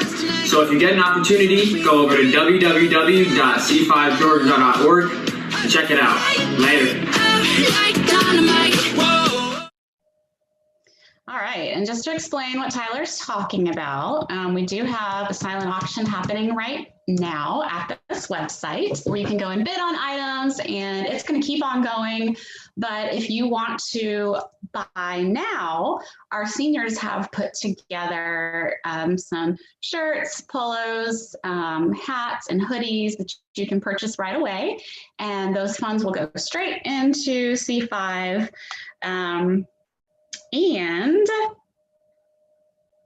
you will be supporting student leaders just like Mario Guzman, who just spoke in such a heartfelt manner about his life and his experiences. How can you not want to support people like him and all the other students that you've seen tonight? And you'll probably see a couple more before we close at 9 p.m. So we are about to have a very special person join us. I'm going to show you one more video while we wait because I really want the suspense to build.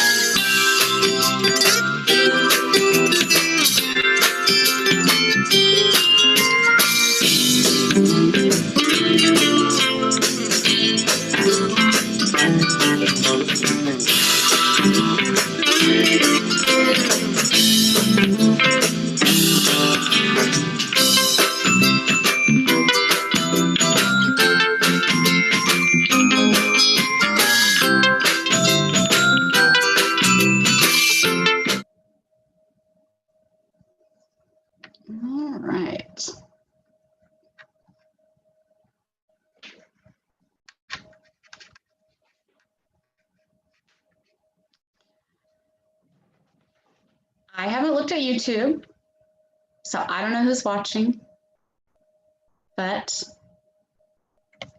it's the encore you've all been waiting for. Tell your best friend, tell your mother, tell the person who's sitting on the couch next to you to drop everything, because it is time for the encore. You know what I'm talking about.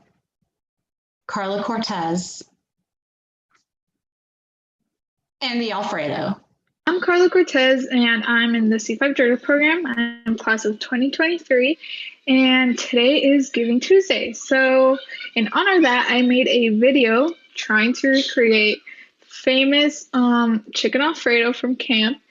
You'll see later in the video, I did not do it justice. Chef Hindy's is obviously way better, but I just thought it was something fun to do that, you know, would really showcase how much I really love C5 and how, you know, I miss camp. And yeah. So then we have the ingredients. Okay, so we have the milk, the butter right there. And then we have, okay, this is going too fast. Okay, Parmesan mozzarella. Okay, wait, okay, going too fast, but after there will be the recipe. So yeah. Okay, so yeah, just you can pause and just look at it because I filmed too fast. So our first step is boiling the pasta. So just have a pot of water to boil. You know, we season our stuff, so we're just gonna put some salt, of course. Yeah, so here I am, the water's boiling, and I'm just dumping my pasta into the water to cook. So then after about like 7 minutes, it was ready. So now I'm just taking out the pasta and I'm gonna put it through a sifter or whatever they're called. Oh, that was good. And then yeah, so we're just, you know, probably wondering, like, is she gonna show us how to cook the chicken? Like, what's with the chicken? Well, I think you need to really learn how to cook. Like, it's the most basic thing. Like, there's a lot of tutorials here. Like, I'll have a tutorial here. So I mean, it's pretty easy though. Like, I'll show you a rerun of what I did. Yeah, so here's just me boiling the chicken. I put salt and garlic. So now next we're just gonna start making the Alfredo sauce. Here I'm just getting my pan and I'm putting it on medium high heat just to warm it up. And so here's the funny thing. So I have my butter, right? And I'm trying to put it in and this happens.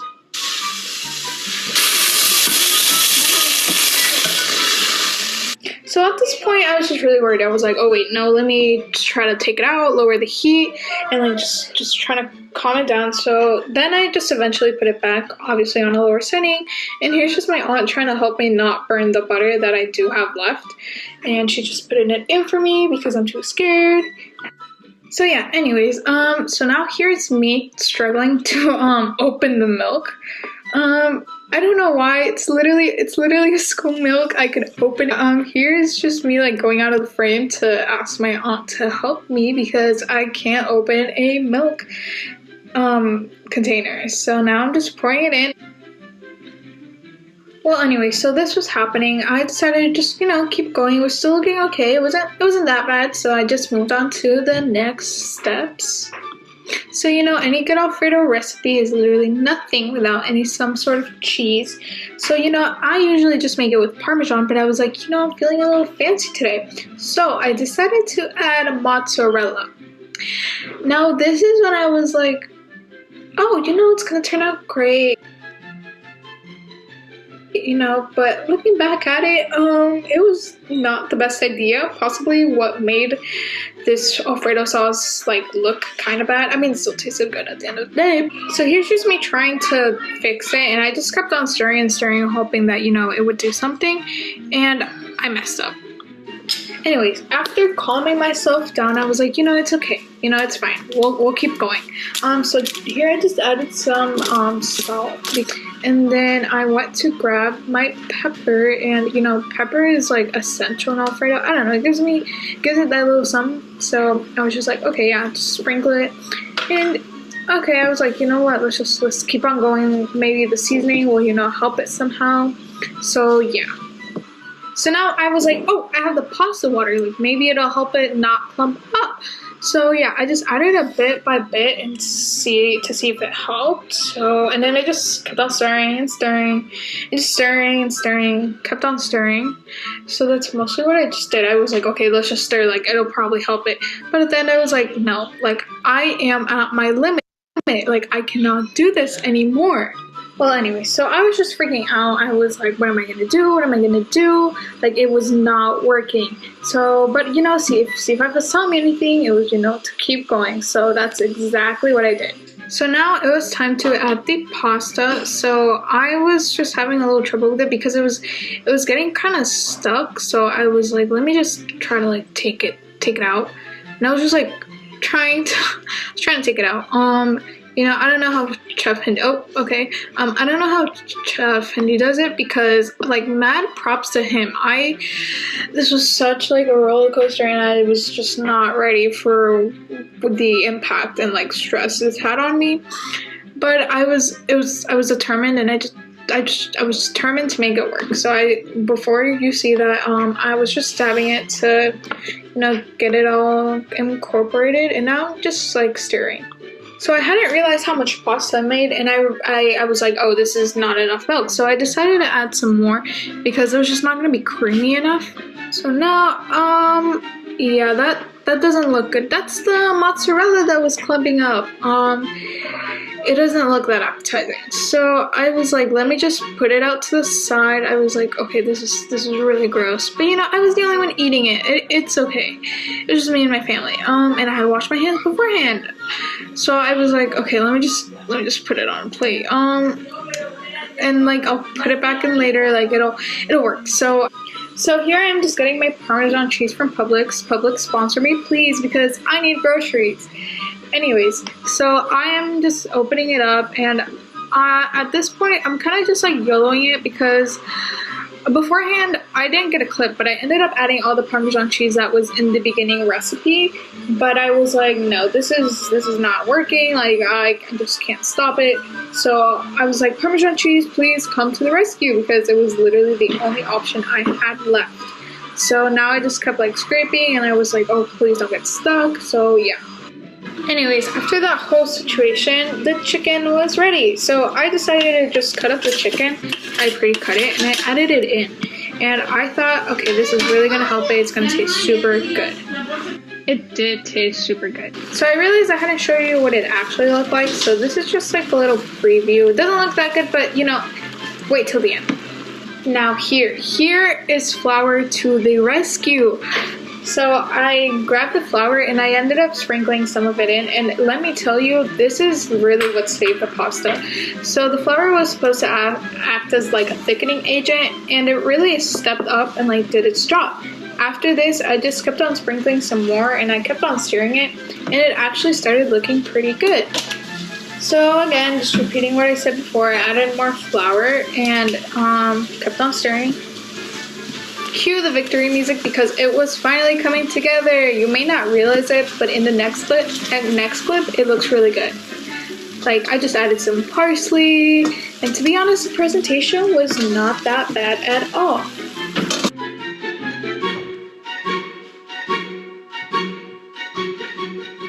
So overall, you know, I gotta say I'm pretty proud of this. Like the end product was really what I envisioned. It was actually like pretty good looking. So I was so glad that this had turned out the way it did. And you know, whatever, there may be bumps in the road, but you'll eventually get there. And I think that's something I learned. So now here's a compilation of my family trying it. So the first one is my aunt, and then the second one is just my mom. And I was really surprised because, well, you'll see. Anyway, so I was surprised because my family usually never likes my food, like never. They always think it's trash, and they always like criticize on how it looks and how it tastes, but just look at this clip. It's good. So, you know, I was, of course, proud of myself for cooking something that my family actually liked. I was like, yes, my family actually liked this and didn't just lie to my face. You know, Chef Hindi, if you're ever watching this, I'm giving you mad props because that was really hard. So, yeah, you know, I just want to thank you for making the food that we all love. And I'm dedicating this to you, you know, like, I'm dedicating it to you. I did not do it justice. Yours is, of course, way better, like, so I just think it was something fun to do, but you know, it taught me a lot. It taught me that that C5 has taught me that, you know, keep on going. Even though it didn't look great at first, it ended up being really great and really good. And it was something that, you know, I was proud of. So even though it might just seem like a simple Alfredo recipe, this lesson can actually, you know, stick to you and help you in other ways.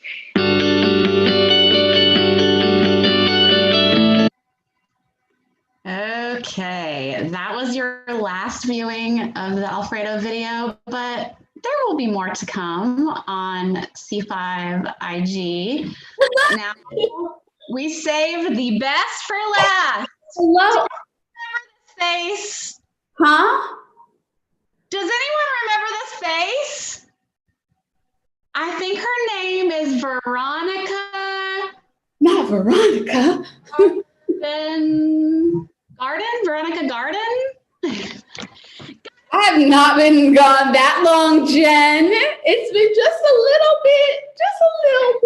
This is such a big deal that every class just got an alert in their Instagram group chat, and everyone just got a remind at 8:39 at night.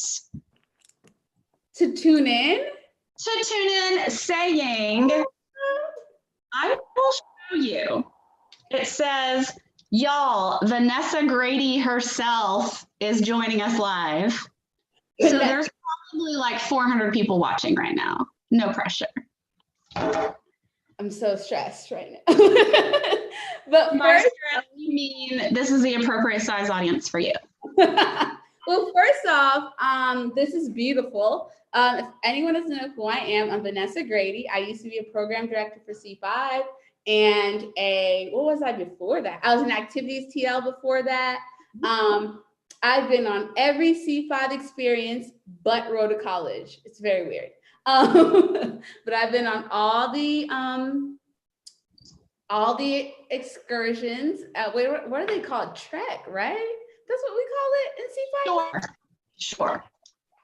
But this, as you guys know, this organization is so dear to my heart. I hope everybody has gone onto their Chick-fil-A app and voted for C5 because C5 deserves so much. It's still the biggest part of my family, and I really enjoy seeing all the amazing things you guys are doing. And I'm really excited. So Jonah, do you guys know Jonah?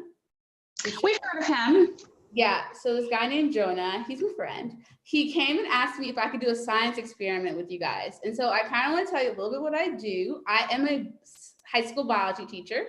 I'm a biology teacher, and I actually was a toxicologist, and I have my bachelor's degree in biology. Currently, I'm getting my doctorate, and as part of my doctorate, I work with kindergartners in the summertime learning about science. And so I still had an owl pellet left from this summer. So we're going to dissect an owl pellet. So normally I do like a whole little video where like I explain what an owl pellet is. My kids always think like owl pellet is like poop, but it's not, okay? So owls they don't have like the appropriate acids and such in their body to break apart, or the teeth to break apart like all the bones from like the food they eat, like the rodents and such, right? And so what happens, it like becomes a ball in their stomach and they like cough it up, right?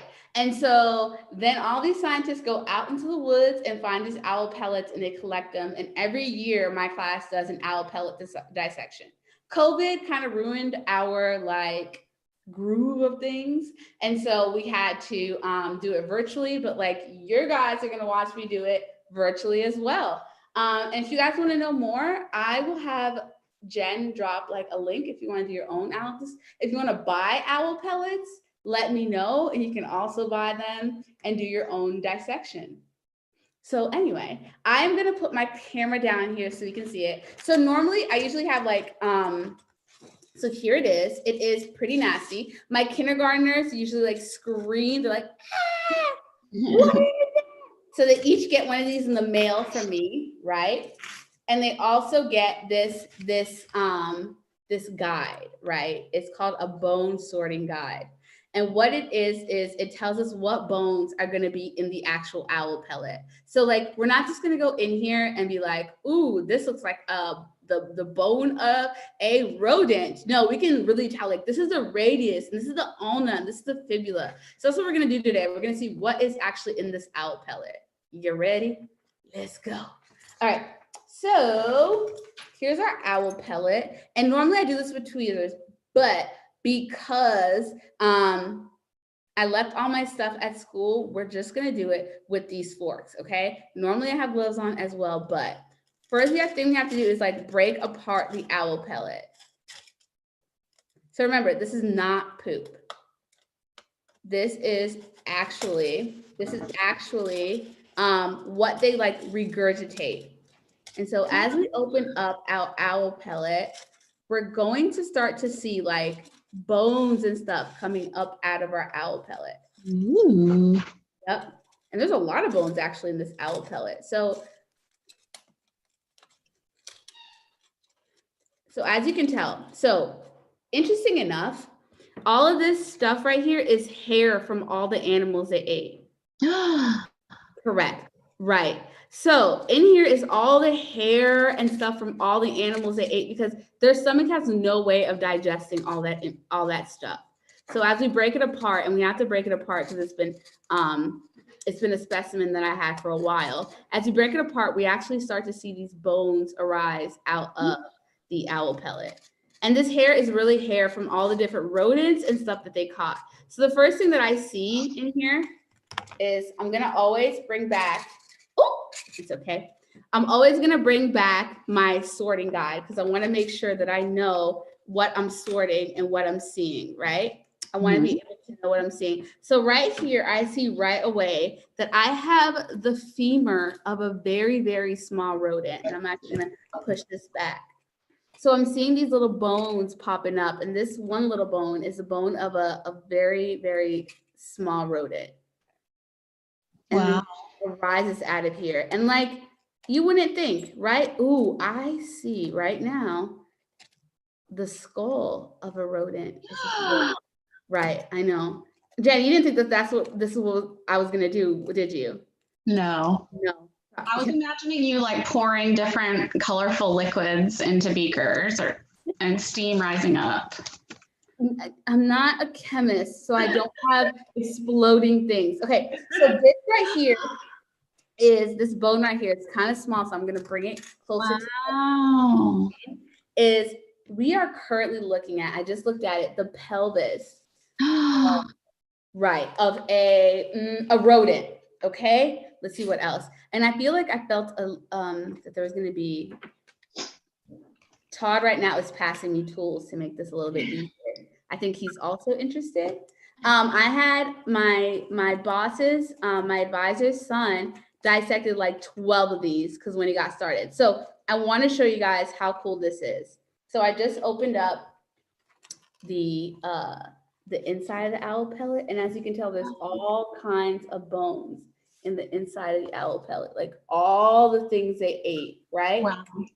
And in my classroom, what we usually do is we like to map out like the food web of everything that they ate or what the other animals ate and everything as well. And so as you can tell, we know like where they lived and how they lived their life and the different components of it. So because this one is like really, really tied up, really, so we can't see everything. Okay, so I just saw something really cool. Ooh, Todd passed us a magnifying glass. Oh. I know. So what we can see if we look in here is a set of teeth. I'm gonna bring it up. So what? Yes. So there's a set of teeth, and I want to take it out, but I'm scared I'm gonna like deconstruct the whole thing. Okay, Todd, can you hold the magnifying glass while I hold up the item? This is my assistant, Todd. You're doing great, Todd. You're doing great, sweetie. So our inside the owl pellet. Sorry, this is difficult to show. And then, yep. So inside the owl pellet, thank you, Todd, for your services. Inside the owl pellet, we actually can see a set of teeth, and I'm actually going to bring it out of here for you to see the set of teeth. And I think it's the set of teeth of a shrew. Oh. Yeah, our owl ate a shrew. I know. Shrews are cute, right? They are. Science. It's science. Yep. So in here, we can see a set of teeth. We can see a skull. Wow. And then this owl also ate. Ooh, this is a mandible. So it's the jaw of a mole. He also ate the jaw of a mole. Right. He was busy. So anyway, so what this says about our owl is that it was busy, right? Ooh, right here is the snout, the snout of a bird. Or no, it says the nasal cavity and orbital of the bird here as well. So these owl pellets, right? As we bring out the things like this is the claw right here. The claw of our, hi Jackie. This is hi, how are you? Good. This is the claw and the digits of a bird right here. So our owl ate a smaller bird too. So this is the digits of our thing, right? We're looking at owl pellets. You came in at a crazy time, Jackie. I've been watching on YouTube. I'm coming. Okay, so this is the coolest thing we've taken out so far. This right here is the claw of our bird. What? That's huge. Correct. And the owl ate that, and he was not able to like really digest it down into anything, but he ate the claw of a bird. Think about how big the bird was for its together, and that the rodent ate it. What else do I have that's cool in here? So my kindergartners each got one of these. This is interesting. I think this is the tail. No, this is the skull. Ooh, I can bring it up. This is the skull of a, thank you, Todd. Todd is magnifying it for everyone. This is the skull top of a shrew. Wow. So inside of these owl pellets, we can literally see how the owl lived its life. It's day-to-day things. Like on Tuesday, he ate a bird. And and we're able to see that. And of course, all of this that you guys are seeing that's brown, that's like the feathers of the bird, the feathers of the thing. Caleb just said no gloves. He just sent me a message that said no gloves. No, Caleb. This is for C5. I didn't have gloves, but I was still gonna make this owl pellet thing happen. Okay, Caleb? I had to make sure that the children saw science tonight. Okay? Yeah, I don't have gloves, but I'm definitely gonna go wash my hands after this. For sure. Anyway, when we do the owl pellet lab, we're really trying to see like what the owl eats. What does the food web look like? How are the owls, what does the owl frequently eat? What is it not digesting? Why does it not digest it, right? Because this isn't poop. This is what it comes up. They cough up. But do you have any questions, Jen? I have so many questions. Okay, so my first question is, how often do they cough up a pellet? Okay, so this is usually like a 5 to 7 day process of them. Okay. So they have to, this one included a bird and a shrew and such. This is a 5 to 7 day process of this owl pellet coming up. Okay. So my second question is, I have a lot of owls in my yard that literally like just hang out here. And the fun fact, the reason why is because I live next door to Stankonia, which is Outcast Studio, and Big Boy's really into owls, and a lot of them have escaped and they live here now. That is the reason. So we have crazy owls that live in our trees. And could I find these pellets with the naked eye in my yard? Yes, but if you have animals in the neighborhood, like dogs and such, they probably destroy them. Destroy them by eating them? Yes. Ooh. It's like, I have a dog, his name is Ollie. Todd, would you like Ollie to come? Ollie eats whatever. And so even if we were to get like an owl pellet ourselves, we wouldn't, Ollie would probably destroy it before we knew what it was. You would keep it away from him. Okay, I gotcha. This is, all right. He's huge. We'll show you Ollie. Here's Ollie. And Ollie would definitely, he's so big now. Only our second dog tonight. Yes, this is Ollie. Hi, Ollie. And Ollie would probably destroy our owl pellet before it made its appearance. I gotcha. Okay. So animals like this, and actually like other animals that are also carnivores, like some raccoons are carnivores, omnivores, so they eat plants and animals. They would probably destroy it as well. Okay, gotcha. So it's unlikely that I would find one. Okay, my third and final question is, what is the biggest, what is the sign of the largest animal you've ever found the remains of in an owl pellet? Okay, so I can show you on here, and I'm not the one that found it. It was one of my kindergartners. They found this rodent skull. You'll see it. It was huge in their owl, and it was all intact. Like we were able to see the jaw, and we were able to see its teeth, and everything was still intact. And he showed it on the camera, and all I heard was screams. And then we're able so would that be like a mouse or a squirrel or smaller? Yes, and we can't clarify for sure unless we know the exact region of this owl pellet. The one I currently have is from Georgia.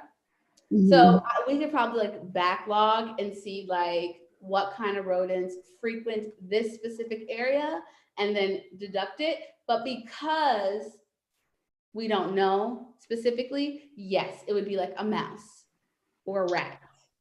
Okay. I hope it wouldn't be a squirrel, so I like your answer. No. Squirrels are feisty. Have you ever had a squirrel steal food from you? Every day, yeah. In California.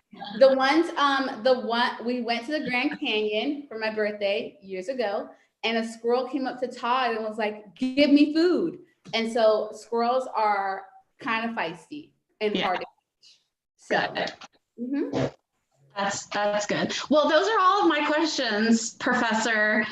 I am enlightened. Thank you so much. I'm glad I remembered in time to go run to the basement to grab owl pellets because I'm a science teacher. I just randomly have owl pellets. You just never know when you need to do a quick science experiment on an internationally broadcasted YouTube Live. I miss you guys so much.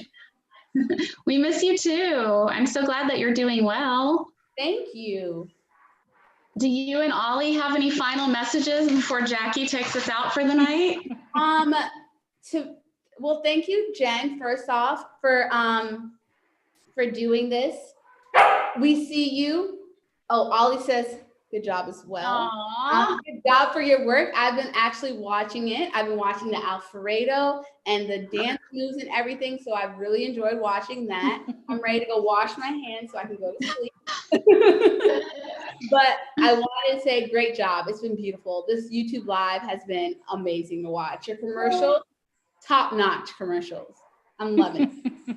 The seniors did that. They did all the commercials for the merch. I saw class of 2022. I saw 2021. Y'all are killing it. Awesome. Well, you guys have a good night. It was nice talking to you guys. Good to see you, Vanessa. I love learning. Bye. Jackie, we did it. 8:57. Here we are. What a night.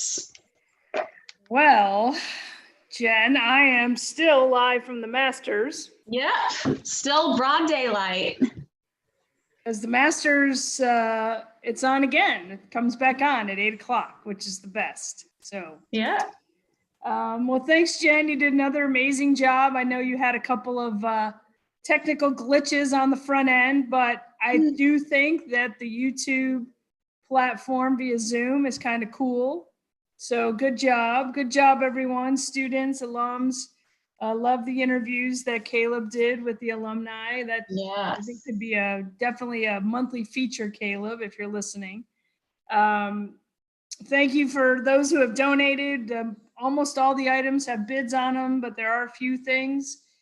If you're interested, especially we have some paintings from one of our C5 family siblings of one of our students, and a couple other things, but Chick-fil-A, we need those votes, so pay attention to social media. Thank you, staff, for participating and being a part of the fall showcase. And if you're still out there, our biggest fan, Renee Dunmead, board member. So, I might have to jump in on the cooking thing. Next week, I'm cooking lasagnas for several APS families. So I might have to have a video of that and save it for the next showcase. So let's do a Jackie cooking video. And for anyone who doesn't know, Jackie's literally one of the best Italian cooks. The best Italian cook I know. No, well, maybe that you know, because you probably don't know too many. But thank you. So again, it was another fun night. I love seeing the students and the enthusiasm. And Jen, again, great job with sticking with it. Get some rest, and we will see you all at our next live C5 event. Hopefully, will be soon. So yeah, we need to don't forget to watch the Masters this weekend, because there's college football is a little bit on the rocky road, so who knows. Anyway, thanks again, everyone, for the support. Jen, good job, and we will see you all soon. Yeah, I'm going to take us out with one more push for the Chick-fil-A voting, because everyone should do that tonight before you log off. So thanks for taking us out, Jackie. And here's how to vote for Chick-fil-A.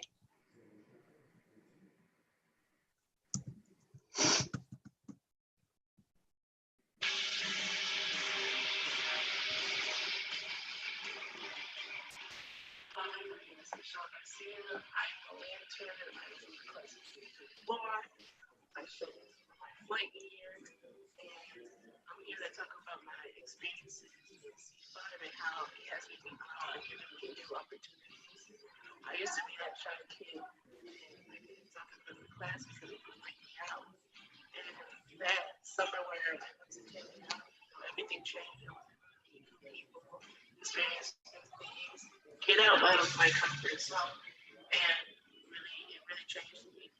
I was able to have opportunities that I never would have imagined that I could have, and it's really changed my life as a person.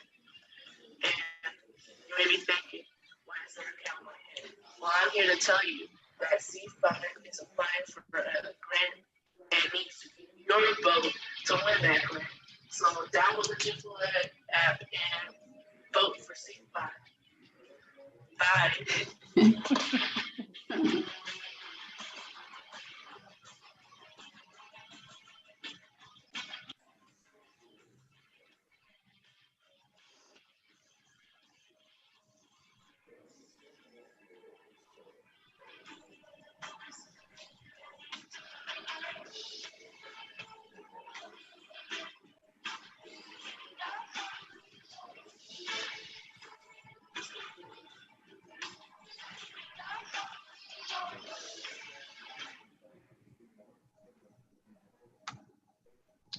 That is it.